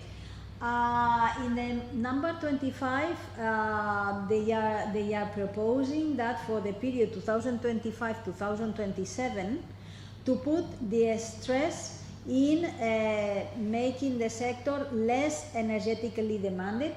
Okay, so facilitate the transition of the traditional fuels, let's say, to renewable sources or to the biofuels, etc., gas, etc. Okay, so this would be the focus mainly. Also, reduce the pollution in the air, in noise, also, and in the water, and especially electrification and autonomous vehicles. Okay. There is not only the focus on the vehicle, I mean on the ships, but also navigation solutions and logistics for ports. And well, some of the actions you can see it here. And the European partnership is on waterborne is directly related with this objective number 25. In this partnership, the main leader is the Association for Maritime Transport, which is the technology platform Waterborne. So some of you already know them, no? So is the European Association which is talking with Commission in order to agree on the topics that they are going to appear in this partnership every year. Sometimes somebody asks me, is it interesting to be part of a European association or no? It's like everything. If you pay your fee but you don't go, it's not useful. It's not useful at all, you know.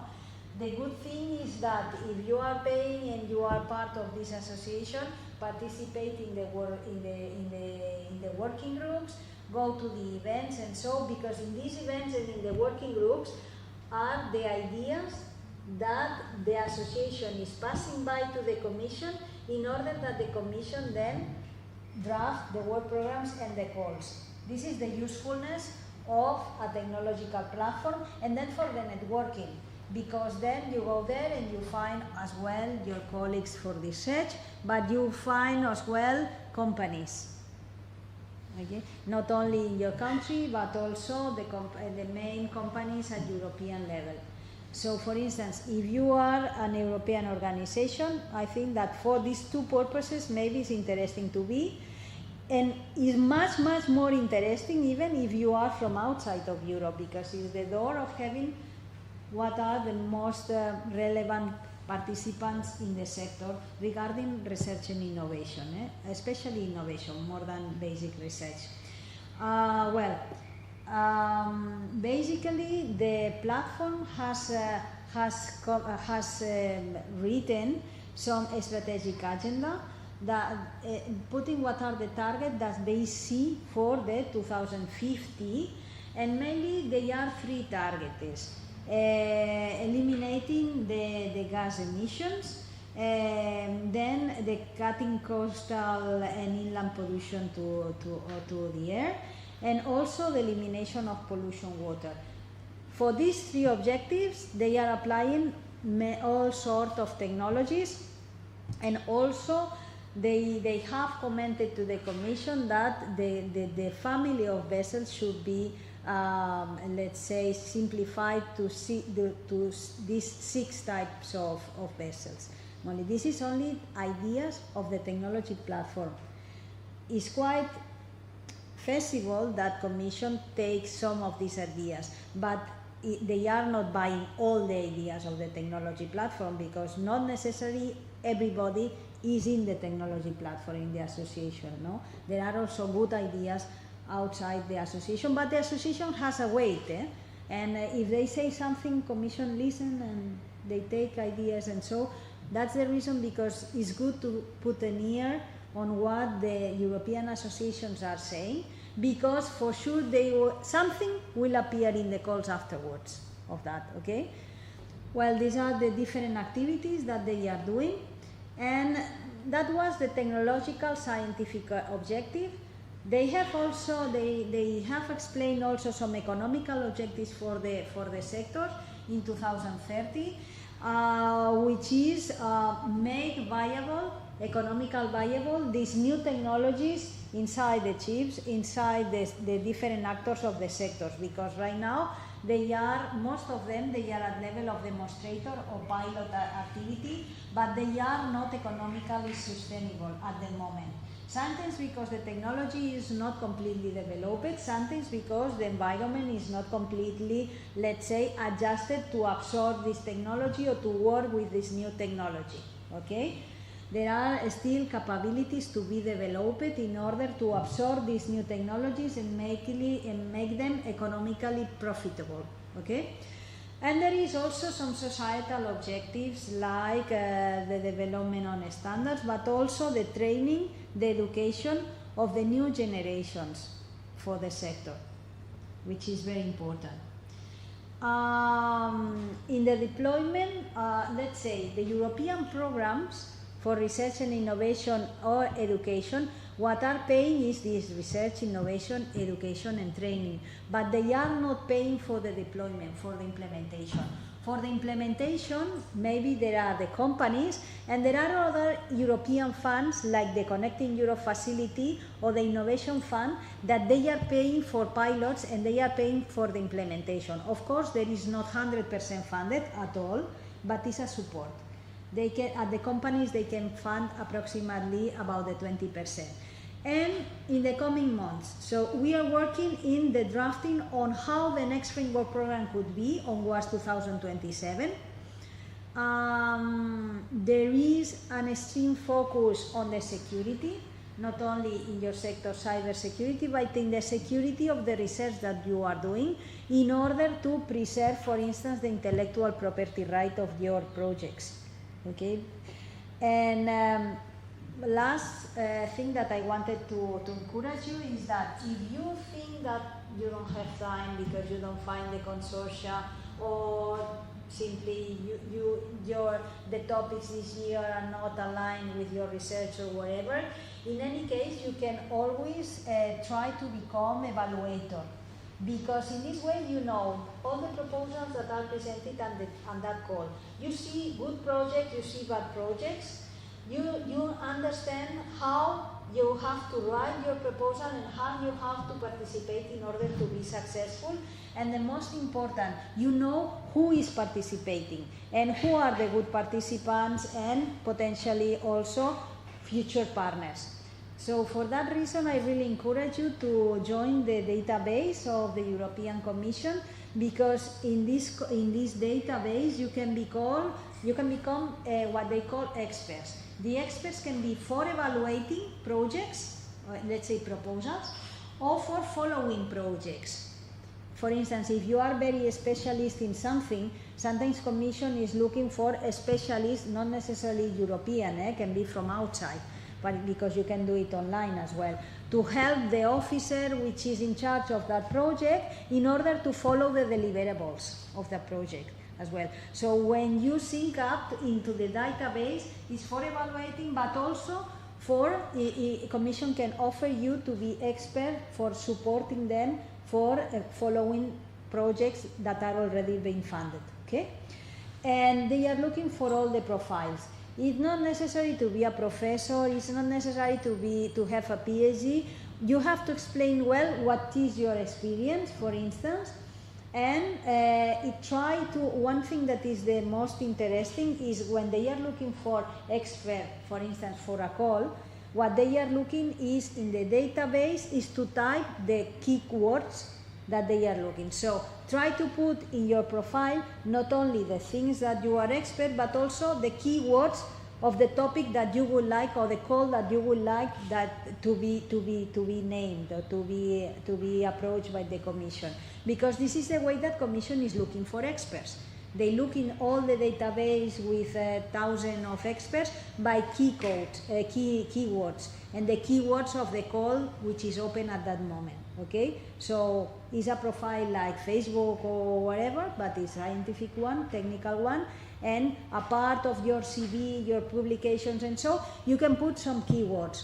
And these keywords can be changed. For instance, 1 month you put the keywords of the call that you want to be named, and the next year you change the keywords because you wanted to be named for other evaluation. Okay, so this is the way of doing. And with that I will finish, and thank you very much for your attention.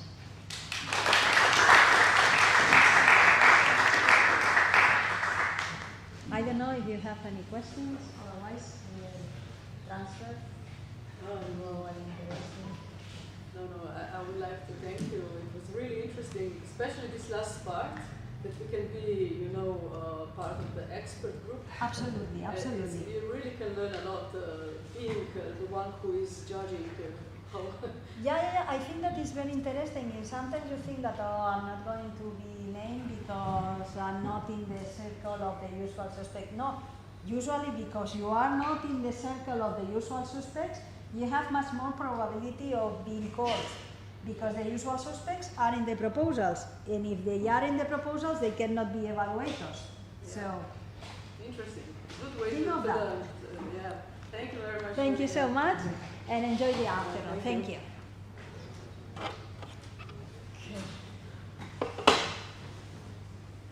Buenas tardes. Can that presentation be shared? Absolutely, yes, absolutely. And all the links are the ones that you can apply to the website or whatever, yes. Okay, that would be nice, thank you. Alex, can you share it to all? Yes. Sorry. Yes, thank you, Alex. I mean later, not now. Okay. Okay, let's start with the new session. The name of the session is Safety, and we have 4 presentations. My name is Tanya Sattler, and I will be a chairperson for this session.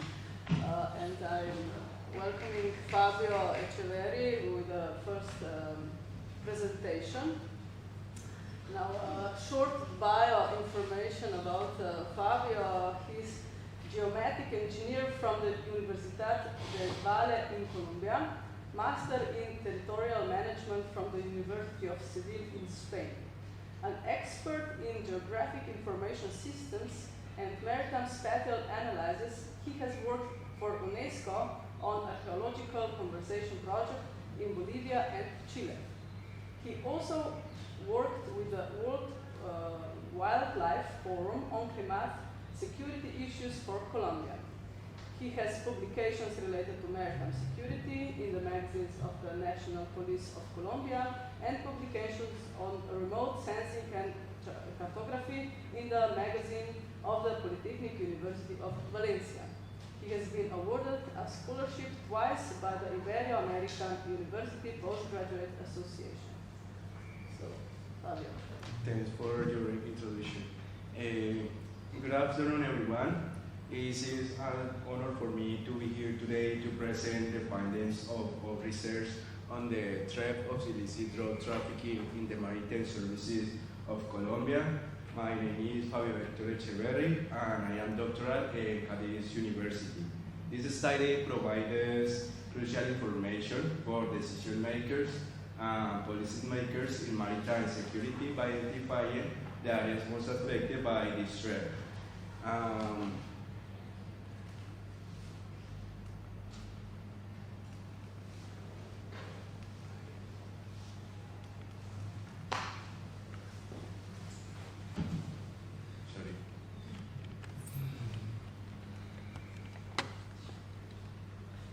Alex knows how to fix everything.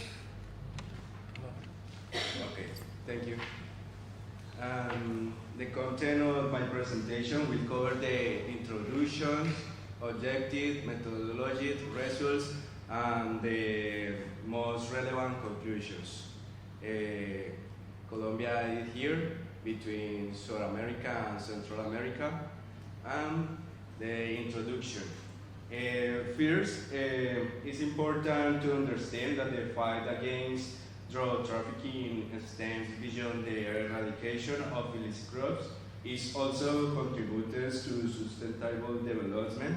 Therefore, combating illicit drug trafficking by sea must address various aspects of the maritime security, including the maritime environment, economic development, national security, and human security. Unfortunately,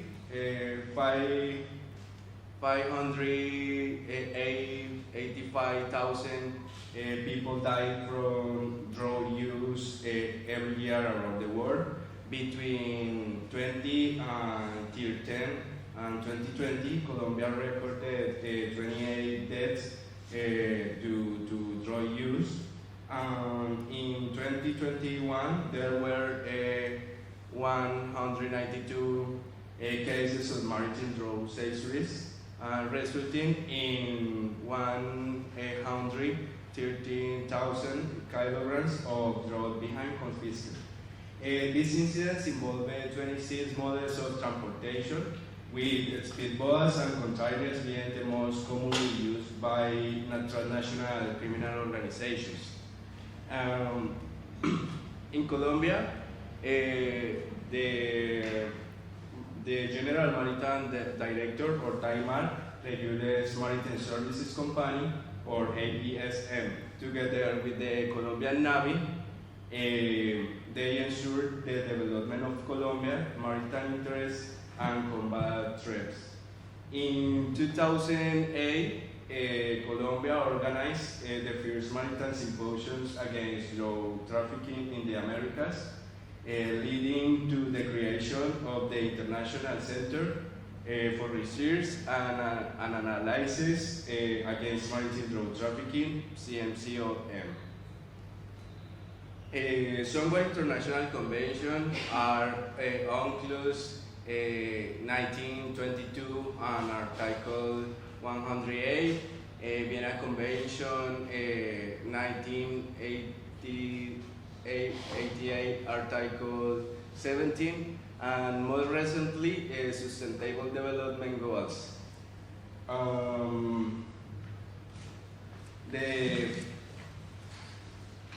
In this order of ideas, there are few field studies in maritime services and spatial analysis that address the impact of the IDT threat on maritime services. This research takes on two main topics.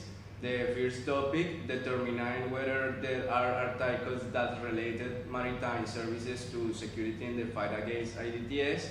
And the second topic, estimate whether Colombia's maritime services cluster are especially close to IDTs seizures events.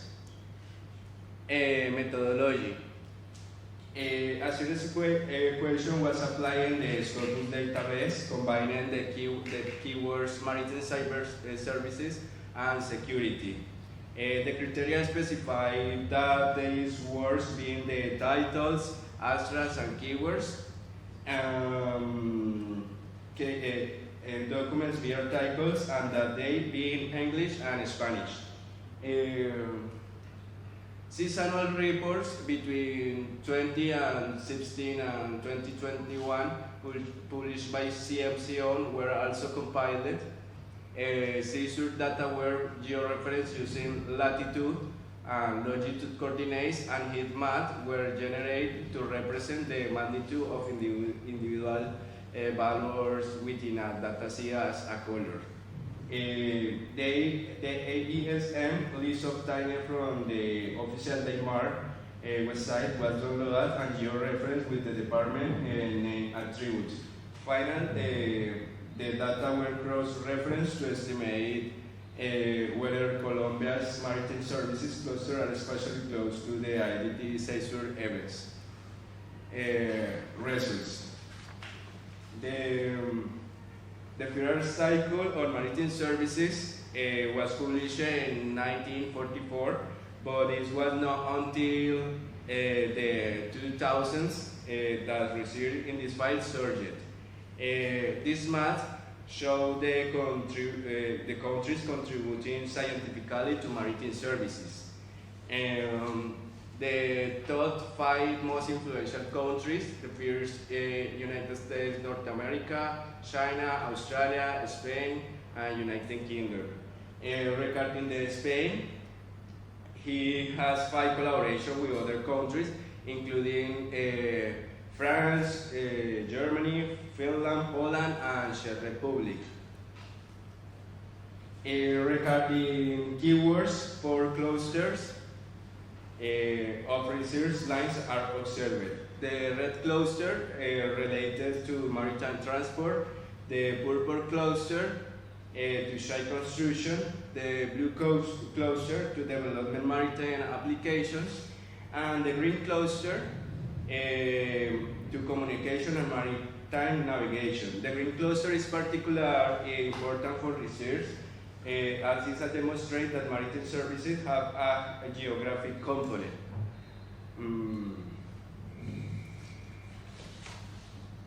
In Colombia, there are 965 maritime services, companies classified in 2 size groups. Of these, 55 are in the interior departments, 99 are in the Pacific Ocean, and 811 in departments bordering the Atlantic or Caribbean Sea. Finally, the cartography results showed that the AESM cluster most affected by IDTS are 2, one in the Pacific Ocean and another in the Caribbean Sea.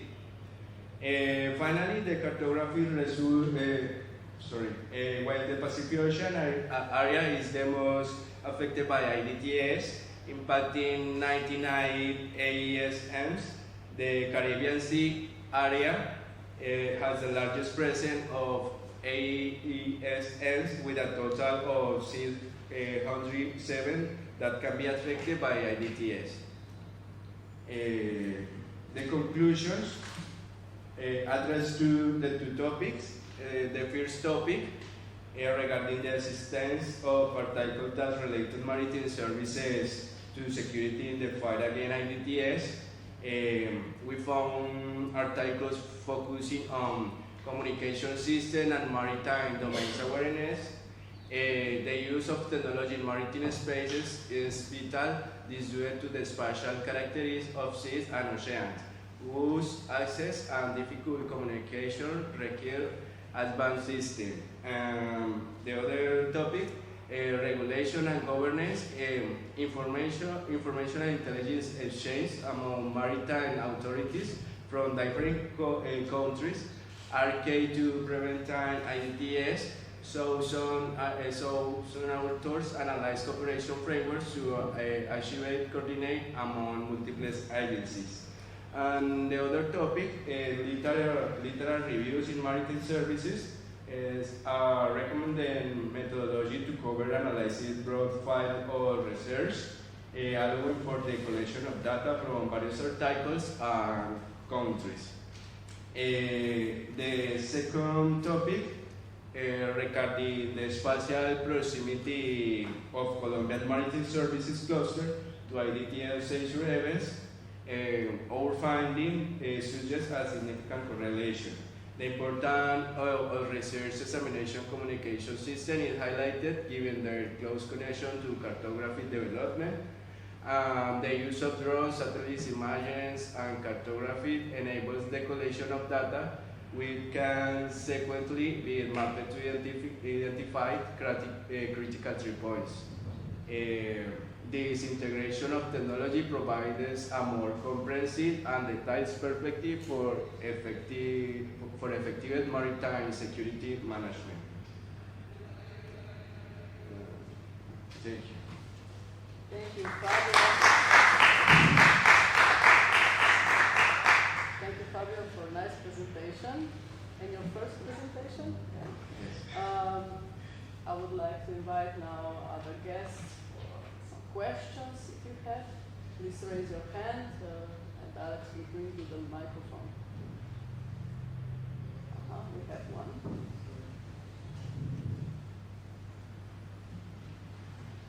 Hi, it was a very interesting work that you presented. For the moment, you only looked at scientific literature, you know? But I was wondering, this is a topic that you also find a lot of information in newspapers, social media, and so on. I was wondering if you would look to that kind of information, just social media, news, would you come to the same conclusions? Or do you think there would be a difference in what publications in the, let's say, social community would be different than what the academic community would say? For the moment, it will be just a personal opinion because you didn't do it. But I was wondering if there would be some relation between them.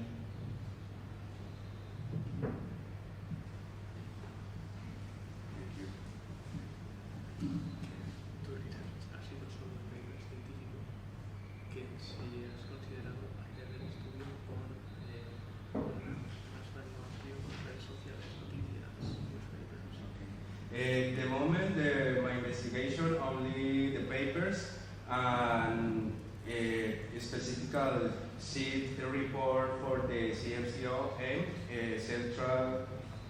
One moment, please.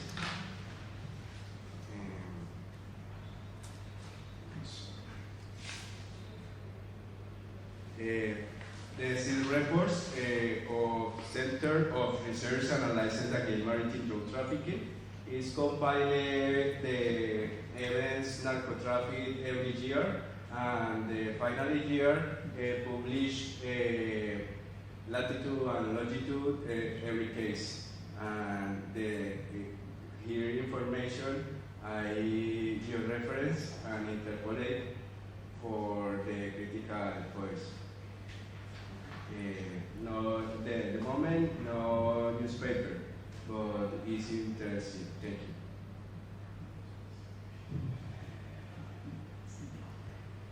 Any further questions? No? Okay, then we will continue. Thank you, Fabio. Thank you.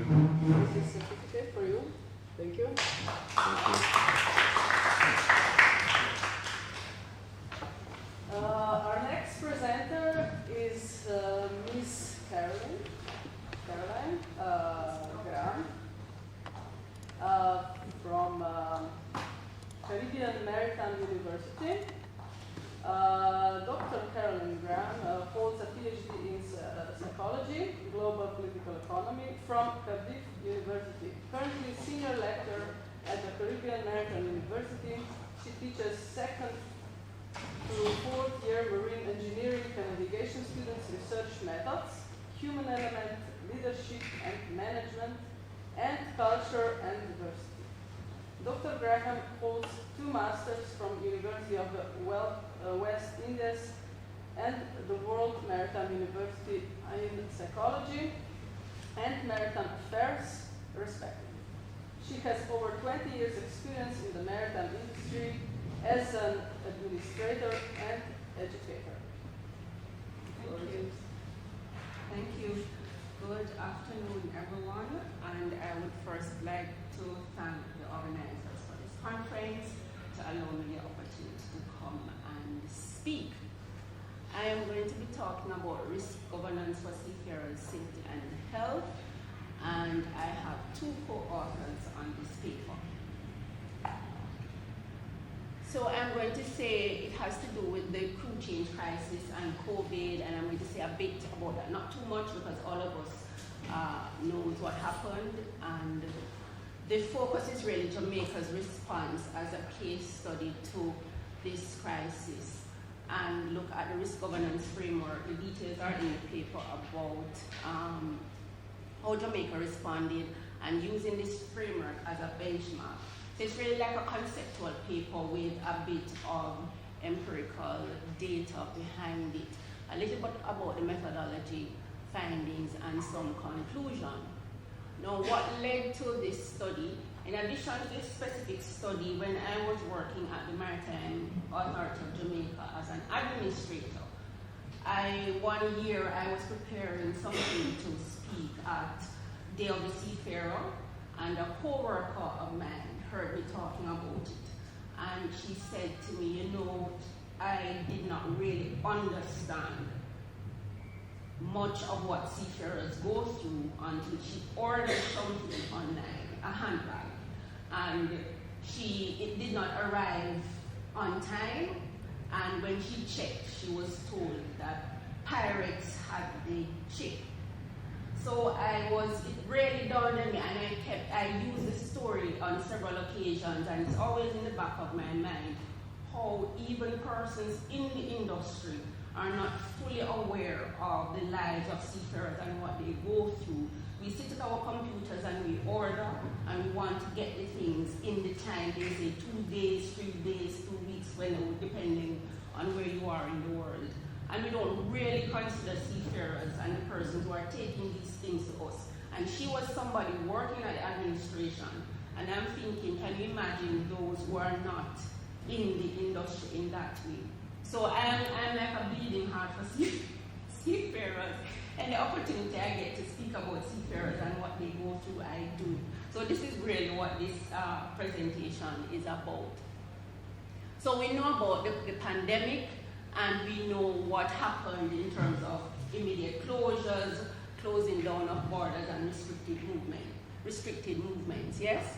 And there was a crisis for seafarers because it was very difficult in terms of logistics to get seafarers through the different ports. A lot, they had to be rerouted, and some countries were not allowing them access any at all. So we all know what happened in the media about seafarers being stranded. So at the height of the crisis, this became known as the crew change crisis. At the height of the crisis, it was said that up to 400,000 seafarers were stranded, and about maybe 300,000 seafarers were at home. So they can't get to work. Those at sea can't get to go home, working beyond their contracts, about a year or more, some of them. And it really got difficult for seafarers. So those were some of the issues. Mental health crisis was at the top of the list, and even some suicides were reported. Yeah? So I don't have to say much more about this because it was all in the news. Now, I found a paper. This was done at the same conference here. I wasn't at the conference, but I found the literature outlining some of the major points in time when the international community had to step in to make this appeal for us to recognize seafarers and help with their alleviating this crisis. Yeah?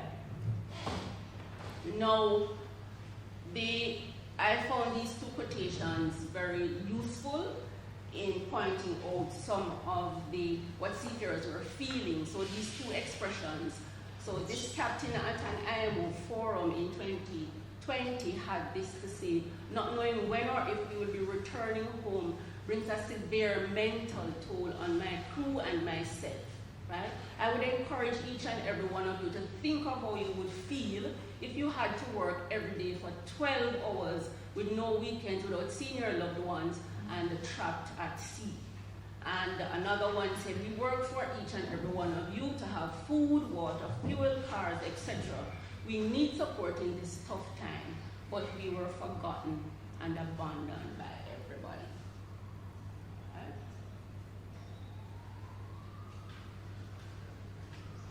So Jamaica responded to the call, the international call to assist seafarers. And what I found interesting about it, just happened that I'm from there, really. This had nothing to do with that. But what I found interesting was that for a small island developing state, the response was quite early, in June 2020, and the appeals came up in April 2020. So I thought to look into this to see mainly why they responded and how this was done. So the basis of the, let's call it a study or investigation to evaluate Jamaica's response to the crew change crisis in the context of the risk governance framework. In reading, I was looking for something to say, okay, yes, they responded. What do I measure this response against? And the risk governance framework provided a good model for us to do that. So while we did not go into much detail, because this is basically a descriptive study, as I say, a conceptual descriptive study, this was useful for us to look at to see what a possible good response might have been, and then to benchmark what Jamaica did against this response. Most of it came from this side of it. The pre-assessment and the risk assessment stages were very interesting. So what we did was to, of course, qualitative research and did some interviews we identified the relevant organizations. So the main one was really the Maritime Administration and the Shipping Association. So the government organization and the employers organization, and there were some more involved, but the main respondents came from the Maritime Administration. One focus group was done, and of course some documentary analysis and informal conversations. Because I worked, as I said before, at the Maritime Administration, so I had access. So I would go speak to people, see what happened, and this was done January to June 2022, so coming out of the crisis, because prior to that, we could not move around so much. So why did Jamaica respond? Of course, the international appeal first and foremost, and to make a positive representation of itself as a member of the IMO and a responsible maritime state. Of course, the public outcries related to perceived abandonment of Jamaican seafarers. So there was a cruise ship going around with Jamaicans and other seafarers, not knowing where to have them disembark because there was nothing in place. So this cruise ship came close to Jamaican waters. They could not take them off, and they had to come as far as the UK to be repatriated. Recognizing again the country. So these were the three main reasons that we found as to why Jamaica responded to this crisis. These are two quotations from the focus group and a senior person. So one said, because during the pandemic there was a global outcry with the seafarers, and of course that reached us, yes, and also many countries had not created protocols to deal with crew being able to leave vessels and join vessels. And that was a fear that if more countries did not rise to the occasion and seek ways of dealing with it, countries like ours would be at a disadvantage. So Jamaica as a small island would be at a disadvantage. And as an aside, we import nearly 99% of what we use and eat and medicine and so on. So it was important for us to respond. They, the seafarers, are critical to the logistics supply chain, and we recognize that despite the COVID pandemic and the issues we were facing, trade needed to continue. So that was one good point to make to the government, and why I have this here. This was very important because when I found this, when we had the focus group and this was discussed, it was, again, these are persons in government, but yet the administration had to convince them to do something for seafarers. So they had to put the law, everything that came out in the newspaper, make seafarers, what's the term again? Essential workers, and make so that they could be a part of the legal framework to have special consideration, right? And the government had to be convinced of this. So every time that table I showed you, every time an appeal came out, the administration would write something to the persons in the government and say, let's do something about seafarers. So eventually seafarers were designated as essential workers in law, and we have a legal framework, this disaster risk management framework. And a good thing about this, if we are talking about best practices, is that they were not had to quarantine and go through 2 weeks quarantine and so on. So they were given what we call a resilient corridor to go right through from the airport or the seaport to where they were going, right? So they had to do this. They established an electronic system for processing. So seafarers wherever in the world wanted to come through Jamaica's borders, they applied beforehand online and send whatever documents in. These were verified and they were allowed to come in without any hindrance. This was a 24/7 operation, and from the time they did 2020 to 2022, 6,104 seafarers were assisted. So in terms of the risk governance framework now, if we look at the pre-planning stage, the beginning was very slow. As I said before, we had to convince government. It was very unsystematic. So this person in this organization said, look, we need to do something for seafarers because the country is at risk being an island. Then another set would say, oh, what are we doing? So eventually they found each other. And, and after that, in the management phase now, things were a little better, except for the challenges, the users of the system. And the study had, one main limitation was that I did not get to speak to any shipping agents and any seafarers who benefited from the system. That would have been good to find out how it worked for those people operationalizing the system. Staff as well, excuse me, the workload for the staff, so it was the same staff who had to carry out their regular duties who were running this 24 hours system. So the argument that we made is that if we had a systematic, if something like a risk governance framework was in place already, or we had a systematic way of addressing these things, looking at the risk, assessing the risk, following a model like the framework offered, then we would not have been in the situation that we were in. So the response was relatively quick.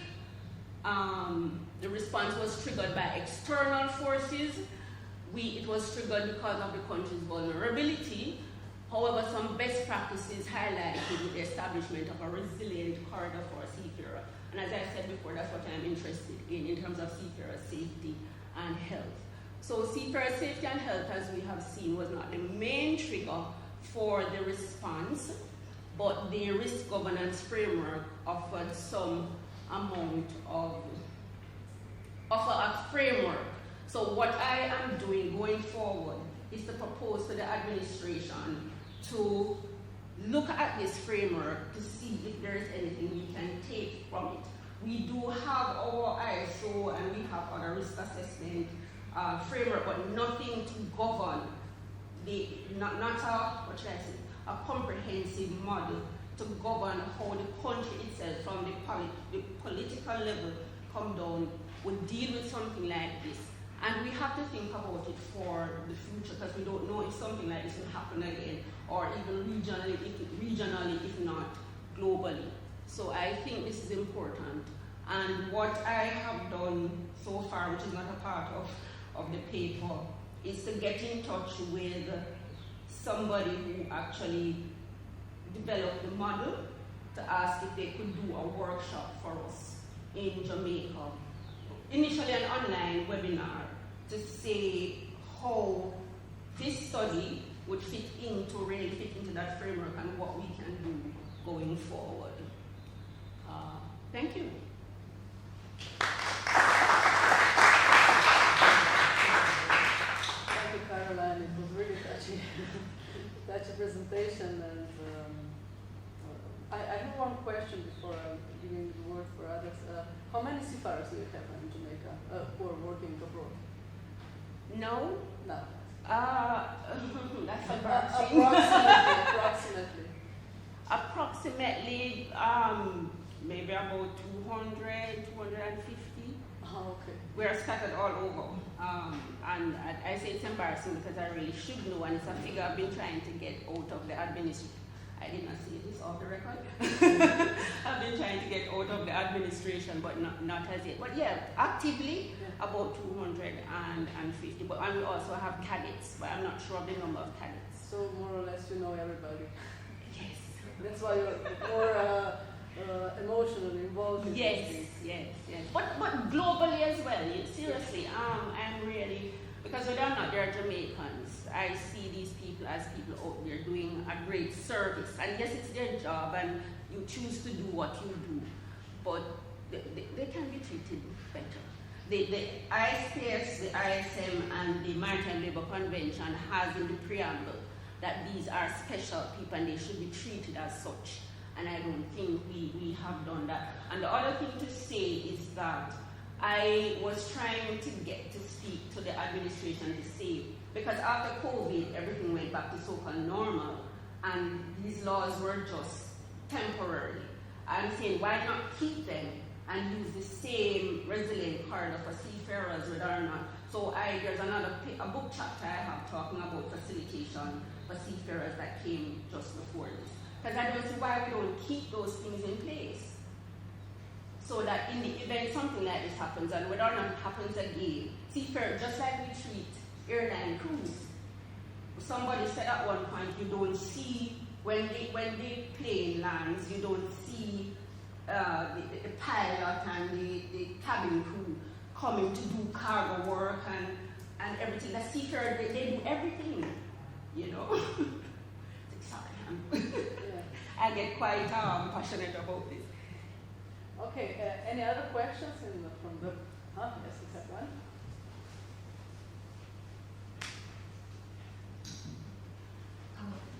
Thank you, Dr. Caroline, for this very interesting study. Well, the pandemic was an important crisis, as you mentioned, and as you explained, so it was important for Jamaica to respond quickly, because you get everything by sea. So therefore, so if there are no seafarers, there's no food, and there's nothing on the island. And you mentioned that it would be fine to have a protocol or a systematic way of addressing all these issues as the pandemic period. Do you know if in other countries such a protocol has been established for possibilities of pandemic or whatever is to come, or if something would be done in Jamaica, although the response was quick. Yes. That was good, but do you think that something will be done so to avoid such situations in the future? No. As I said, I'm trying to get us to do it by having, it's René's name, RENN. He was one of the persons who developed the risk governance framework. And I've been in touch with him to speak to us to see what we can do to put in place permanently.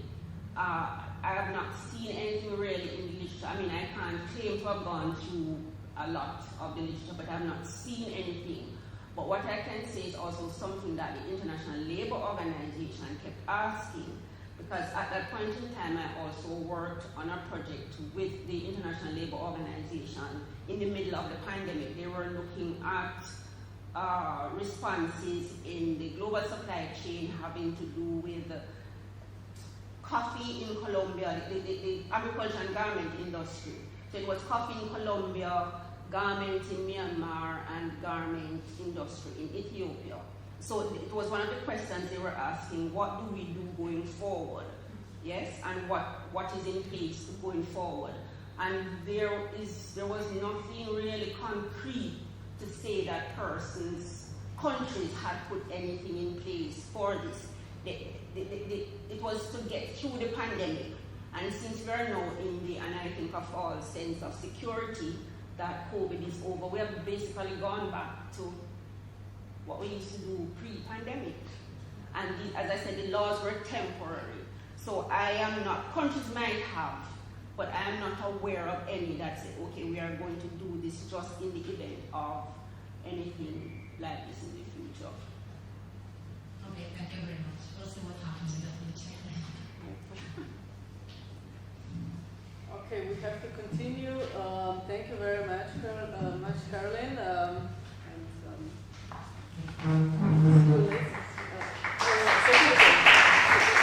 Thank you. We are continuing with our third presentation, which will not be the one which is on the list. We are going to which one? Mario. Oh, we have something else. I'm surprised.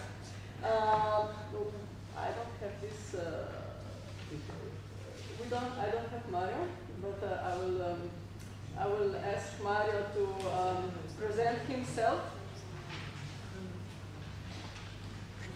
Yeah. I'm going to. There is no.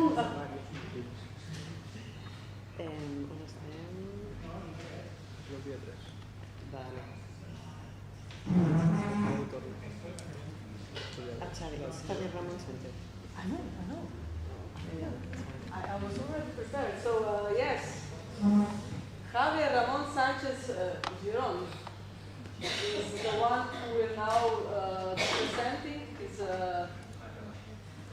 paper.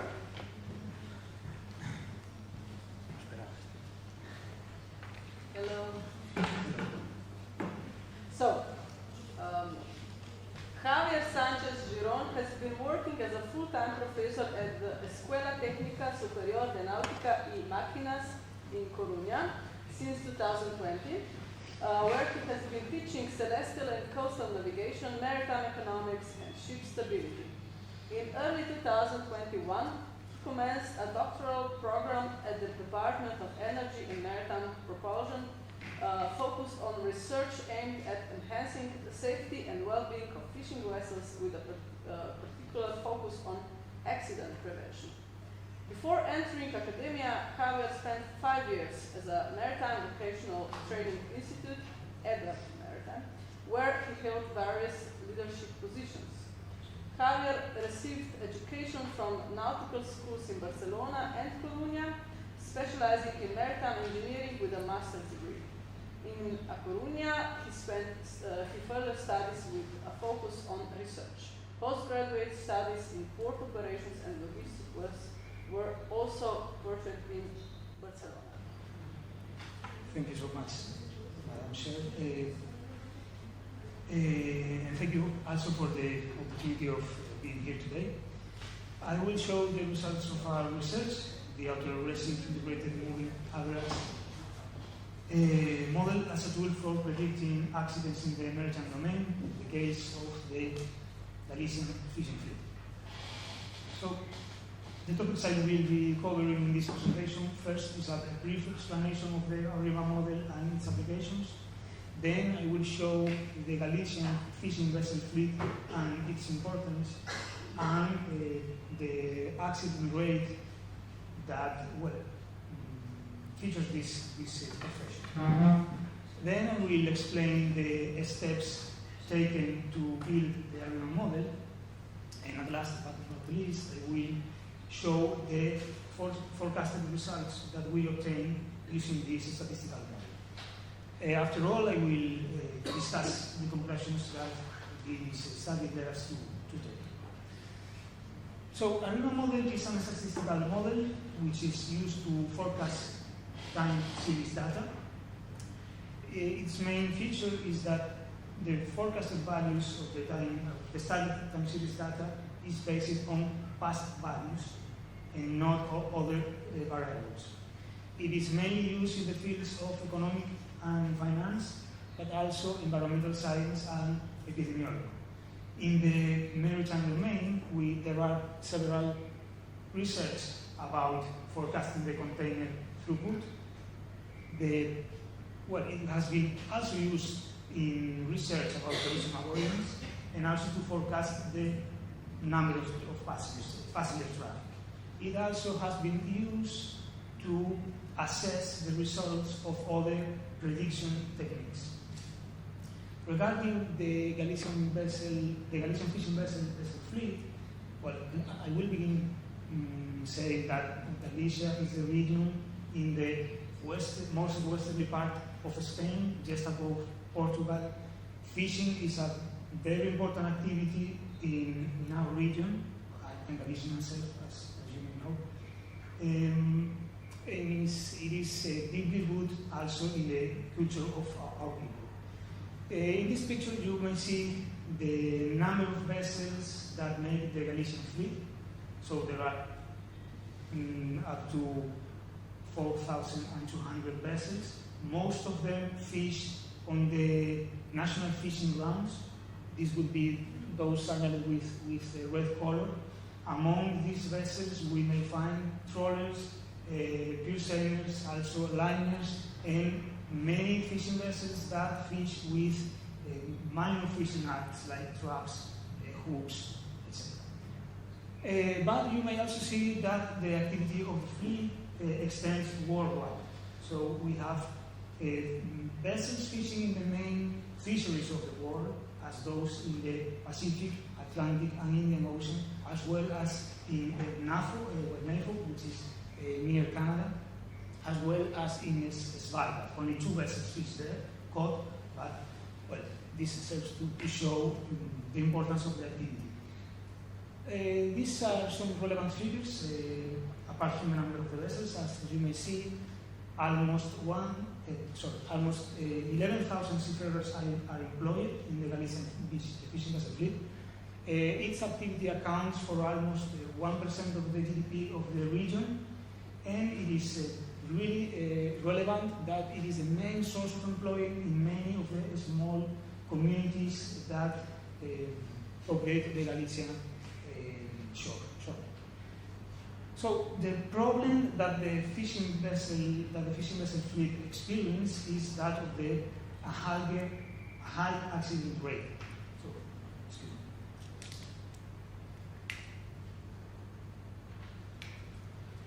me. Within this period study from 2011 to 2021, 112 vessels suffered an accident. Of these 112 vessels, 72 were lost, and this accounted for the loss of 48 lives. What we tried to do here first was obtain an index to reflect the number of accidents related to the vessels who are able to fish. These are the registered vessels. So this allows us to take into account the fact that the fishing vessel fleet is decreasing with each year that passes. This is due to the European policies that tries to reduce the fishing effort and, having to certain limits. So this can be seen in this figure. This is the number of vessels registered each year since 2011 until 2022. So by doing this,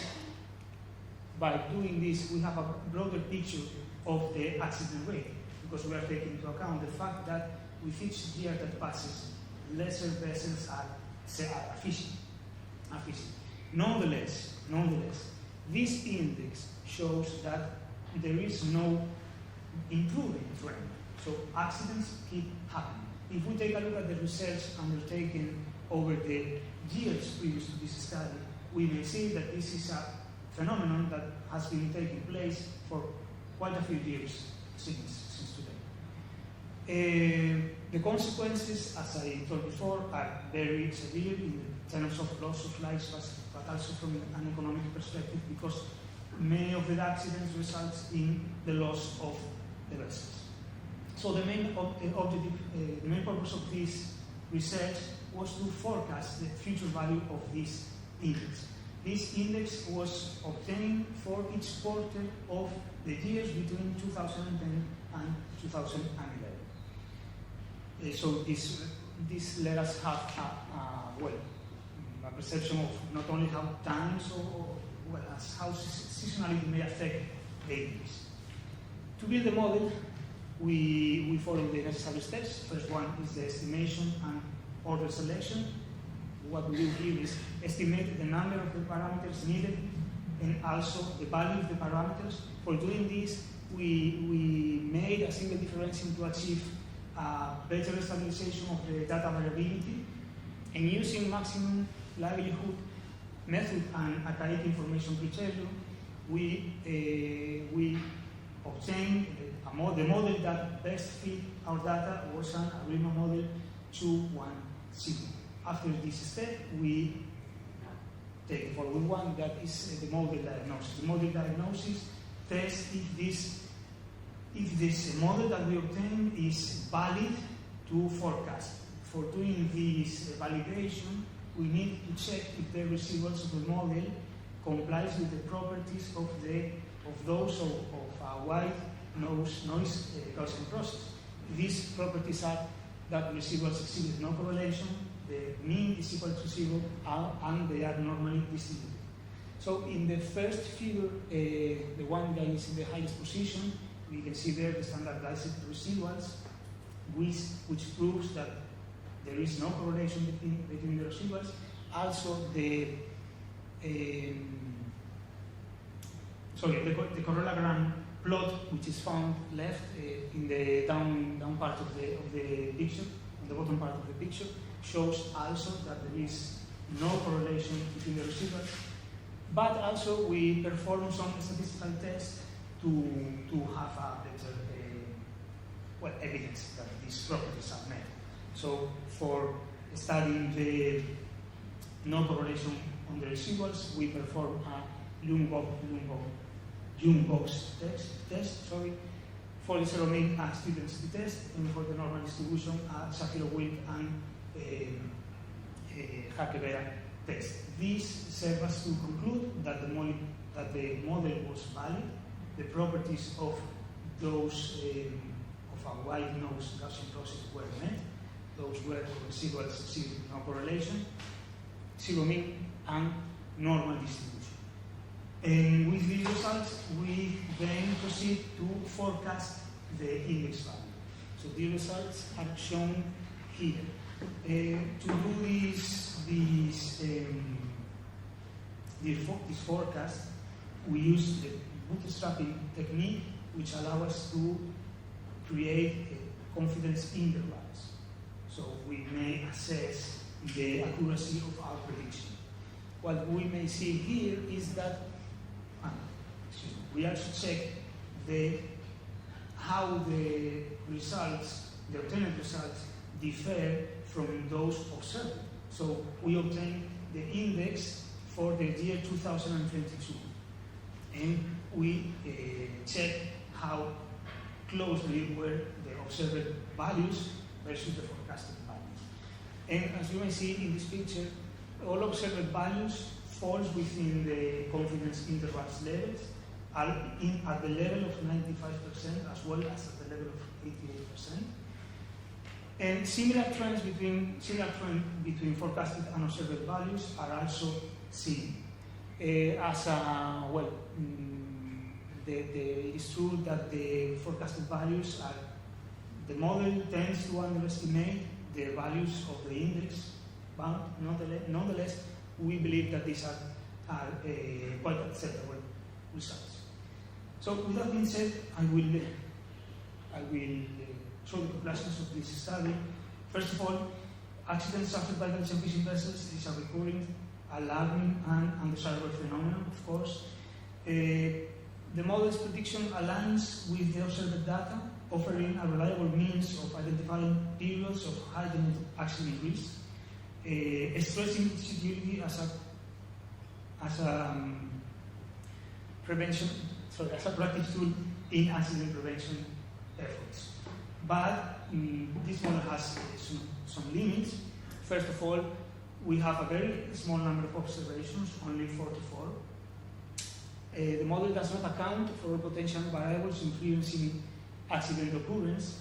In this case, I think it is especially, well, we need to stress the fact that the data of the registered vessels does not show how many times each vessel is exposed to the risk of having an accident. So we know how many vessels are able to fish at each given time, but know how many times do they spend fishing. So this is a shortcoming of the model. But it is true that this data is not easy to obtain. I mean, it could be, we could think about getting this data from bigger ships because they have to comply with the European policies. They have to report daily positions. So this may allow us to obtain how many times they spend at sea. But with the smaller fishing vessels, they don't need to do such a report. So it would be very difficult to know how many times does each one of the vessels exposed to the risk. Nonetheless, we think that the model offers valuable insights into accident occurrence patterns. This may contribute to a deeper understanding of factors influencing fishing vessels accidents, and also very important, we think that these findings may promote proactive measures to reduce them. We have, well, this is our opinion, but we think that the fishing vessel activity is kind of overlooked.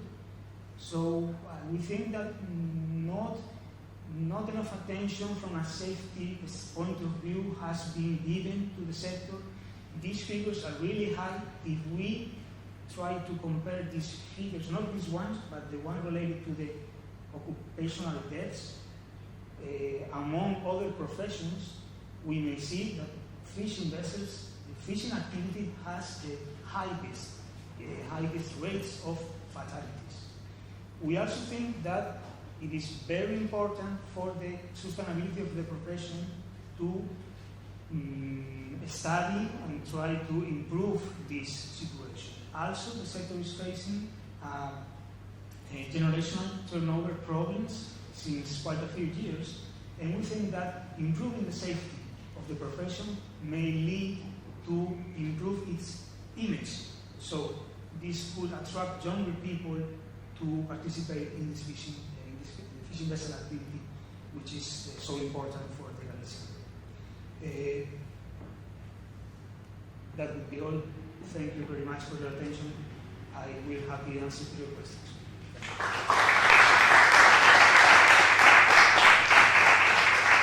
Thank you, Javier, for a good presentation. Are there any questions in the audience? Oh, we have one.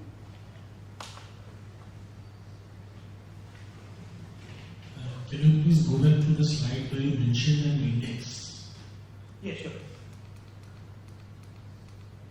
Yeah, in this index, number of vessels involved in accident minus 1,000 divided by the denominator. So why is minus 1,000? No, it's not minus, it's multiplied. It's number of vessels involved in accident multiplied by 1,000 divided between the number of Galician fishing vessels raised. So why this multiplication? Multiplied. Okay, so because if we did this following the job done by other Spanish researchers, which proposed this index. And we did this because the number of Galician fishing vessels is around 4,000. So if we didn't multiply by 1,000, the figure will be very, very, very small. So Yeah, I hope this answers your question. This is the reason why, because we have around 4,000 vessels, and each quarter we have between 0 and 8 accidents. So we multiply it by 1,000 to show the magnitude of the figure. That's it. And to do this, we follow the job done by the research done by Pérez Labajo, which is a researcher here in Spain. But also, it is usual to do this from the perspective of the occupational accidents. They do this normally. They multiply the number of accidents for 1,000 between the workers that have social security system. This is the reason why we did it. Is it been prepared by you, or you have taken it from something? No, I calculate the index. For that, for calculate the index, what I have is the number of vessels, accidental vessels. This figure comes from the reports that are made by the Accident Investigation Committee in Spain. So whenever an accident happens, they have to do a report. They publish the report, so I took all the reports and I identified those accidents belonging to Galician fishing vessels for know how many accidents happen. And then for the number of Galician fishing vessels, I took the figures from the European Fishing Vessel Registry, which is online. So you can get the data for each day of each year.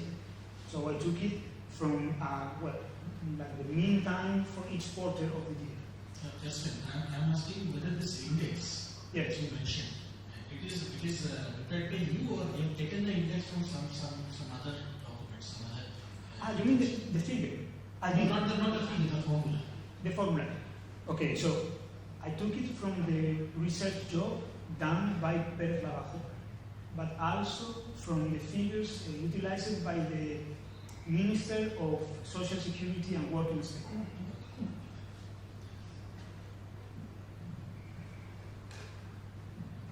I also had a question.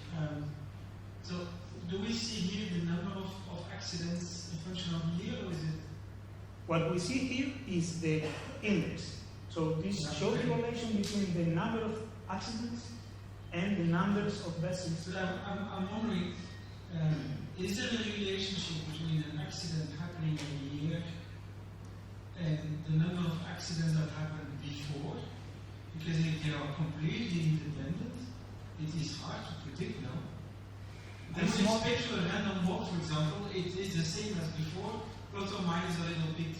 And then it would be easy to predict, but if they are completely independent, I do not see how you can predict it. So I'm wondering if there is a relation between the data points and the functional year. This model takes, the main characteristic of a human model is that it takes into account previous values. It does not take each value independently from each other. So it is based on the previous value. This is the autoregressive part of the model. So it takes into account the previous values of the index. But is there an autoregression? Is there a relation between a data point now and a data point the year before? Well, it's hard to say that there is a relation. It's hard to say. More what I meant is that the model takes it makes the prediction based on past values. But Yeah, I don't how think. sure are you that the model is used in a correct way? I mean, I would expect some relationship because you're using the data from the past to predict the future. But if no relation between future and past, you can use a model, but it has no sense. Okay, well. I don't know, eh? Yeah, what I think is that this model is based on past values, but it does not assume any relationship between values.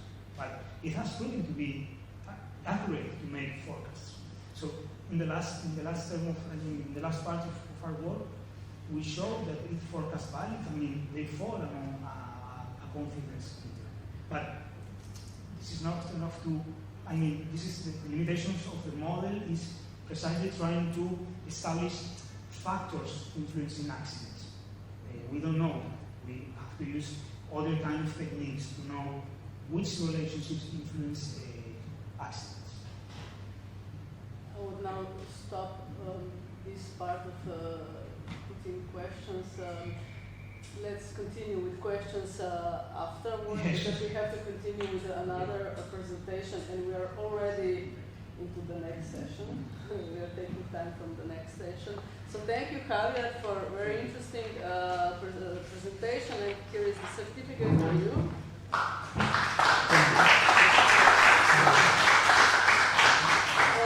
The next presenter is not here. Alfredo Torne is not, didn't come, but Javier Martinez de Oces will speak instead of him. So Javier, I don't have your presentation. I don't have your present myself. So please present yourself. Okay. Yeah.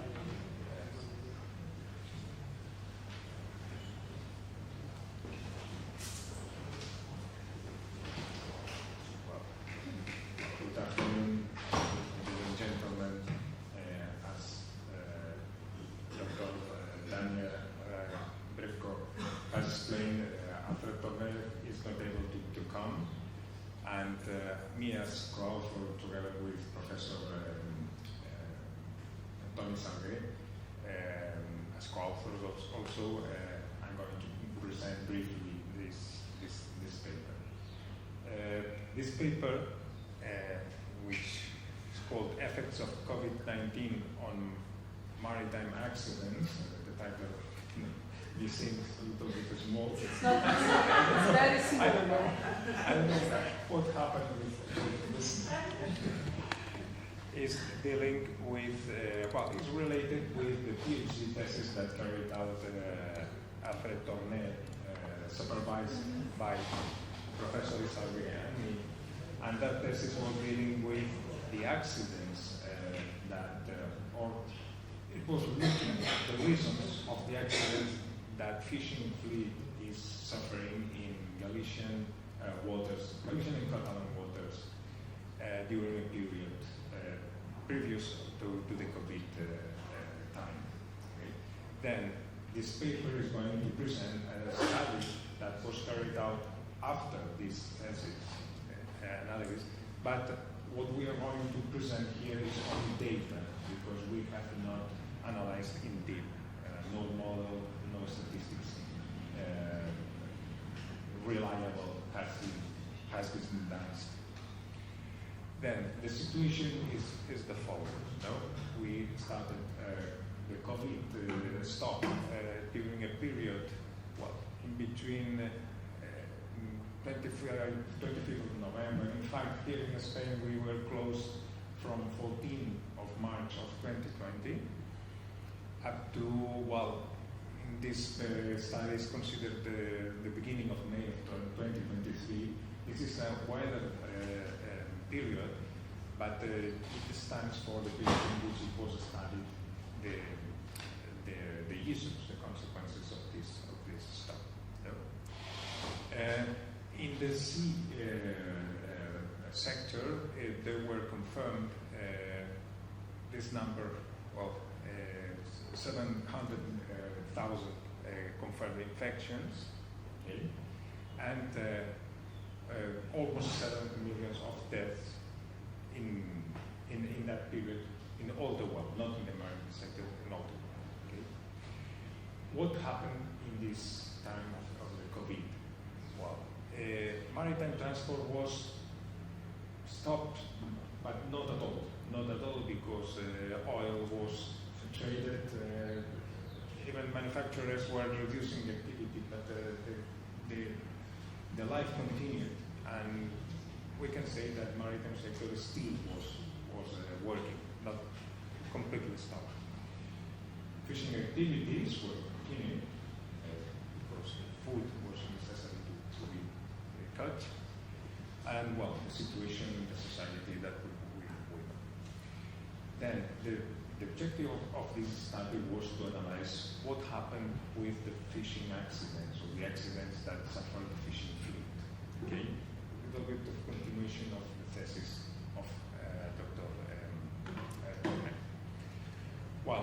go to the data coming from the CIM, that is the agency that analyzes the accidents in the maritime administration,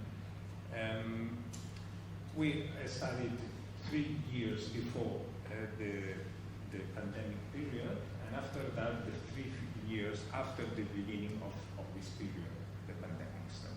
And we can see in the left chart the pre-pandemic period before, between 17 to 19, in which we observed that up to 57 vessels were involved in, fishing vessels were involved in accidents. At the same time, 29 in the case of merchant ships, half of the number of the fishing vessels, and after that some other accidents of other sectors, recreational sectors, etc. Total 91 recorded by this commission of accidents investigation. If we go to the period that it was expected to be stopped or almost stopped the live activity, we observed around 48 accidents, in which 35 were due to fishing ships and 10 only merchant ships. So we can see that the number of fishing vessels accidents in between the two periods is around 2/3 during the pandemic time. So if we go to the modality of fishing, analyzing these accidents, we can see that for different kind of the arts,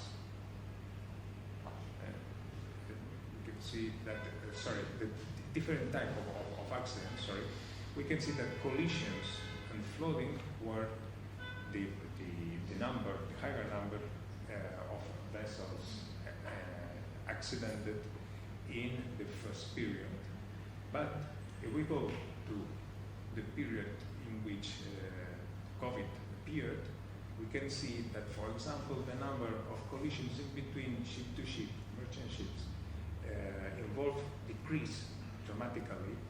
Floodings were maintained, but other kind of accidents, more or less, sometimes reduced, some other times were maintained.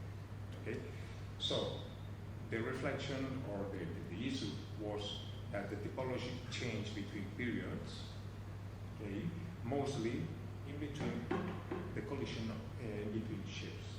Okay, it can be related with the reduction of the activity in the merchant traffics, which is the hypothesis that this data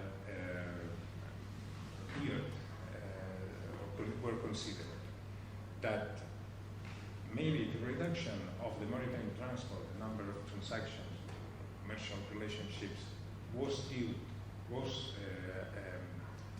as a consequence, a reduction of the collision between ships. Maybe the accidents related with some fails in propulsion systems or breakdowns, etc., were increased because perhaps a reduction of the maintenance of the engines. And while we can see as a case apart the accidents of capsize that were more related, two of them were related with the weather conditions, the waves, and even that with depth, because in the thesis of Dr.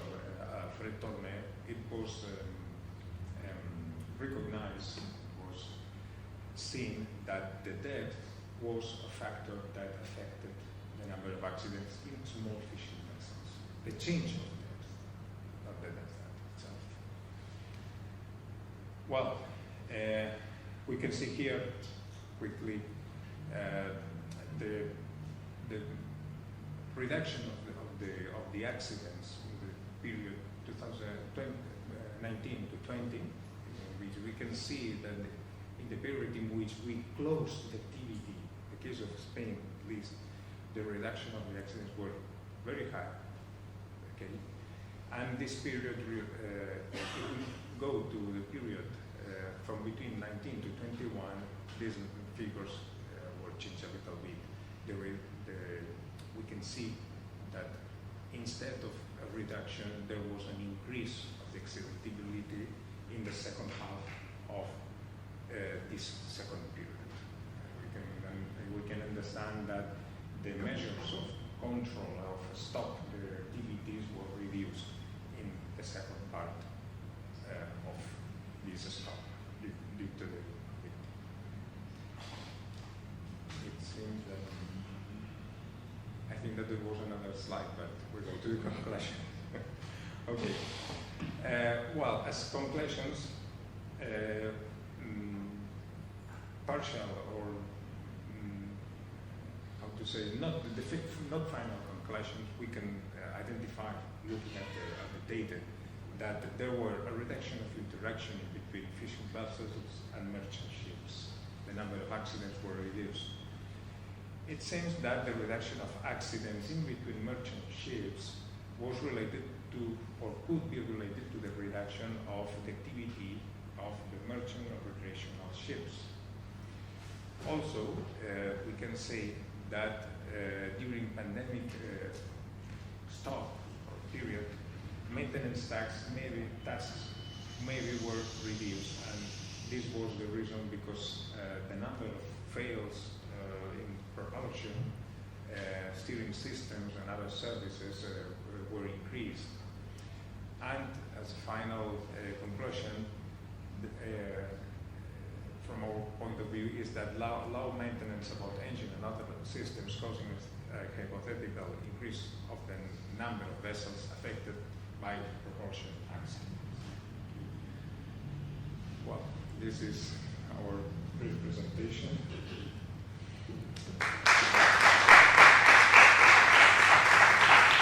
Thank you, Javier, for this nice presentation. It seems that we really need pandemic again. Any questions from the audience? No, we have to go further on. Javier, I also don't have any questions because we are late and we have to continue with the next session. So thank you for all for listening this session, and I'm inviting Dr. Rafael Pacheco to take the chair. Yeah. Yeah.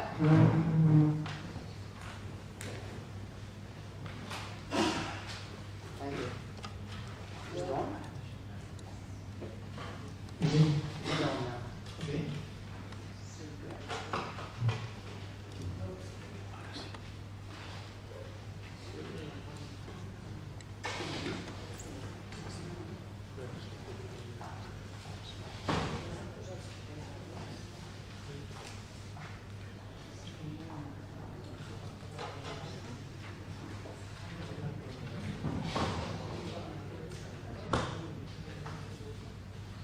I'm testing. Okay, so it goes this way.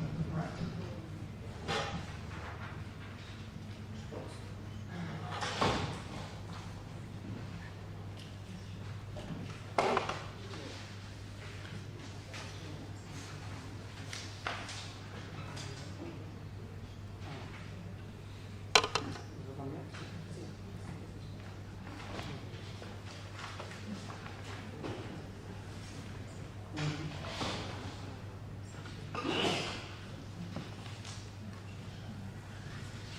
Okay, so let's start. Basically, we have this zone. It's called New Architecture.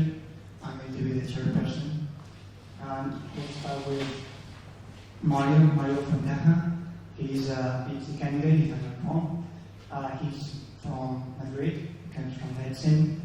And I think I'm going to hear that he's also doing an internship on Soremar.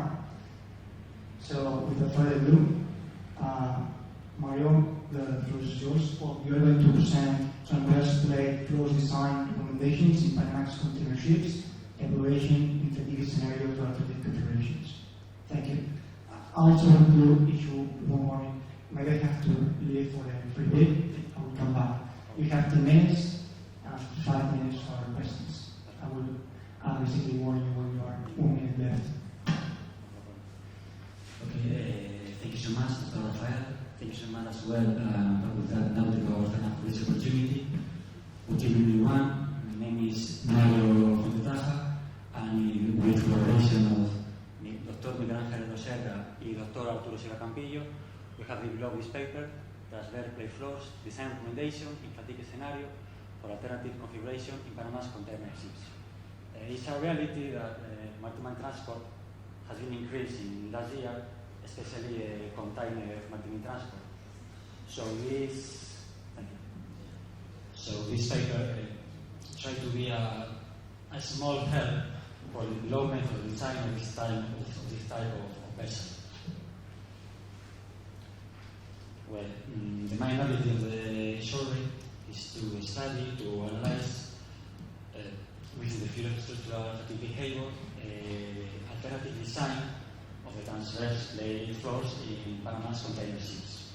In other words, starting from within very relevant vessel, the Panama's container ship, we select a specific part of the main structure, and through rules, through orientation, through framework, we try to develop alternative design with the purpose that this could be a help in the design of this type of vessel. Well, the paper is structured in first stage. We have to select the original container ship. Second one, regulatory framework.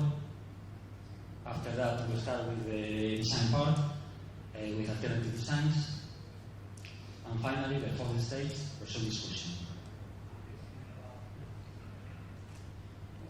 Well, the first point of all is we need a vessel to start working on. We need specific information from that, such as the main frame, such as the transverse plate floor, distribution, configuration, secondary and primary member support, thickness, and well, the vessel selected is a 3100 Panamax. In this paper, it's possible to see the main frame of the boat, and this small device placed between two side girders is the transverse plate floor original. Okay, one time we got our vessel to start working on, we need rules, we need a field to play, we need to collect all the rules that institutions like the main one, Internationalization of African Society, say that you have to design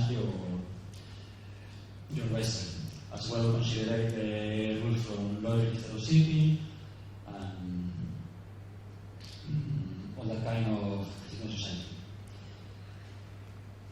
Well, and after that, we have already our vessel, we have already the rule we have to fulfill. Now it's time to design. This part we have divided in three main sections. The first one, section. Second one, transverse plate floor design. And finally, final element analysis and data simulation. Okay, maybe a definition about what transverse plate is defined as the structural element placed between two side girders, bottom, double bottom, and legitimate element around them. This one. About it, we developed 6 different sections. As you can see, all of them are different. They have different primary or secondary element longitudinal, gaps, number of it are different, but all of them have one rule to fulfill that. That is one of the requirements that the society says. Modular extension should be bigger than the original one. As you can see in the first one, at less the same or not in every single moment is bigger than the original one. So at this point, it's possible to say that we got a section, an alternative section that fulfill with the framework of the topic. Okay, after that, it's time to develop alternative design for the plate floors. As a combination of 6 different types of sections, 4 different types of cut-ups, the different type of thickness. In total, we got 72 different models of alternative transverse plate floor.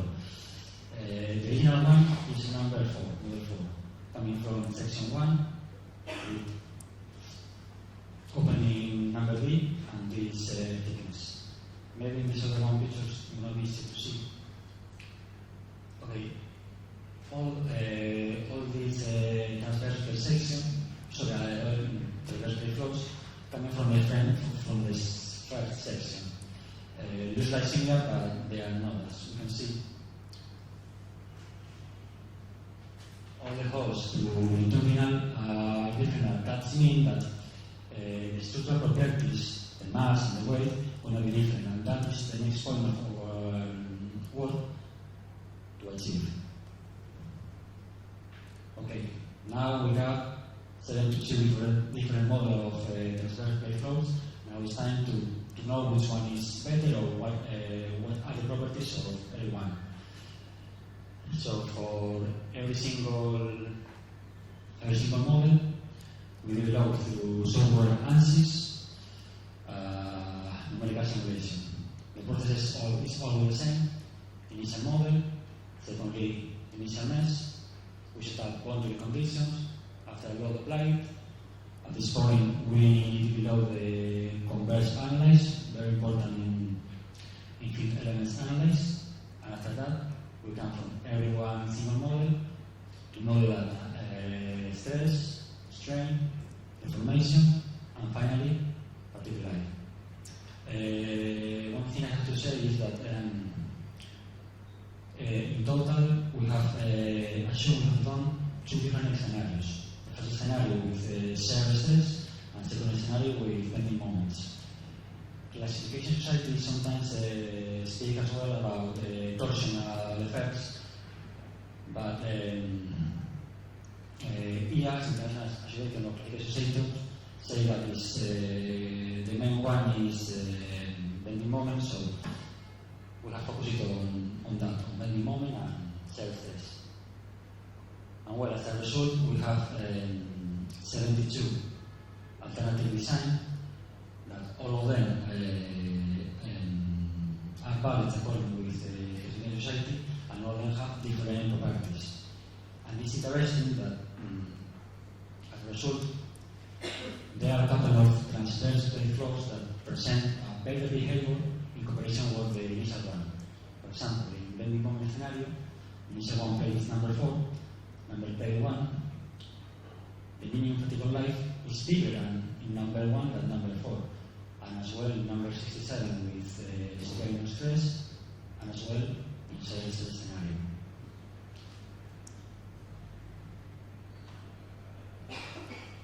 So as conclusion, well, the mainability of the studies of time analysis, properties of alternative transfer plate design parameters with the purpose to try to be a small help trying to develop this type of vessel, and about possible futurities. We assume that we have the weakness, this study has the weakness that being only focused on transverse plate flows, it could be desirable to study the set of plates and the section that compose it as a joint structure, bottom, double bottom, side leaders, longitudinal and transverse plate flow, and probably in this future to study the main frame, and probably in the next future to study all the different main frames in the vessel. And I think that's all. Thank you so much for your time and pleasure.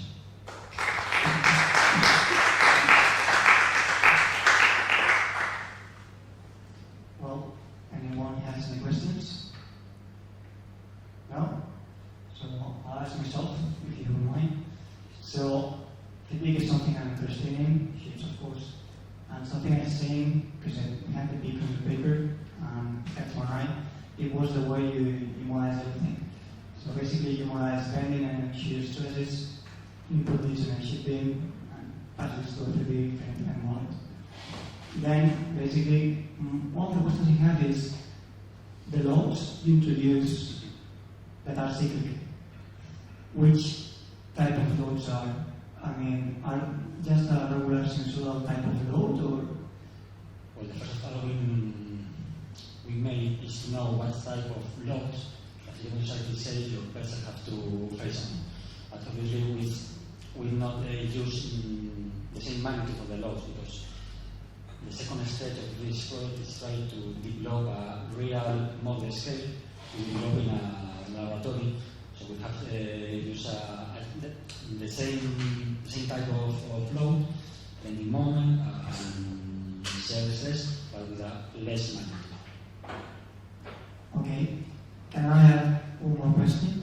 So you use SN cubes, which are quick to calculate, I guess. Have you thought in using, for example, constant static life, which is constant static life? Not yet. Okay. But it's interesting. Maybe we have to do as well. Okay, thank you. Nobody else has any other question? So let's pass to the next one.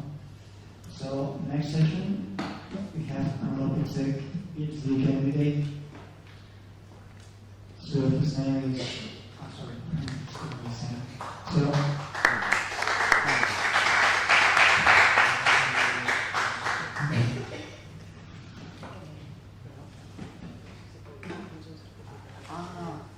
Sorry. okay, so I have to deliver this. So thank you, Maya. I wasn't aware of this. So next one is Oriol Carrasco, Sarah. So Oriol is a PhD student who basically is now at the moment doing his FEU in UBC and has a grant. And today he's going to basically talk about low-cost vessel motion, monitoring, inertial measurement, unit, validation, and calibration. Okay?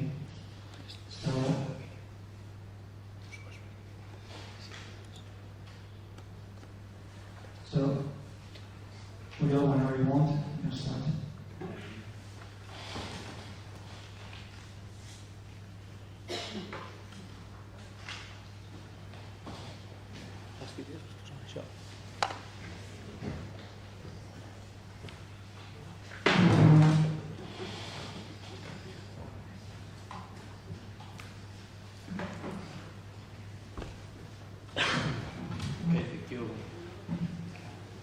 Pacheco. I'm Oriol Carrasco, and I will present the work named Low-Cost Vessel Motion Monitoring, Inertial Measurement Unit, Validation and Calibration.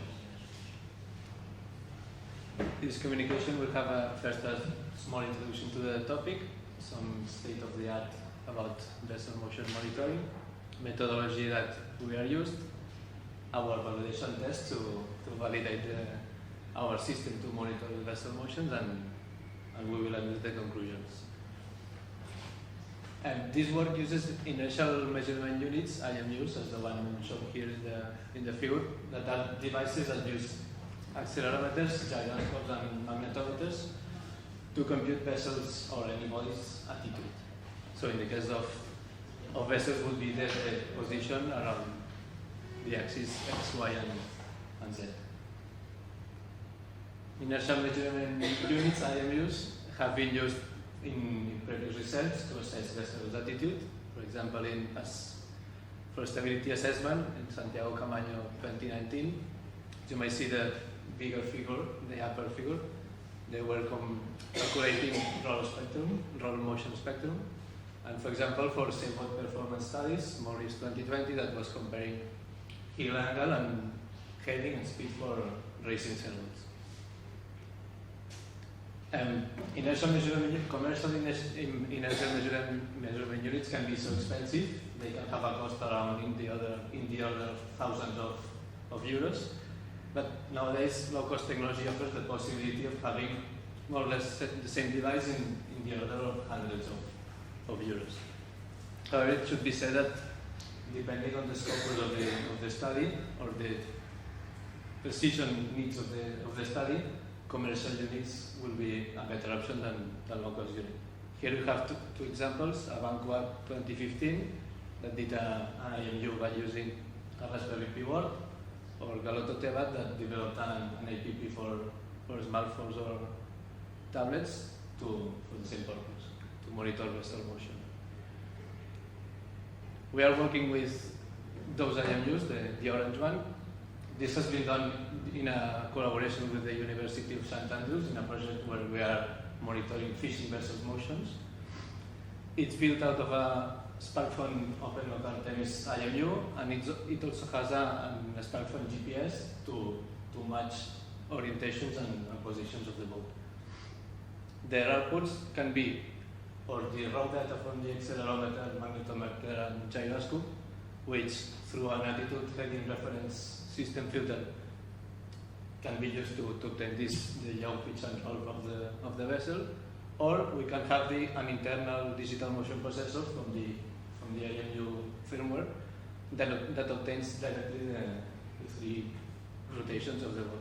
And it's important this or because we can have or raw data or DMP data. We cannot have both of them.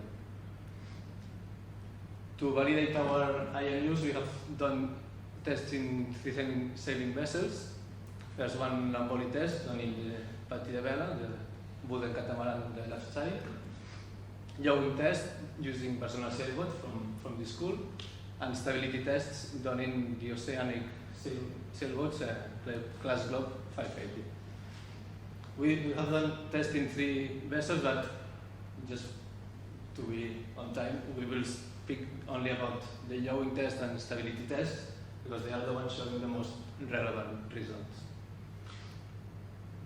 The yawing validation done with the Barcelona sailboat consisted in 1-minute-long segment tracks that you can see in the upper figure, in where the vessel was sailing in straight direction under engine without sail, in where we were comparing IMU yaw from DMP and from raw sensor data, the GPS from the IMU's heading, and we are also having data from a mobile phone GPS. So in the left side we have the 4 plots, the 2 yaws from 2 configurations of the IMU and the 2 GPS headings, the one from the IMU and the one from the mobile phone. As you might see here in the photo, conditions were calm, there was no waves, no wind, no current, so we can assess that boat's heading was the same that the course over from the GPS. The alignment plot in the right side shows that despite we have some instrumental errors, most of the points collapse along the perfect orientation line for both of the methods, from DMP and from raw sensor. Stability tests were done in class Globe 580, which is a small oceanic sailing vessel built for round-the-world races. We have done 3 tests on them, 1 inclining test, 1 roll test to assess its natural roll period, and the pull-down test. The inclining test is a standard test that it's used to assess the metacentric height of vessels. It consists of moving known heights into known locations in order to assess the heel from in every loading condition, and it has the GM of the boat. In our case, we were checking IMU values from analogical values from 2 pendulums located inside the boat. As you may see in the pictures, the 3 IMUs that we used and one of the 2 pendulums used. And here the results plots show every heel angle in every loading condition during the test. You might see here, it happens the same. In both methods, all the points collapse around the alignment part. Here, this test is interesting because the only acceleration that IMUs are receiving is the gravity, so we are checking its performance under static conditions. But it's something that is not in the rest. Roll test is also a common test, which is used to know the natural period of roll of one boat. It will be interesting, for example, in other types of vessels, for example fishing, that if they are changing loading conditions, their roll will change. It consists, and first, induce an arrow motion to the vessel up to 15 degrees, and then we leave it to freely oscillate. Here the plot is at the time series of the roller from both methods. We can see that in this situation and under these conditions, both methods seem to be very similar. And the pull-down test is also a very common test that is done in oceanic sailing vessels and consists in heeling the boat up to 90 degrees and then leave it to recover its equilibrium position. Here we can see those black diamonds in the plot are validation points that were computed through a video analysis of the test. And thanks to them we can see that the row sensor method, row sensor, attitude heading reference system, and then roll motion, seems to work better than the internal DMP from the IMU. This takes us to the conclusion that maybe DMP is leaking the signal too much because it's expecting too much a signal more static than that one. This test is most aggressive than the other ones because we will have a huge angular acceleration when the boat is left.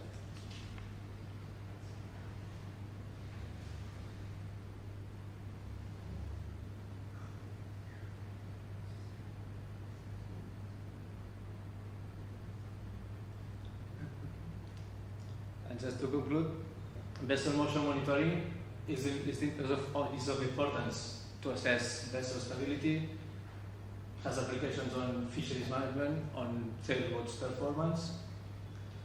Low-cost IMUs are a suitable tool to assess the vessel motions or to monitor vessel motions, depending on the scope of the studies. Low-cost IMUs are a good device to have these motions of boats. In the IMUs that we have used, we saw that the digital motion processor gives an excessive weight to the system stability, it's leading signals.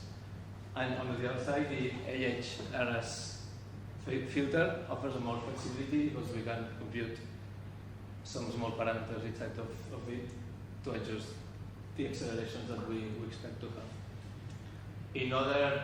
If the vessels validated need to be high-speed vessels or vessels with high accelerations, maybe new validation tests should be done. And this is it. Thank you.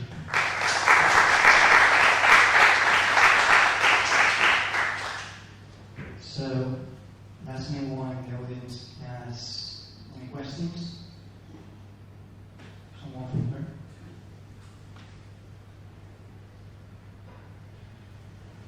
It's a very interesting work. I'm also doing something similar to what you are doing. But there was one thing that was not entirely clear to me. If you want to do a validation test, you have the sensor you want to test. But what is the reference instrument that you are using? Because that is not entirely clear to me. You need something to compare where you're actually sure that that is working correctly. It was not entirely clear to me. In which test? Or I know that. And the young test, we were checking it against the smartphone GPS, which we were believing. And then in the inclining test, we were using the values from the pendulum, if computing here.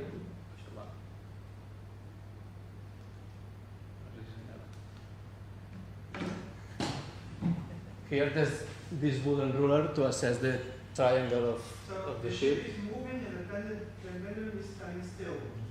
No? Yes, because in this test the ship is in static conditions. It only has the ship is doing like this? No, it has a static heel, and then we compute from the pendulum the heel, and we compare it with the value from the IMU. Here we don't have validation, and in that test we got a BD from the dock, from a quiet place in the dock, and we were obtaining those values from the video analysis. Because here the pendulum was not working.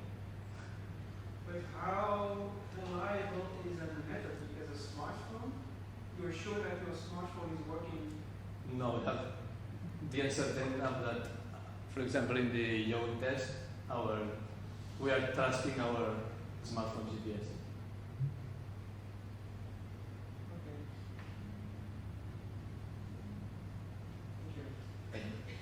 Thank you. Anyone else? So, can I ask one question? With this slide, for example, you said that basically you have checked the ground truth in this case could be basically the footage and the video. Those black points here. What about pre-computing with an enabled architecture software like Maxwell, for example? If you have the houseworks, you could also take the software generation. That would be also, for example, the ground truth. Have you done that, or? Yeah, we are actually doing that at this time, after that paper, only for these votes, for class vote 850.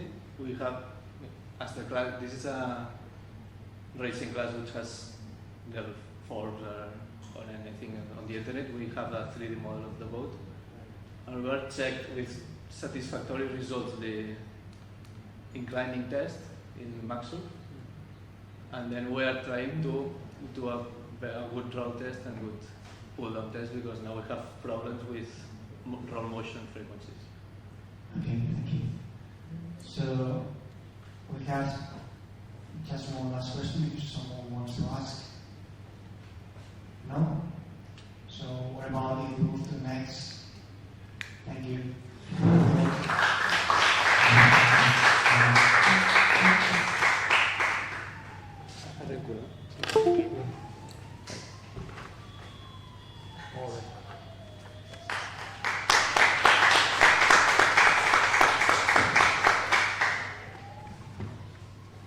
So, next one speaker is now Zed Agodas. I believe I have pronounced this correctly. Sorry if not, I apologize if I can't. So, according to his bio, he is a second engineer, and basically now at the moment is a PhD candidate if not wrong, or not, a master's in the World Maritime University. He's going to present spatial analysis of hydrogen placement in engine room using the Brunei diagram. Whenever you want. Thank you very much for the introduction. Good afternoon, ladies and gentlemen. For this afternoon, we will be looking at how ways we can use the Brunei diagram to maximize the placement of the fire hydrant. So before we go to the main part of the presentation, is that this study was initiated with the life cycle framework assessment in mind, because as of now we have different issues that are accumulating in the maritime industry, such as decarbonization. And in that decarbonization effort, there are three main concepts that are being pushed forward in the IMO. One is the fuel standardization. Number two is the efficiency in the operation, and number three is the life cycle assessment. So here, for the last 10 years, there are about 99 incidents that involves fire on board ship. So, and then 15% of that fire is coming from the engine room. So as you can see, there are significant numbers when it comes to the incident of engine room fire throughout the years. And apart from that one is that we have also the life cycle assessment framework that is currently being developed right now, so it's in the stage of development. But in the life cycle framework, it has been studied that 15% of the carbon emission or the emission comes from the construction phase of the vessel. So right now we are focusing on the operational side, but in order to bridge the gap and in order to attain the zero shipping in the future, we need also to focus on the construction phase. So that is 15%. And by 2040, the IMO is aiming for 80% reduction of carbon. So by 2050, I think they have already revised that by 2050 we have a net zero carbon. But right now it does not include the whole life cycle of the ship. But if the life cycle framework will be developed, I think that will also be a significant change moving forward. So the premise of the study started that we have the border diagram before has been used in the maximization of the placement of the different cell sites in order to maximize the number of cell sites as minimum as possible, but without compromising the signal. So there should be no signal gaps along the way when you minimize the number of cell sites. And it has also been used in the placement of the different outposts, fire outposts, main outposts, to maximize the distance and to make them less number as possible. So now, from the macro scale, we want to explore its application in a micro scale, such as in worksheet. So first, we will be using the Voronoi diagram and the Delaunay triangulation application for the optimization. And then we would like to derive a general equation, if it is possible, for the placement of the fire hydrants in a two-dimensional diagram. And then we have the verification process if the placement points are maximized and optimized and it is conforming to the regulations set forth by the IACS and the SOLAS. So now we have here the different stages that we have. We have document analysis. So we scour through the different regulations that needs to be considered, such as the regulations set forth by the IACS, the International Association of Classification Society.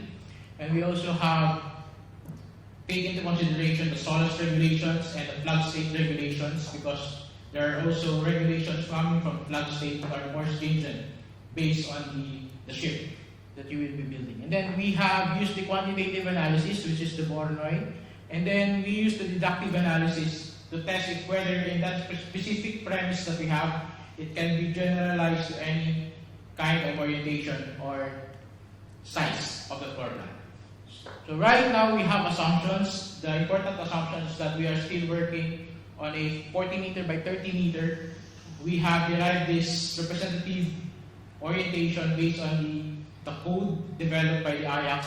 And then the assumptions is that we also follow the different regulations by the IACS, the SOLAS, and the flood state regulations when it comes to the length of the fire hoses, the minimum distances of fire hydrant in a particular area, the reach of the jet hoses, and so on and so forth.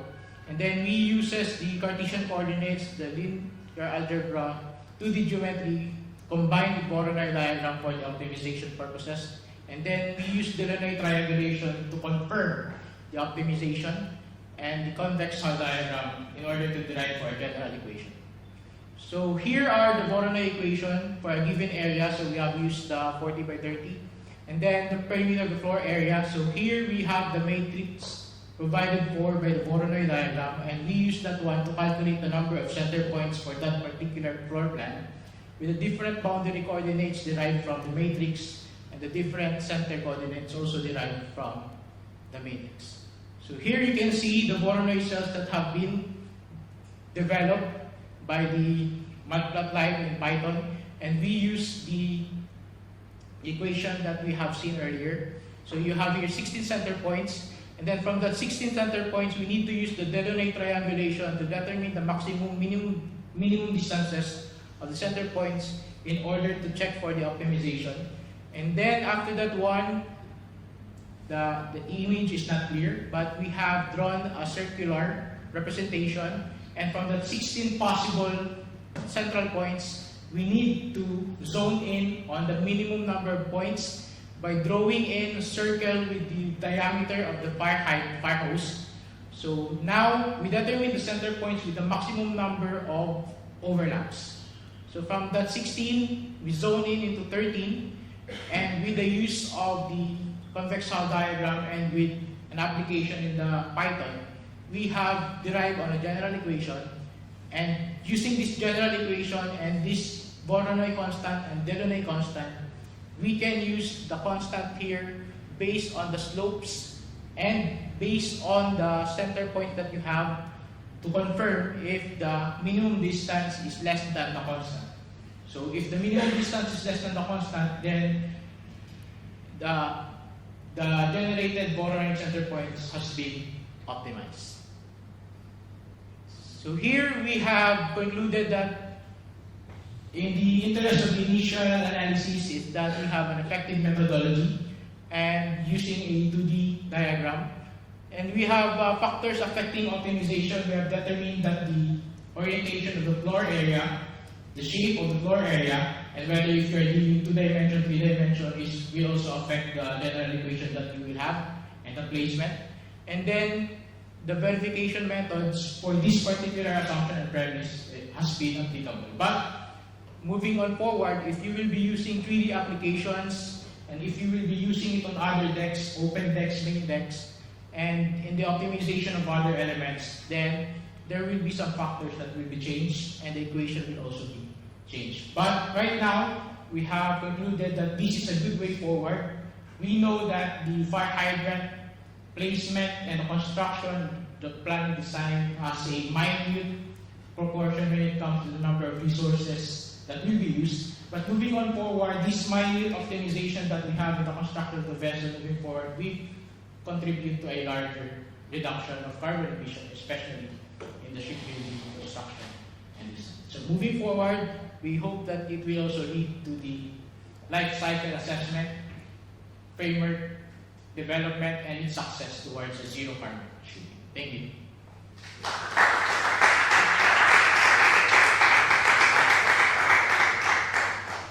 Thank you, Mal. So, does anyone in the audience wants to provide any questions regarding this? No? So, can I provide some? I'll start. Can I ask you regarding the boundaries? There's some slide over there. We were talking about boundaries. How? So, to my knowledge, you generate the segmentations in different regions with Voronoi, and then you just mesh it using the Voronoi setting to generate a triangular mesh. So, the boundary, how you establish that boundary when you're generating the mesh? So, the boundary, not inside the engine room, like the boundary of the engine room, the shape of the engine room from a 2D perspective. How you enforce that? How you enforce that? How you create that geometry? The circle, yeah. The boundary, yeah.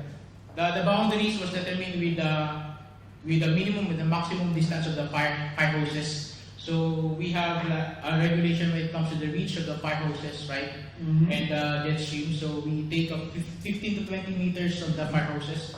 So we use the 15 meters radius and 20 meters radius. So we plot it out and we determine the maximum number of overlaps.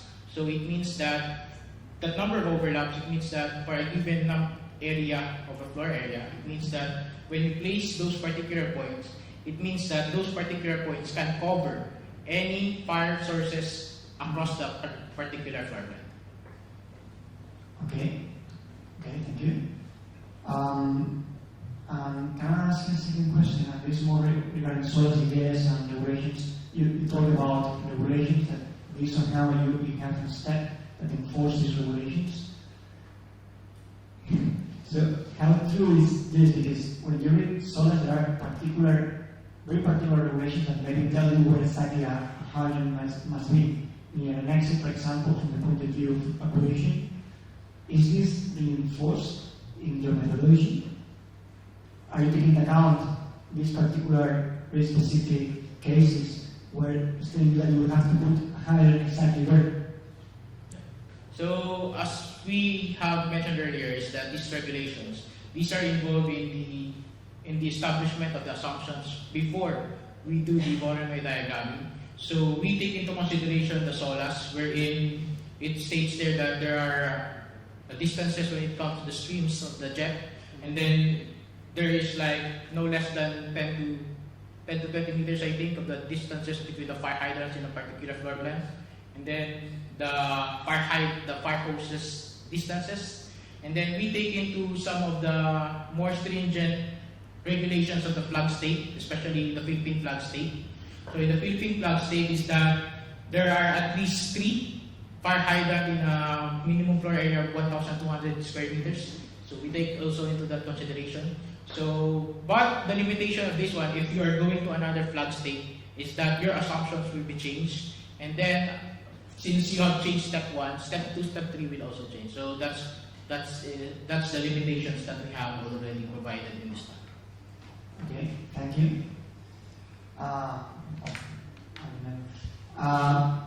I'll keep a little bit with this because, for example, I'm thinking a very specific regulation. SOLAS says that basically, if you have an entrance on the engine room. We're talking about exactly engine room. Maybe you can corroborate if I'm not wrong, because you don't know, so it's much better. But it says that basically on that entrance, if you have, how it says, it's an entrance that has a connection to the shaft tunnel, then you have to put exactly a hydrant in that exactly entrance. You also go for that level of thing. So I think when you have more regulations that you need to include is that the methodology it is flexible, but because of if you add additional regulations to the assumptions, then you will have more limitations, right? Mm-hmm. I don't know if what will be the changes with it, but certainly there will be. So I think we will be exploring to add additional limitations and regulations in the assumption area. Okay, thank you. Anyone else has any other questions? Please. For me, this topic is very interesting. Can I add just one last thing? Have you considered, for example, other techniques? For example, have you ever heard of wave function collapse, for example, or some techniques like that? For the type of vessels, right? For the type of vessels, for the different type of vessels. For example, that could be one of the applications. So for the different type of vessels, there are additional regulations, especially oil tankers and those vessels that are more prone to fire incidents. So we haven't touched it there yet, but in the next stage, we will also be designing different optimization plan for different types of ships. So I think this one is only the first step towards the series of additional steps in the future. Okay, thank you. Any regulations? So without further ado, let's move to the next person. Well, let's do the certificate.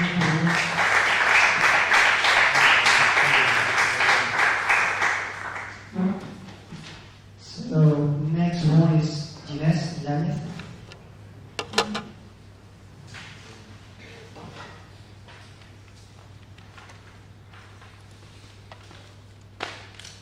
So Ginés is another PhD candidate, so we have mostly PhD candidates in this panel. Basically, he comes from this very capital school. He basically is doing his PhD on autonomous ship and this sort of field. So let me allow him to read the title. So he's going to basically be speaking about redundant and supervised serial and parallel context to increase reliability on vessels. So, Ginés, whenever you want, you can start. Okay, thank you. My name is Ginés Yáñez, and I present efficient and reliable electrical contacts for autonomous ships installations. Okay. Foundations of this. The motivation is given by need to equip an autonomous ship with serial and parallel electrical connections without faults. And the utility of electrical connections without faults is that they are essential and vital to the survivance of the ship. And the benefit of this work philosophy is to ensure that an engine room continues to provide service under all circumstances. Okay, reliable and effective electrical contacts, they have to be designed to be reliable and effective, especially for autonomous ships without personnel on board. Respect to reliable, its redundancy entails the elements according to need and work atmosphere, and detect internal failures with predictive systems. Is the contact works and atmosphere corrosive, for example, you need more anytime redundancies of this. Okay, and respect and effective must provide service in any situation, even in the event of their own internal failure. If a connection have an internal failure, but in the other redundancy you can make service, you can detect the fault and continue to provide service of this. Yeah? Okay, the connections have, we develop 3 levels. Level 1, level 2 and level 3. For each level have a serial contact and parallel contact. In total have 6 connections. Okay, here have a comparison between connections. Level 1, reliability is low, level 2 is high, and level 3 is very high. Okay, let's have an example of one of these. Applications by level. Level 1 is intended for non-essential installations, for example lighting, ignore critical situation in the event of failure. If lighting fails in the ship, she continues without problem. Level 2 is intended for essential equipment for the ship systems, for example cooling pumps or firefighting pumps. It's a critical situation in the event of failure. It's a critical situation for the system, for the system of this. And the level 3 is the most critical. It's intended for essential and vital application for the ship. For example, electricity generation and distribution, electricity auxiliary generating connections. It's critical and vital situation in the event of failure. Vital situation for the survival of ship. The system knows, the ship. Okay, functioning of levels.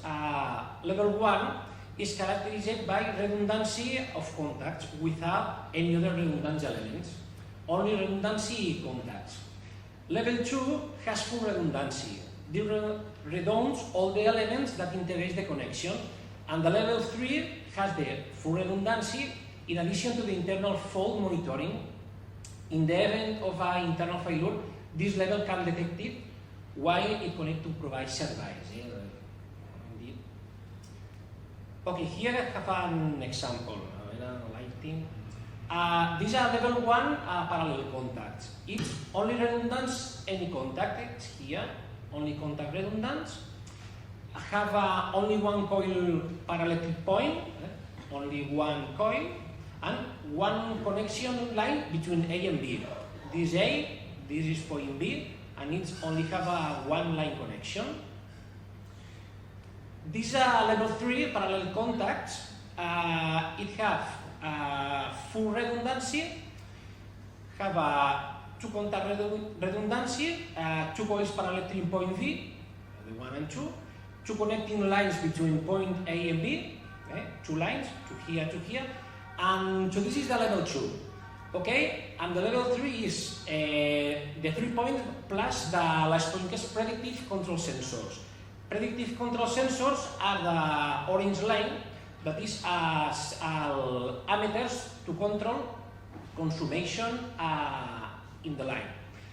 For example, if have a fire in this first contact, you can detect the situation with the sensors and you can provide service with the other lines. And for example, if this connection works in an atmosphere corrosive and we have 4 redundancies, for example, if fails 2 contacts, we have 2 more contacts to continue to provide service. Okay? This is the level 3.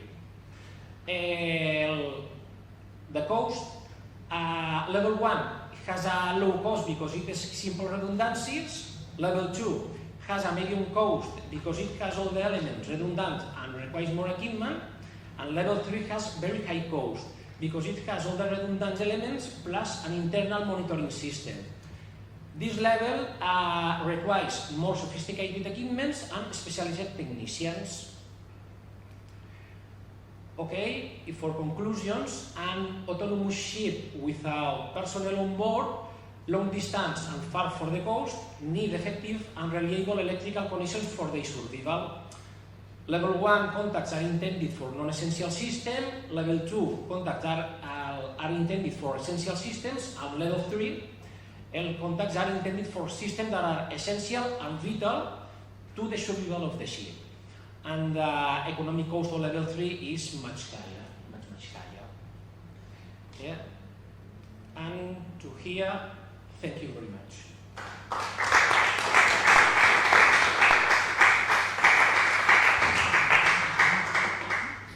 Thank you, Ines. From the audience, does anyone has any question regarding this topic? So, thank you, Ines, for the presentation.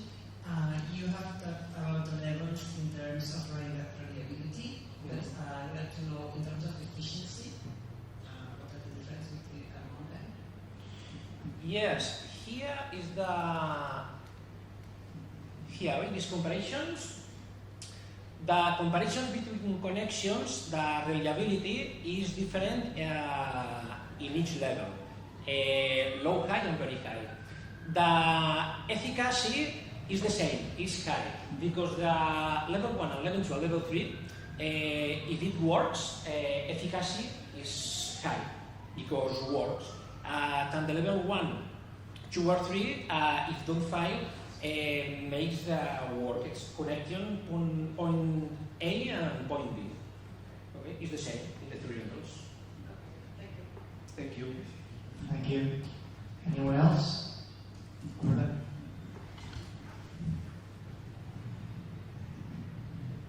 At a certain moment, you were referring to sensors and to, I think, to measure the quality of the connections, I think. It was not entirely, is it some kind of self-assessment that you also need to do the predictive maintenance? That was not entirely clear to me. The protection? Yeah, that was not clear.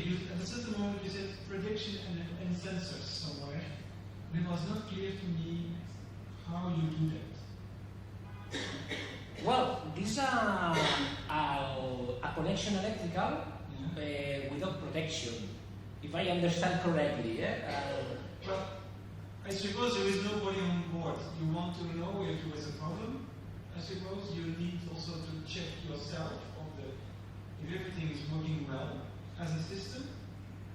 Was that what you were referring to at a certain moment? Because that was not clear to me. The sensors. Yeah. Well, the sensors. Predictive control sensors. Yes. What does that mean? The predictive control sensors, this signal is destined to the system of control, PLC, MPC. You can have two possibilities, or more, principal two possibilities. One, destinate a principal PLC of engine room of a ship, or a specific controller with this connection, and this controller inform a principal PLC. Okay? I don't put it in this scheme because the two possibilities, you need that the reliability and efficacy that this PLC is higher. And you have two possibilities, you can choose. You can choose one or two because I make this. Thank you. Okay. Any other questions? No? Let me sit down. Can I ask just one question? I guess it's like the most mundane one. What about the cost? Which are the ranges of the cost of choosing one level to another? Yeah, the cost, level 1 is a low cost and the level 3 is very high cost. It's principally because the level 3 is destined to high power of the engine room. This connection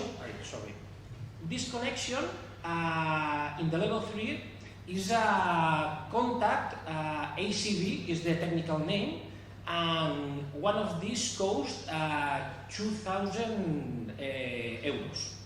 One.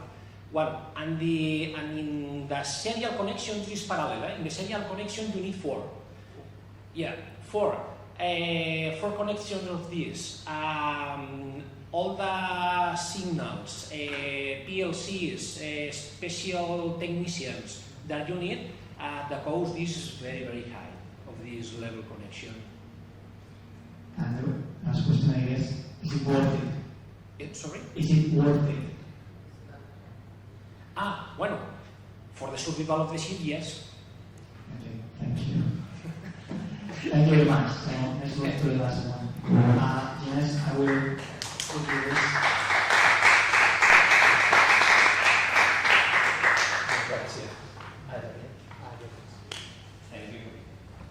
Last one, Mrs. Alicia Alejandro.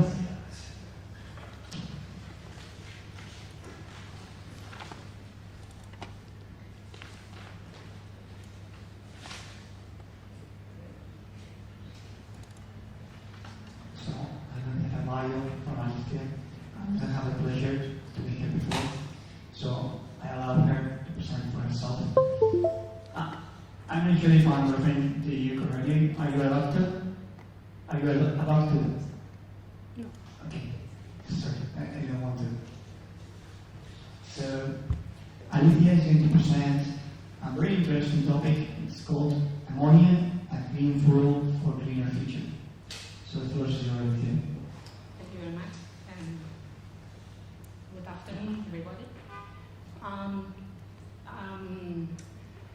Ammonia, a clean fuel for a cleaner future. Can shipping become reliable source of demand for clean solutions, and will be possible to reach the net zero emissions scenario by 2050?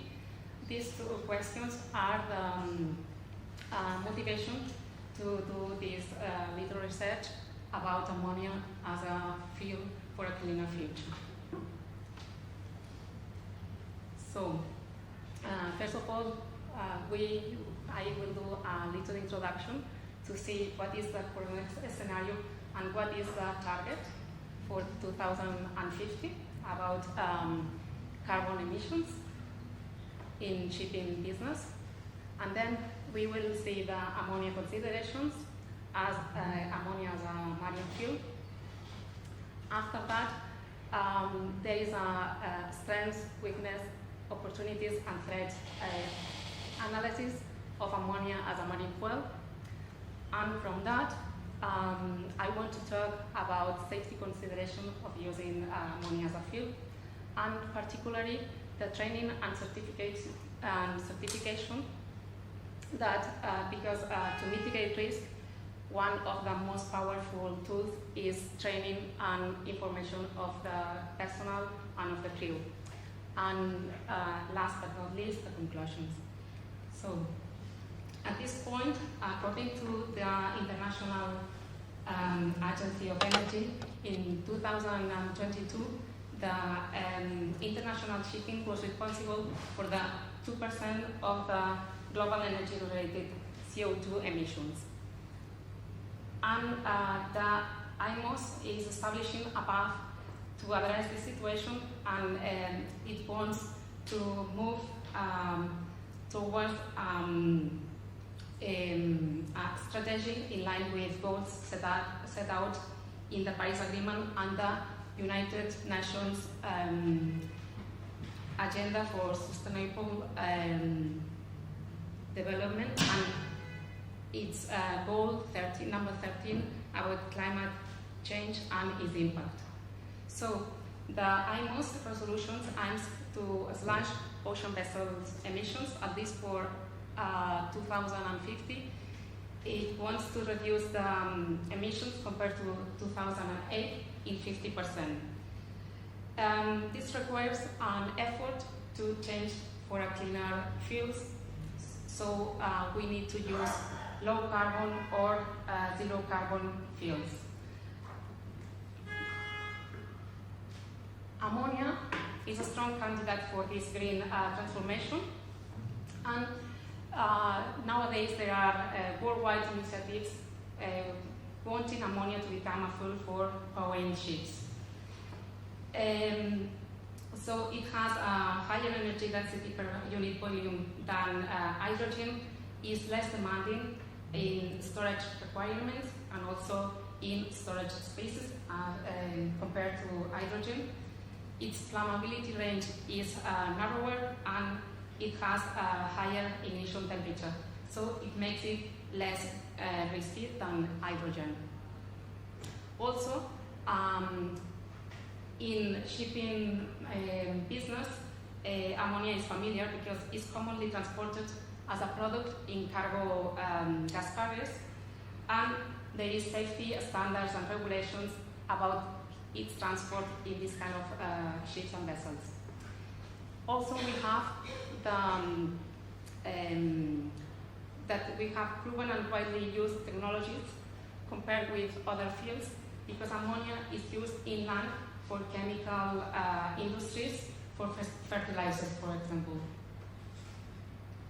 So, ammonia consideration, it has to face some key issues like the sustainable production, because at the moment the ammonia production is based on non-renewable energies, and the aim is to produce green ammonia with renewable energies like wind or solar power plants. Also, there is a need for a supply chain and availability in order to use it as a marine fuel, because now the production is low. And if we don't change that issue, we cannot use ammonia as a fuel. And the third issue, and not least important, is the regulation on safety. We have regulations for the transportation of ammonia and regulations for producing ammonia in land, but we don't have currently standardized regulations for ammonia for using it as a marine fuel.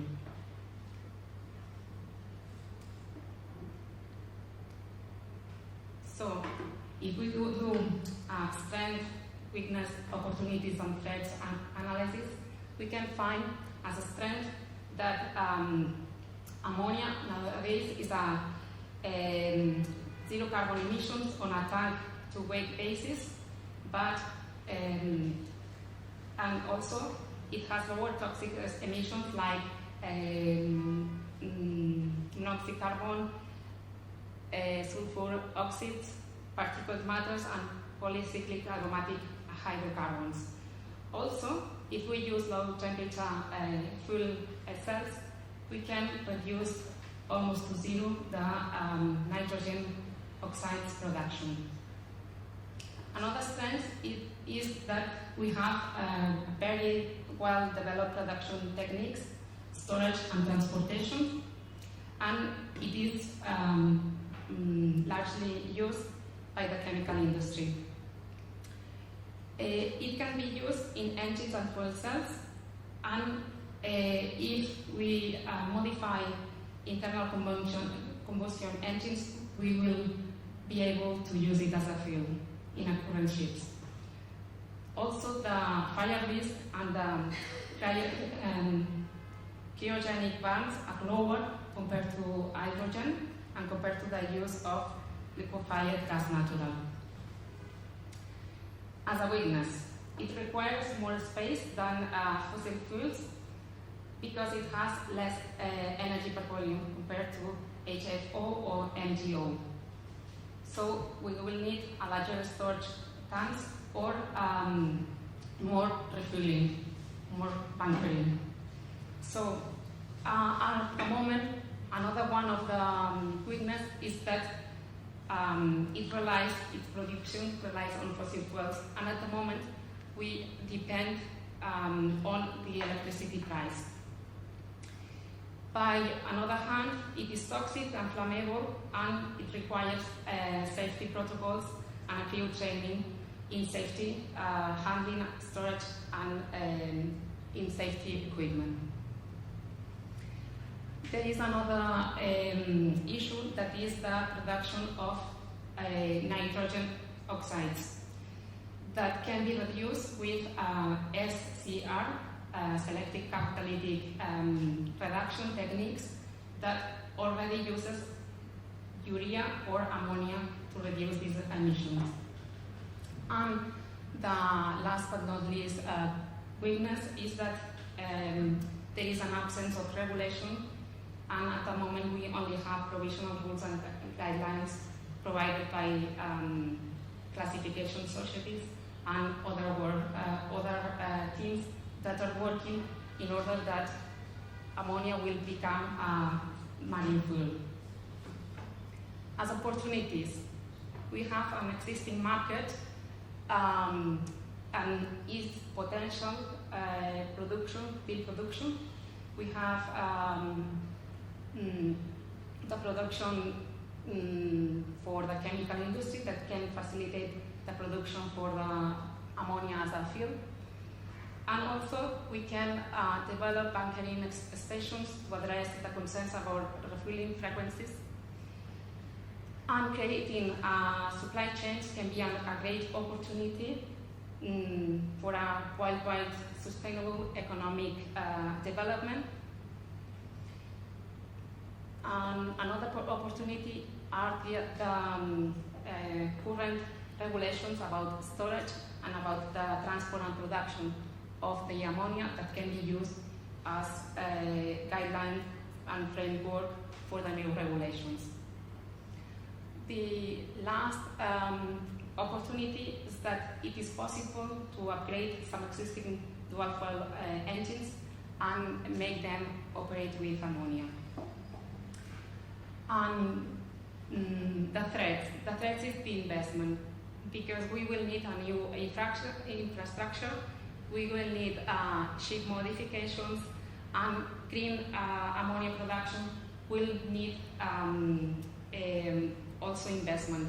So there is a need for incentivate the ship owners that will want to make this change, because they will have to face with competitive disadvantages. Another threat is that the concern about safety, transportation and storage that can be a barrier for public acceptance. And the last one is that we also have another strong competitors like biofuels and electrofuels as a zero carbon alternatives.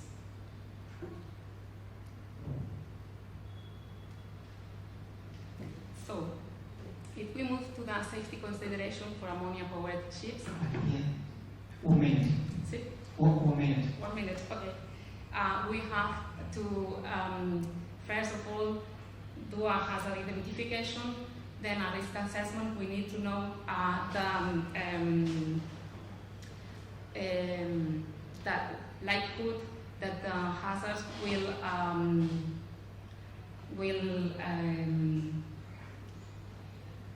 and consequences that the hazard we have identified, and then we need to mitigate with several measures this risk that we have identified. So one of the measures to assess or to prevent or to mitigate the risk that ammonia as a fuel can have is the crew training and certifications. It will be needed to have a safety training about physical chemical properties of ammonia. Also, crew will need to know the regulatory, the rules and regulations and guidance for the use of ammonia as a marine fuel. They need to use the emergency responses, for example, leak detection, spill management, and firefighting procedures specific to ammonia-powered vessels. And also, they will have to develop new automation competencies, and maybe the role of a gas engineer will be needed. So, in conclusion, we need to promote fuels with zero climate impact on a life cycle basis, not only in its use. And we need to address some challenges such as the global supply need, and also to overcome all the technical, economical, regulatory and safety challenges. We will need the effort of different stakeholders like ship owners, shipbuilders, engine manufacturers, and also regulatory bodies. Thank you very much.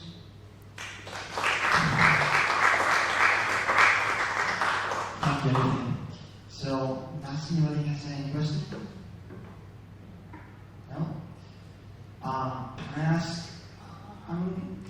indulge me because I'm not an expert on this field, so what can I say? Well, I've read on the soil analysis, you recommend that fire is not that problematic, but then you have on the part of weekends or weekends, you have the issue that can we go to the slide? Because it's something about low flammability. Because in the stance you have lower fire risk, okay, but then you have flammability concerns. Yeah, You give me because even it is lower than other fields, it has a flammability concern. So you have to take it in account in order to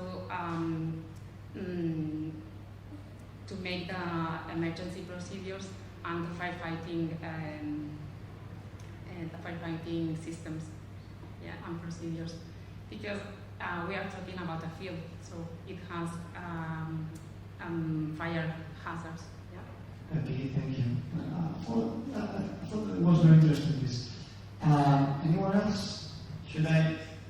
Well, I think we have spent all the time for questions. So thank you very much, Olivia, again. Thank you very much. I'll give you the certificate. Thank you.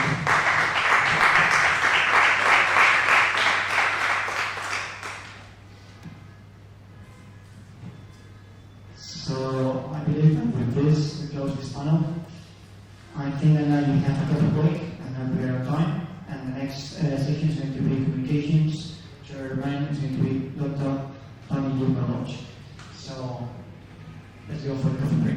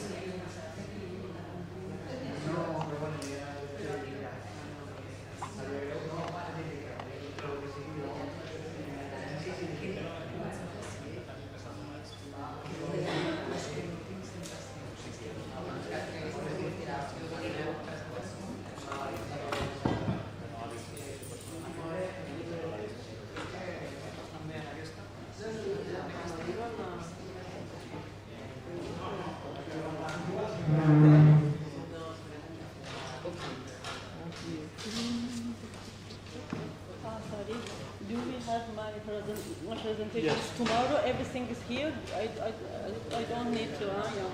Yeah, we can check it now. Okay. Yeah. Thank you. So it's tomorrow morning.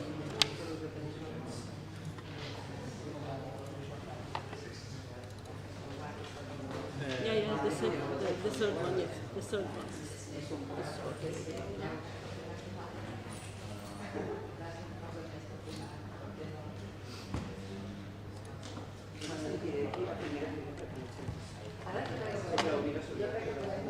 So you can check it.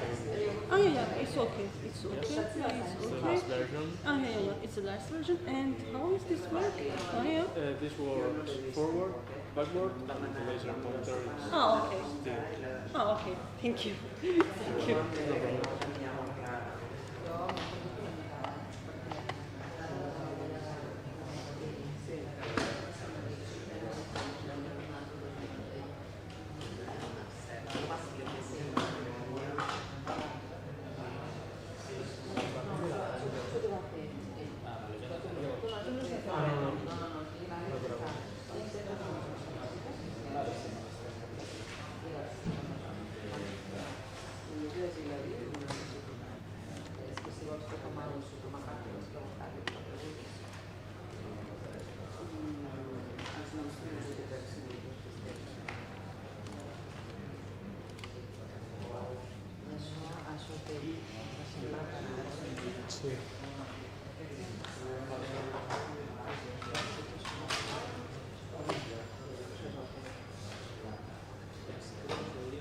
problem.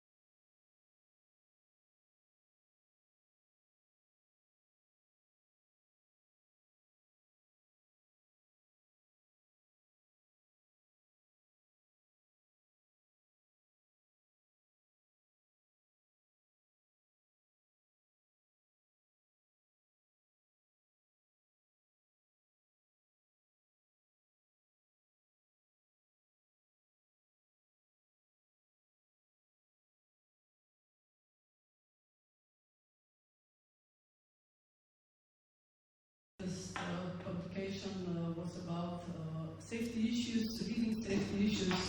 They identified 9 safety issues which were found in marine accidents, and one of them were also working methods, which are being critical. And by working methods, for us was important 2 problem areas, and this was breach response management and external communication.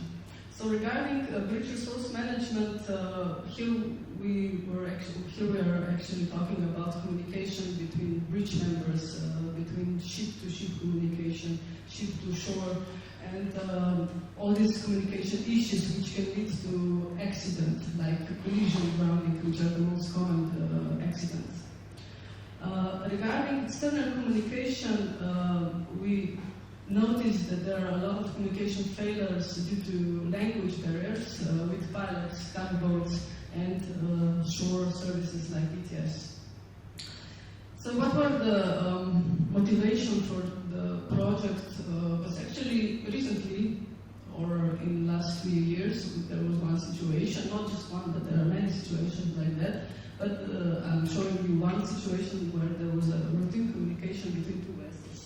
And one vessel said, on the position, correct, you won't cross ahead of me. And another vessel said, yes, sir, affirmative, I want to cross ahead of you. And the vessel one said, okay.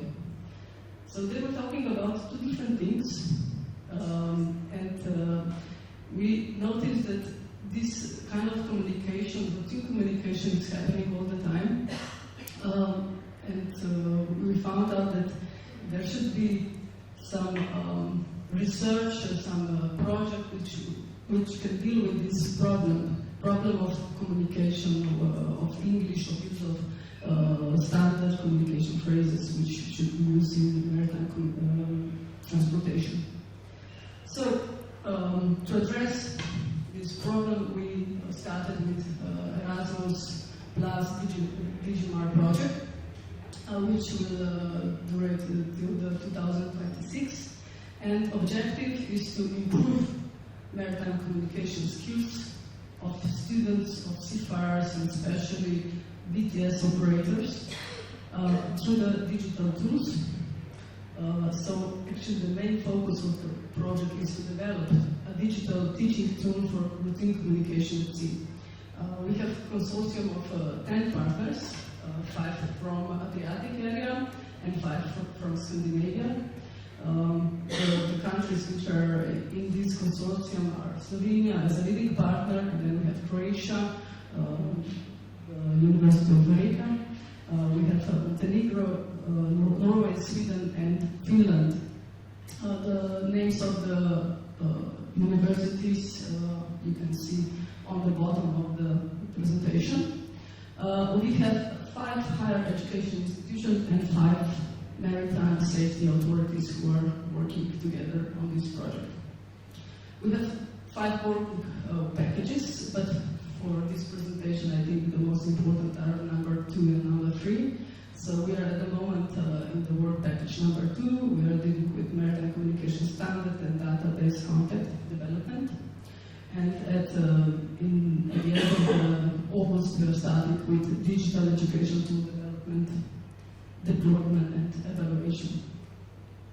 So the focus of this paper or presentation is actually to present, to understand in what manner and extent communication may play a role in maritime accidents. So we made through the work package number 2 a detailed analysis of selected marine accidents, which are presented. The key findings are presented now in this presentation. Collections of data were made by higher educational institutions. We analyzed marine accidents which are freely accessed on the internet or from these databases, like UK government is database, Australian, US database. And this was the first step. In the next step, the Maritime Safety Authorities checked our investigation, our analyzed, and checked if they are okay, if the consistency of the finding.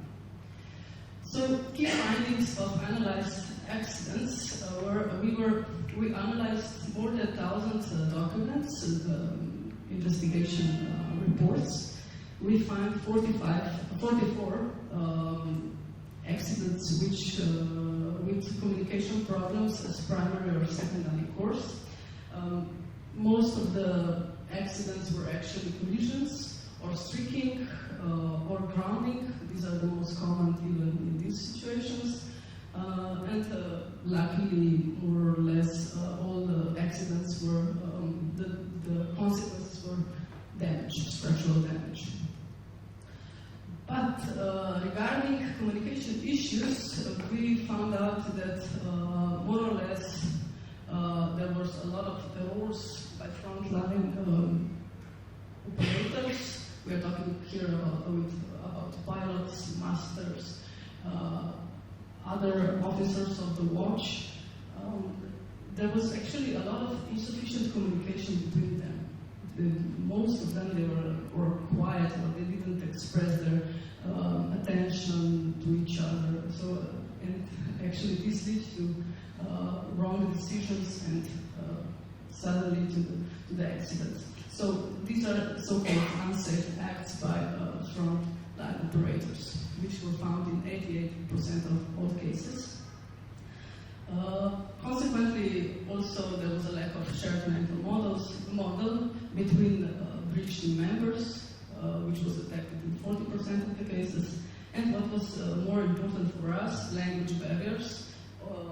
It was actually significant in over 60% of all cases.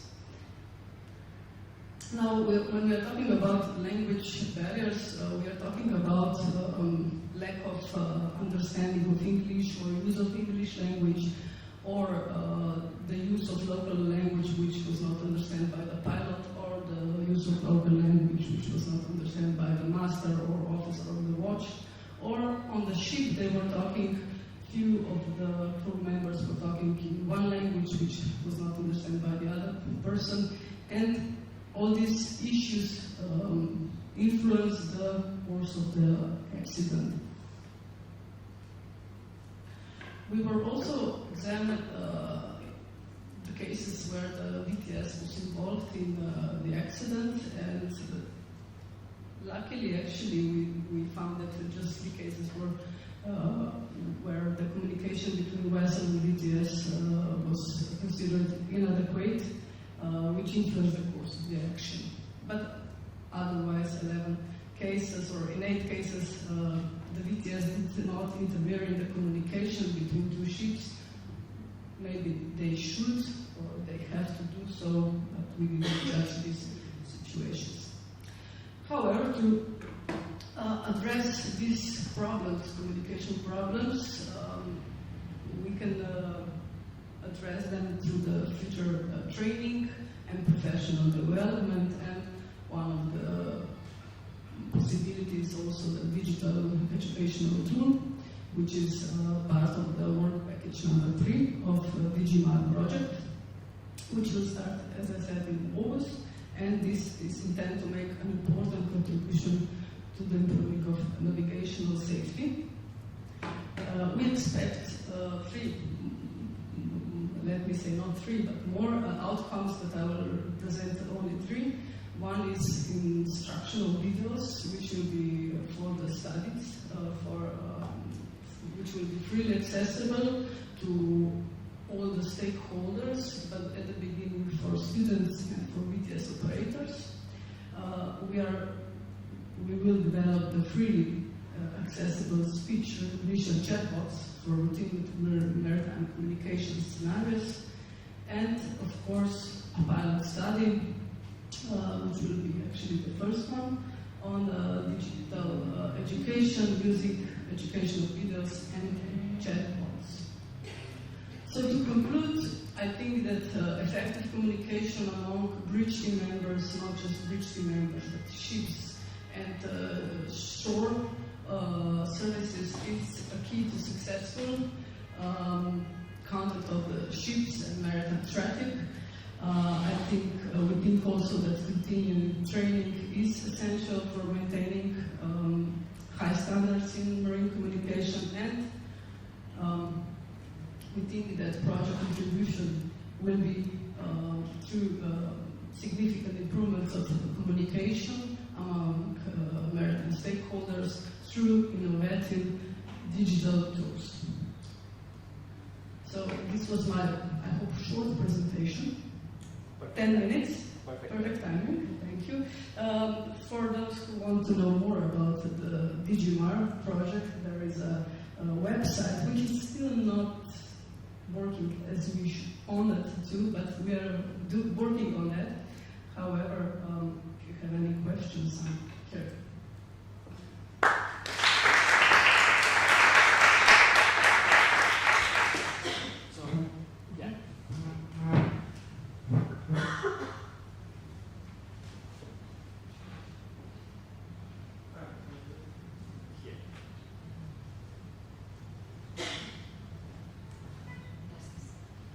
Okay, so thank you very much for this very interesting presentation and also for the project, which I believe is really necessary. I'm teaching the standard marine communication phrases myself, so I understand all that you mean. I use a research article with my students, and this was a research conducted in Canada where they analyzed over 200 accidents due to miscommunication. And 40% of those were due to miscommunication between master and pilot and multilingual crew. So there's a lot of miscommunication even more here with the ones intervening in the use of the SFTPs and all that. So I think this is really necessary because you know that the use of the standard marine communication phrases is quite rigid. Yeah, so we need to know how to implement and transmit how to use them to our students and to, as we mentioned, to different stakeholders, and to use them in the maritime field in order to avoid misunderstandings. Yes, it's the one you mentioned before, because those were not using the SNCPs because you cannot use construction, for example. Yes. Yeah, but I know it's difficult sometimes. So I was wondering whether I understand that this DigiMar project will incorporate within the VHF protocols and everything, so the use of the SMCPs for communication. Actually, this is the main thing to incorporate this standard communication phrases. Okay, and will this be freely available? It will be. I'm sure about that. Okay. If not, I will send you. Okay, the great. links and login and everything. Just when will you complete the project? You said 2026. Okay, I will be waiting for that. But I think not. This is European Erasmus Plus project. It should be free. This is actually the point of it. It's the point that everybody is using this. Yes. And otherwise, it's just one-time project, and after 2016, nobody is using it. So we have to spread this. It should be freely available to everybody. Okay, so we'll work with that, and we will be waiting for this platform. Yes, thank you. Thank you. How big is this project in money? Not so big because we are green now. We are not traveling. We have only 3 visits in 3 years. So I think it's around less than €500,000. But it's enough. We can talk online. We can do this in our free time. No, I think it's enough. It's enough. I think. Yes.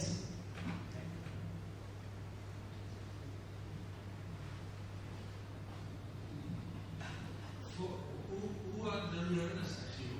Are you focusing on professionals or are you focusing on students in maritime academies?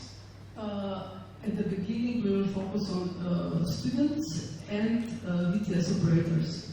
Actually, we are dealing with VTS operators from this marine safety agencies are actually working with separators. The idea is that they come to a course or they just follow it online? We will have also courses. They are already starting with that. Not courses, but students and VTS operators are now doing. They are working on scenarios. They have to. To record their speech, and we are doing now. We will do actually based on this. We will do these chatbots, speech recognition chatbots, and later on they will be the testing bodies who will check everything and test everything. So we are now having before educational tool. Let me say a study, and we will have with the tool study. We will compare these results. Okay, so we have now 5 minutes of discussion, which is the time that was supposed to. Thank you. To take. So thank you, Tanya. Yes. And we'll proceed with the next talk. But Thank you. first, I will give you your certificate. Yeah. Thank you.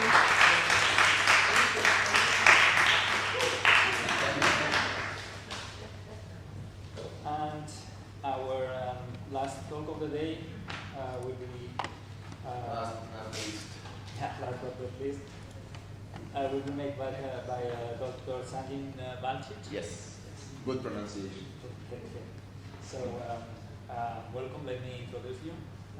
Sanjin Balcic is a senior research associate who is employed as an associate professor at the University of Rijeka, Faculty of Maritime Studies. In addition, he is also the head of the postdoctoral program, as well as the deputy head of the Faculty Center for Maritime Technologies. His field of research and expertise relates to the maritime radio and satellite communication systems and equipment.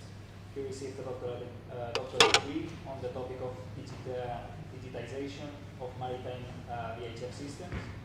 During his 12 years of work at the University of Rijeka, Faculty of Maritime Studies, he actively participated and still participates as a researcher in several European and national research projects related to various aspects of maritime industry. And so far, he has co-authored scientific papers, most of which are indexed in the Web of Science, and has reviewed dozens of scientific papers for possible publication in various national and international scientific journals. So, welcome. And he will present a paper that is titled Monitoring the Utilization of the VHF Maritime Mobile Band in the Northern Adriatic using software-defined radio scan. So, please. Thank you very much for your introduction, Chairman. So, welcome everybody. The title is a little bit long, but we want to emphasize what we did in our little research. So, here are my colleagues. We together try to monitor the utilization of VHF communications, VHF Maritime Mobile Band in the Northern Adriatic, where our faculty is situated, using a new paradigm in communications, which is software-defined radio. And we did simple scanner to monitor these frequencies. So our research paper, as well as this presentation, is separated in several sections. Firstly, I will introduce you what we planned to do. Then I will show you our experimental setup and methodology for obtaining the results. And then I will give you the analysis of the results of our little research. And finally, I will conclude my presentation. So I think that everybody in maritime industry is aware that VHF stands for very high frequency, but we are dealing with the technical aspect of the communication. That means that VHF radio system is a part of a global maritime distress and safety system, GMDSS, and this VHF system is being used also for alerting, search and rescue coordination, location determination, dissemination of maritime safety information, performing emergency and safety communications, as well as general radio communications, as already Tanya explained in her presentation. So this very high frequency radio is mandated by Chapter 4 of the SOLAS Convention, And under the GNDSS and SOLAS Convention, every ship is required to be equipped with the VHF radio equipment for conducting distress agency safety communication as well as general communications. The specific channels allocated for these purposes, distress agency safety and those for general radio communications, are detailed in Appendix 18 of the International Telecommunication Union's radio regulations. There are numerous channels, but the most important channels are channel 16, which has a frequency of 156.8 megahertz, and this channel is the international radio channel for distress agency and safety communications, as well as for general calling purposes. And the other one is channel 70, frequency 156.525, which is designated for digital selective calling. By regulations, ships' VHF stations should maintain a continuous watch on VHF channel 16 and 70. But additionally, in accordance with the ITU radio regulations, ships' VHF stations should also have the capability to receive and also transmit transmissions on the channels. VHF channel 6, which is the primary intership channel, VHF channel 13, which is the intership navigation safety radio channel, and also all the frequencies which are essential for their service. For example, Tanya already explained today VTS services. So this includes ship movement. Also, channels for receiving notices to navigators and meteorological bulletins from coast radio stations. So, to monitor VHF radio channels effectively, the ship's VHF stations must be equipped with appropriate receivers. Most maritime VHF stations, I'm talking about real station, offer dual or triple watch functionality. Also, they have multiple channel scanning capability. However, as per regulations by International Maritime Organization, ships' VHF radio telephone equipment should include the possibility of automatic scanning. Only one channel, priority channel, which is channel 16, and only one additional channel, besides VHF digital selective calling channel, which has separate receiver. So, for monitoring more than 2 radio telephone channels, ships should be equipped with more than one VHF station. So, I don't know if you are familiar, but the problems in communication with VTS is that most of the ships don't listen to VHF channels of the vessel traffic services. And vessel traffic services in their centers, most of them, for example in Croatia, don't have the capability to transmit on channel 16. So there can be established the communication between VTS center and the ship.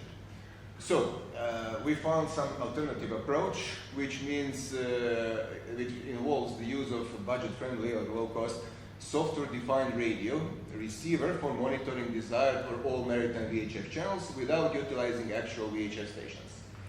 So what is software-defined radio? I don't know if anybody is familiar with that, but the name suggests the functionality which is usually performed by hardware now is performed by software. For example, if I want to modulate some signals, if I want to filter some signals, that is all done by software. We don't have to change or modify hardware anymore. And it is very, very low cost, budget friendly. So the transformative capability to reconfigure and adapt radio functions through software makes this SDR a cornerstone technology in modern communication systems, offering versatility and scalability across a wide range of applications, including maritime communications. That means that I can have a simple and just one SDR receiver, and it can monitor Navtex receptions, it can monitor VHF reception, NFHF receptions, and so on and so on. So the primary objective of this research was the utilization of SDR receiver to scan all transmitting frequencies in the VHF maritime mobile band from a fixed location, that is our faculty, in the Northern Adriatic, and the analysis of VHF channel usage during the scanning process. So the experimental setup was the following. We used NuLX SDR, which is a dedicated receiver covering broad frequency range from 100 kHz to 1.75 GHz. Then we used the usual marine VHF glass fiber antenna, connection between coaxial cable, and that was the hardware part. The software part was the SDR Sharp software, and the plugin for efficient organization of frequency spectrum scanning, logging, and so on and so on. So on these figures you can see the experimental setup. On the left, that is the simple SDR receiver from the new ELEC. On our rooftop there is a standard marine VHF antenna and the application of the software installed on our laptop. And this is the SDR Sharp software together with the frequency manager suite, and you can see the scanner activity logger. So, just for the methodology of our research, we have adjusted some settings. We have different panels, as you could see on this figure. For example, this SDR uses quadrature sampling mode, so we pointed out 2.4 megasamples per second. Then we applied 25 kilohertz, which is the channel bandwidth of VHF channels in the maritime communications, and also we filtered out low signals. Then we set some timers. For example, if there is no signal in 5 seconds, the scanning resumes on other frequencies. And also, if some signal is lasting more than 6 seconds, again, we use the cutoff timer to resume scanning. So the scanning operation commenced on December 19, 2023 at 11 at local time, and lasted for two days. Okay, so the analysis of the results gave us this. We recorded 935 activities in these two days period, and you can see among these records, 43% of them were less than 5 seconds. Were more than 6 seconds, so they were cut off by the timer, and 57% of them were less than 5 seconds. Further analysis revealed that 31 frequencies are recorded, with 15 not listed in the Appendix 18 of the ITU radio regulations. On this chart you can see channel designators, so you can see 23 records on channel 6, 14 on channel 8, and so on, but as you can see there are channels 16, 13, 6, 8, and so on and so on. Most of the records are on the channel 24, and I will show you why. Okay, so after excluding unknown frequencies, a total of 466 records on VHF maritime mobile band channels remained. The majority, more than 71%, were recorded on channel 24 because that's Croatian coast radio station Rijeka Radio. The transmitter is on the Mount Učka, which is 1,300 meters, so it's very in line of sight of our antenna, and regularly at least 4 times a day, they transmit maritime safety information, notices to navigators, meteorological bulletins, and so on. Moreover, 5% of records correspond to channel 9, which is used in VTS Croatia maneuvering sector, and 2% of records pertain to channels 12 and 14, which is utilized in VTS Croatia routing sectors. So these are the percentages of known channel designators.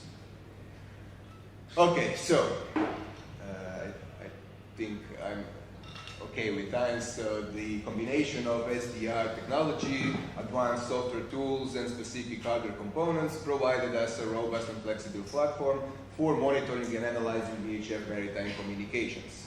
Our findings can contribute valuable insights into real-world utilization of VHF channels, emphasizing the need for using adaptive technologies in continuous monitoring to ensure effective maritime communications in the future. Okay, so thank you for your attention. I'm open for questions.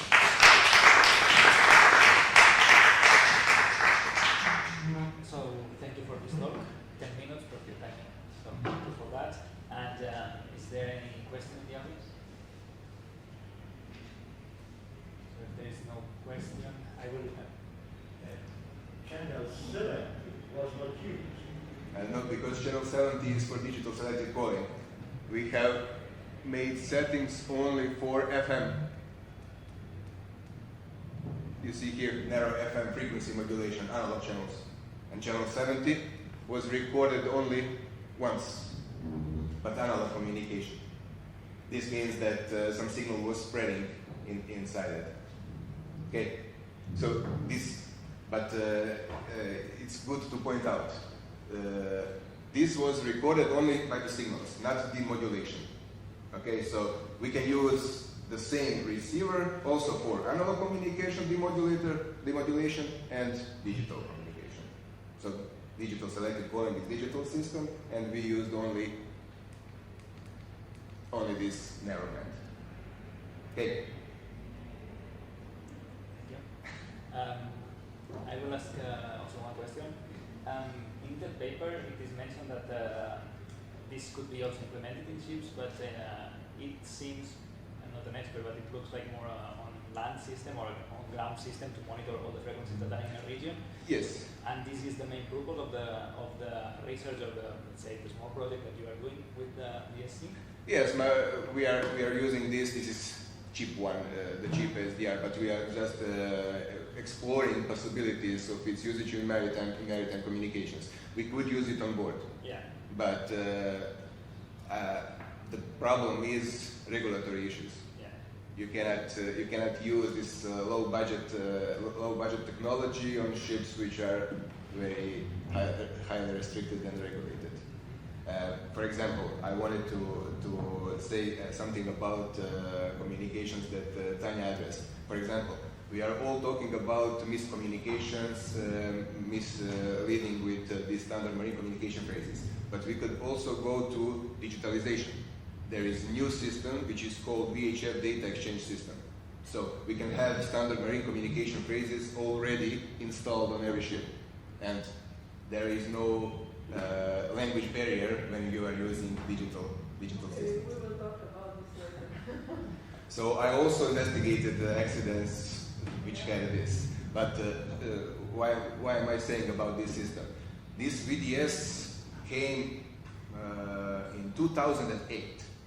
We are now in 2024. It's still not using in maritime industry. Why? There are regulatory issues. The IMO is striving to get it, but because they want to implement the e-navigation concept through this VDS system. But it's not possible to do it by now, overnight. That's the problem. But here we show that on a fixed location on our faculty we can receive whatever we want. For example, as I said, we can receive Navtex transmissions from every station which is in our line of sight. We also made a research with also this device. For example, we received ICE reports, and we wanted to analyze how far the VHF channels, VHF signals can travel. Yeah. For example, we investigated anomalies in signal transmissions. We received ICE signal on 400 nautical miles. Yeah, it happened here. We Yes. had also an antenna here, and I think that up to 200 or 230 it was not that uncommon to see. Yes. And then we tried to have some correlation with troposphere and so on. But we done it with this. So this device costs only about 30 euros with shipping. Okay. And this is Nuelec, it's not Chinese, it's American. Okay. So Chinese would be even cheaper. Even cheaper, yes, sometimes. AliExpress and you can have it for $2-3. So I'm giving the possibilities of these small devices in maritime industry. Great. So thank you for your presentation, and I think that we are done with the last session of the day. So we can close the session here. Thank you. Sorry. Your certificate. Nothing without certificate. Thank you very much.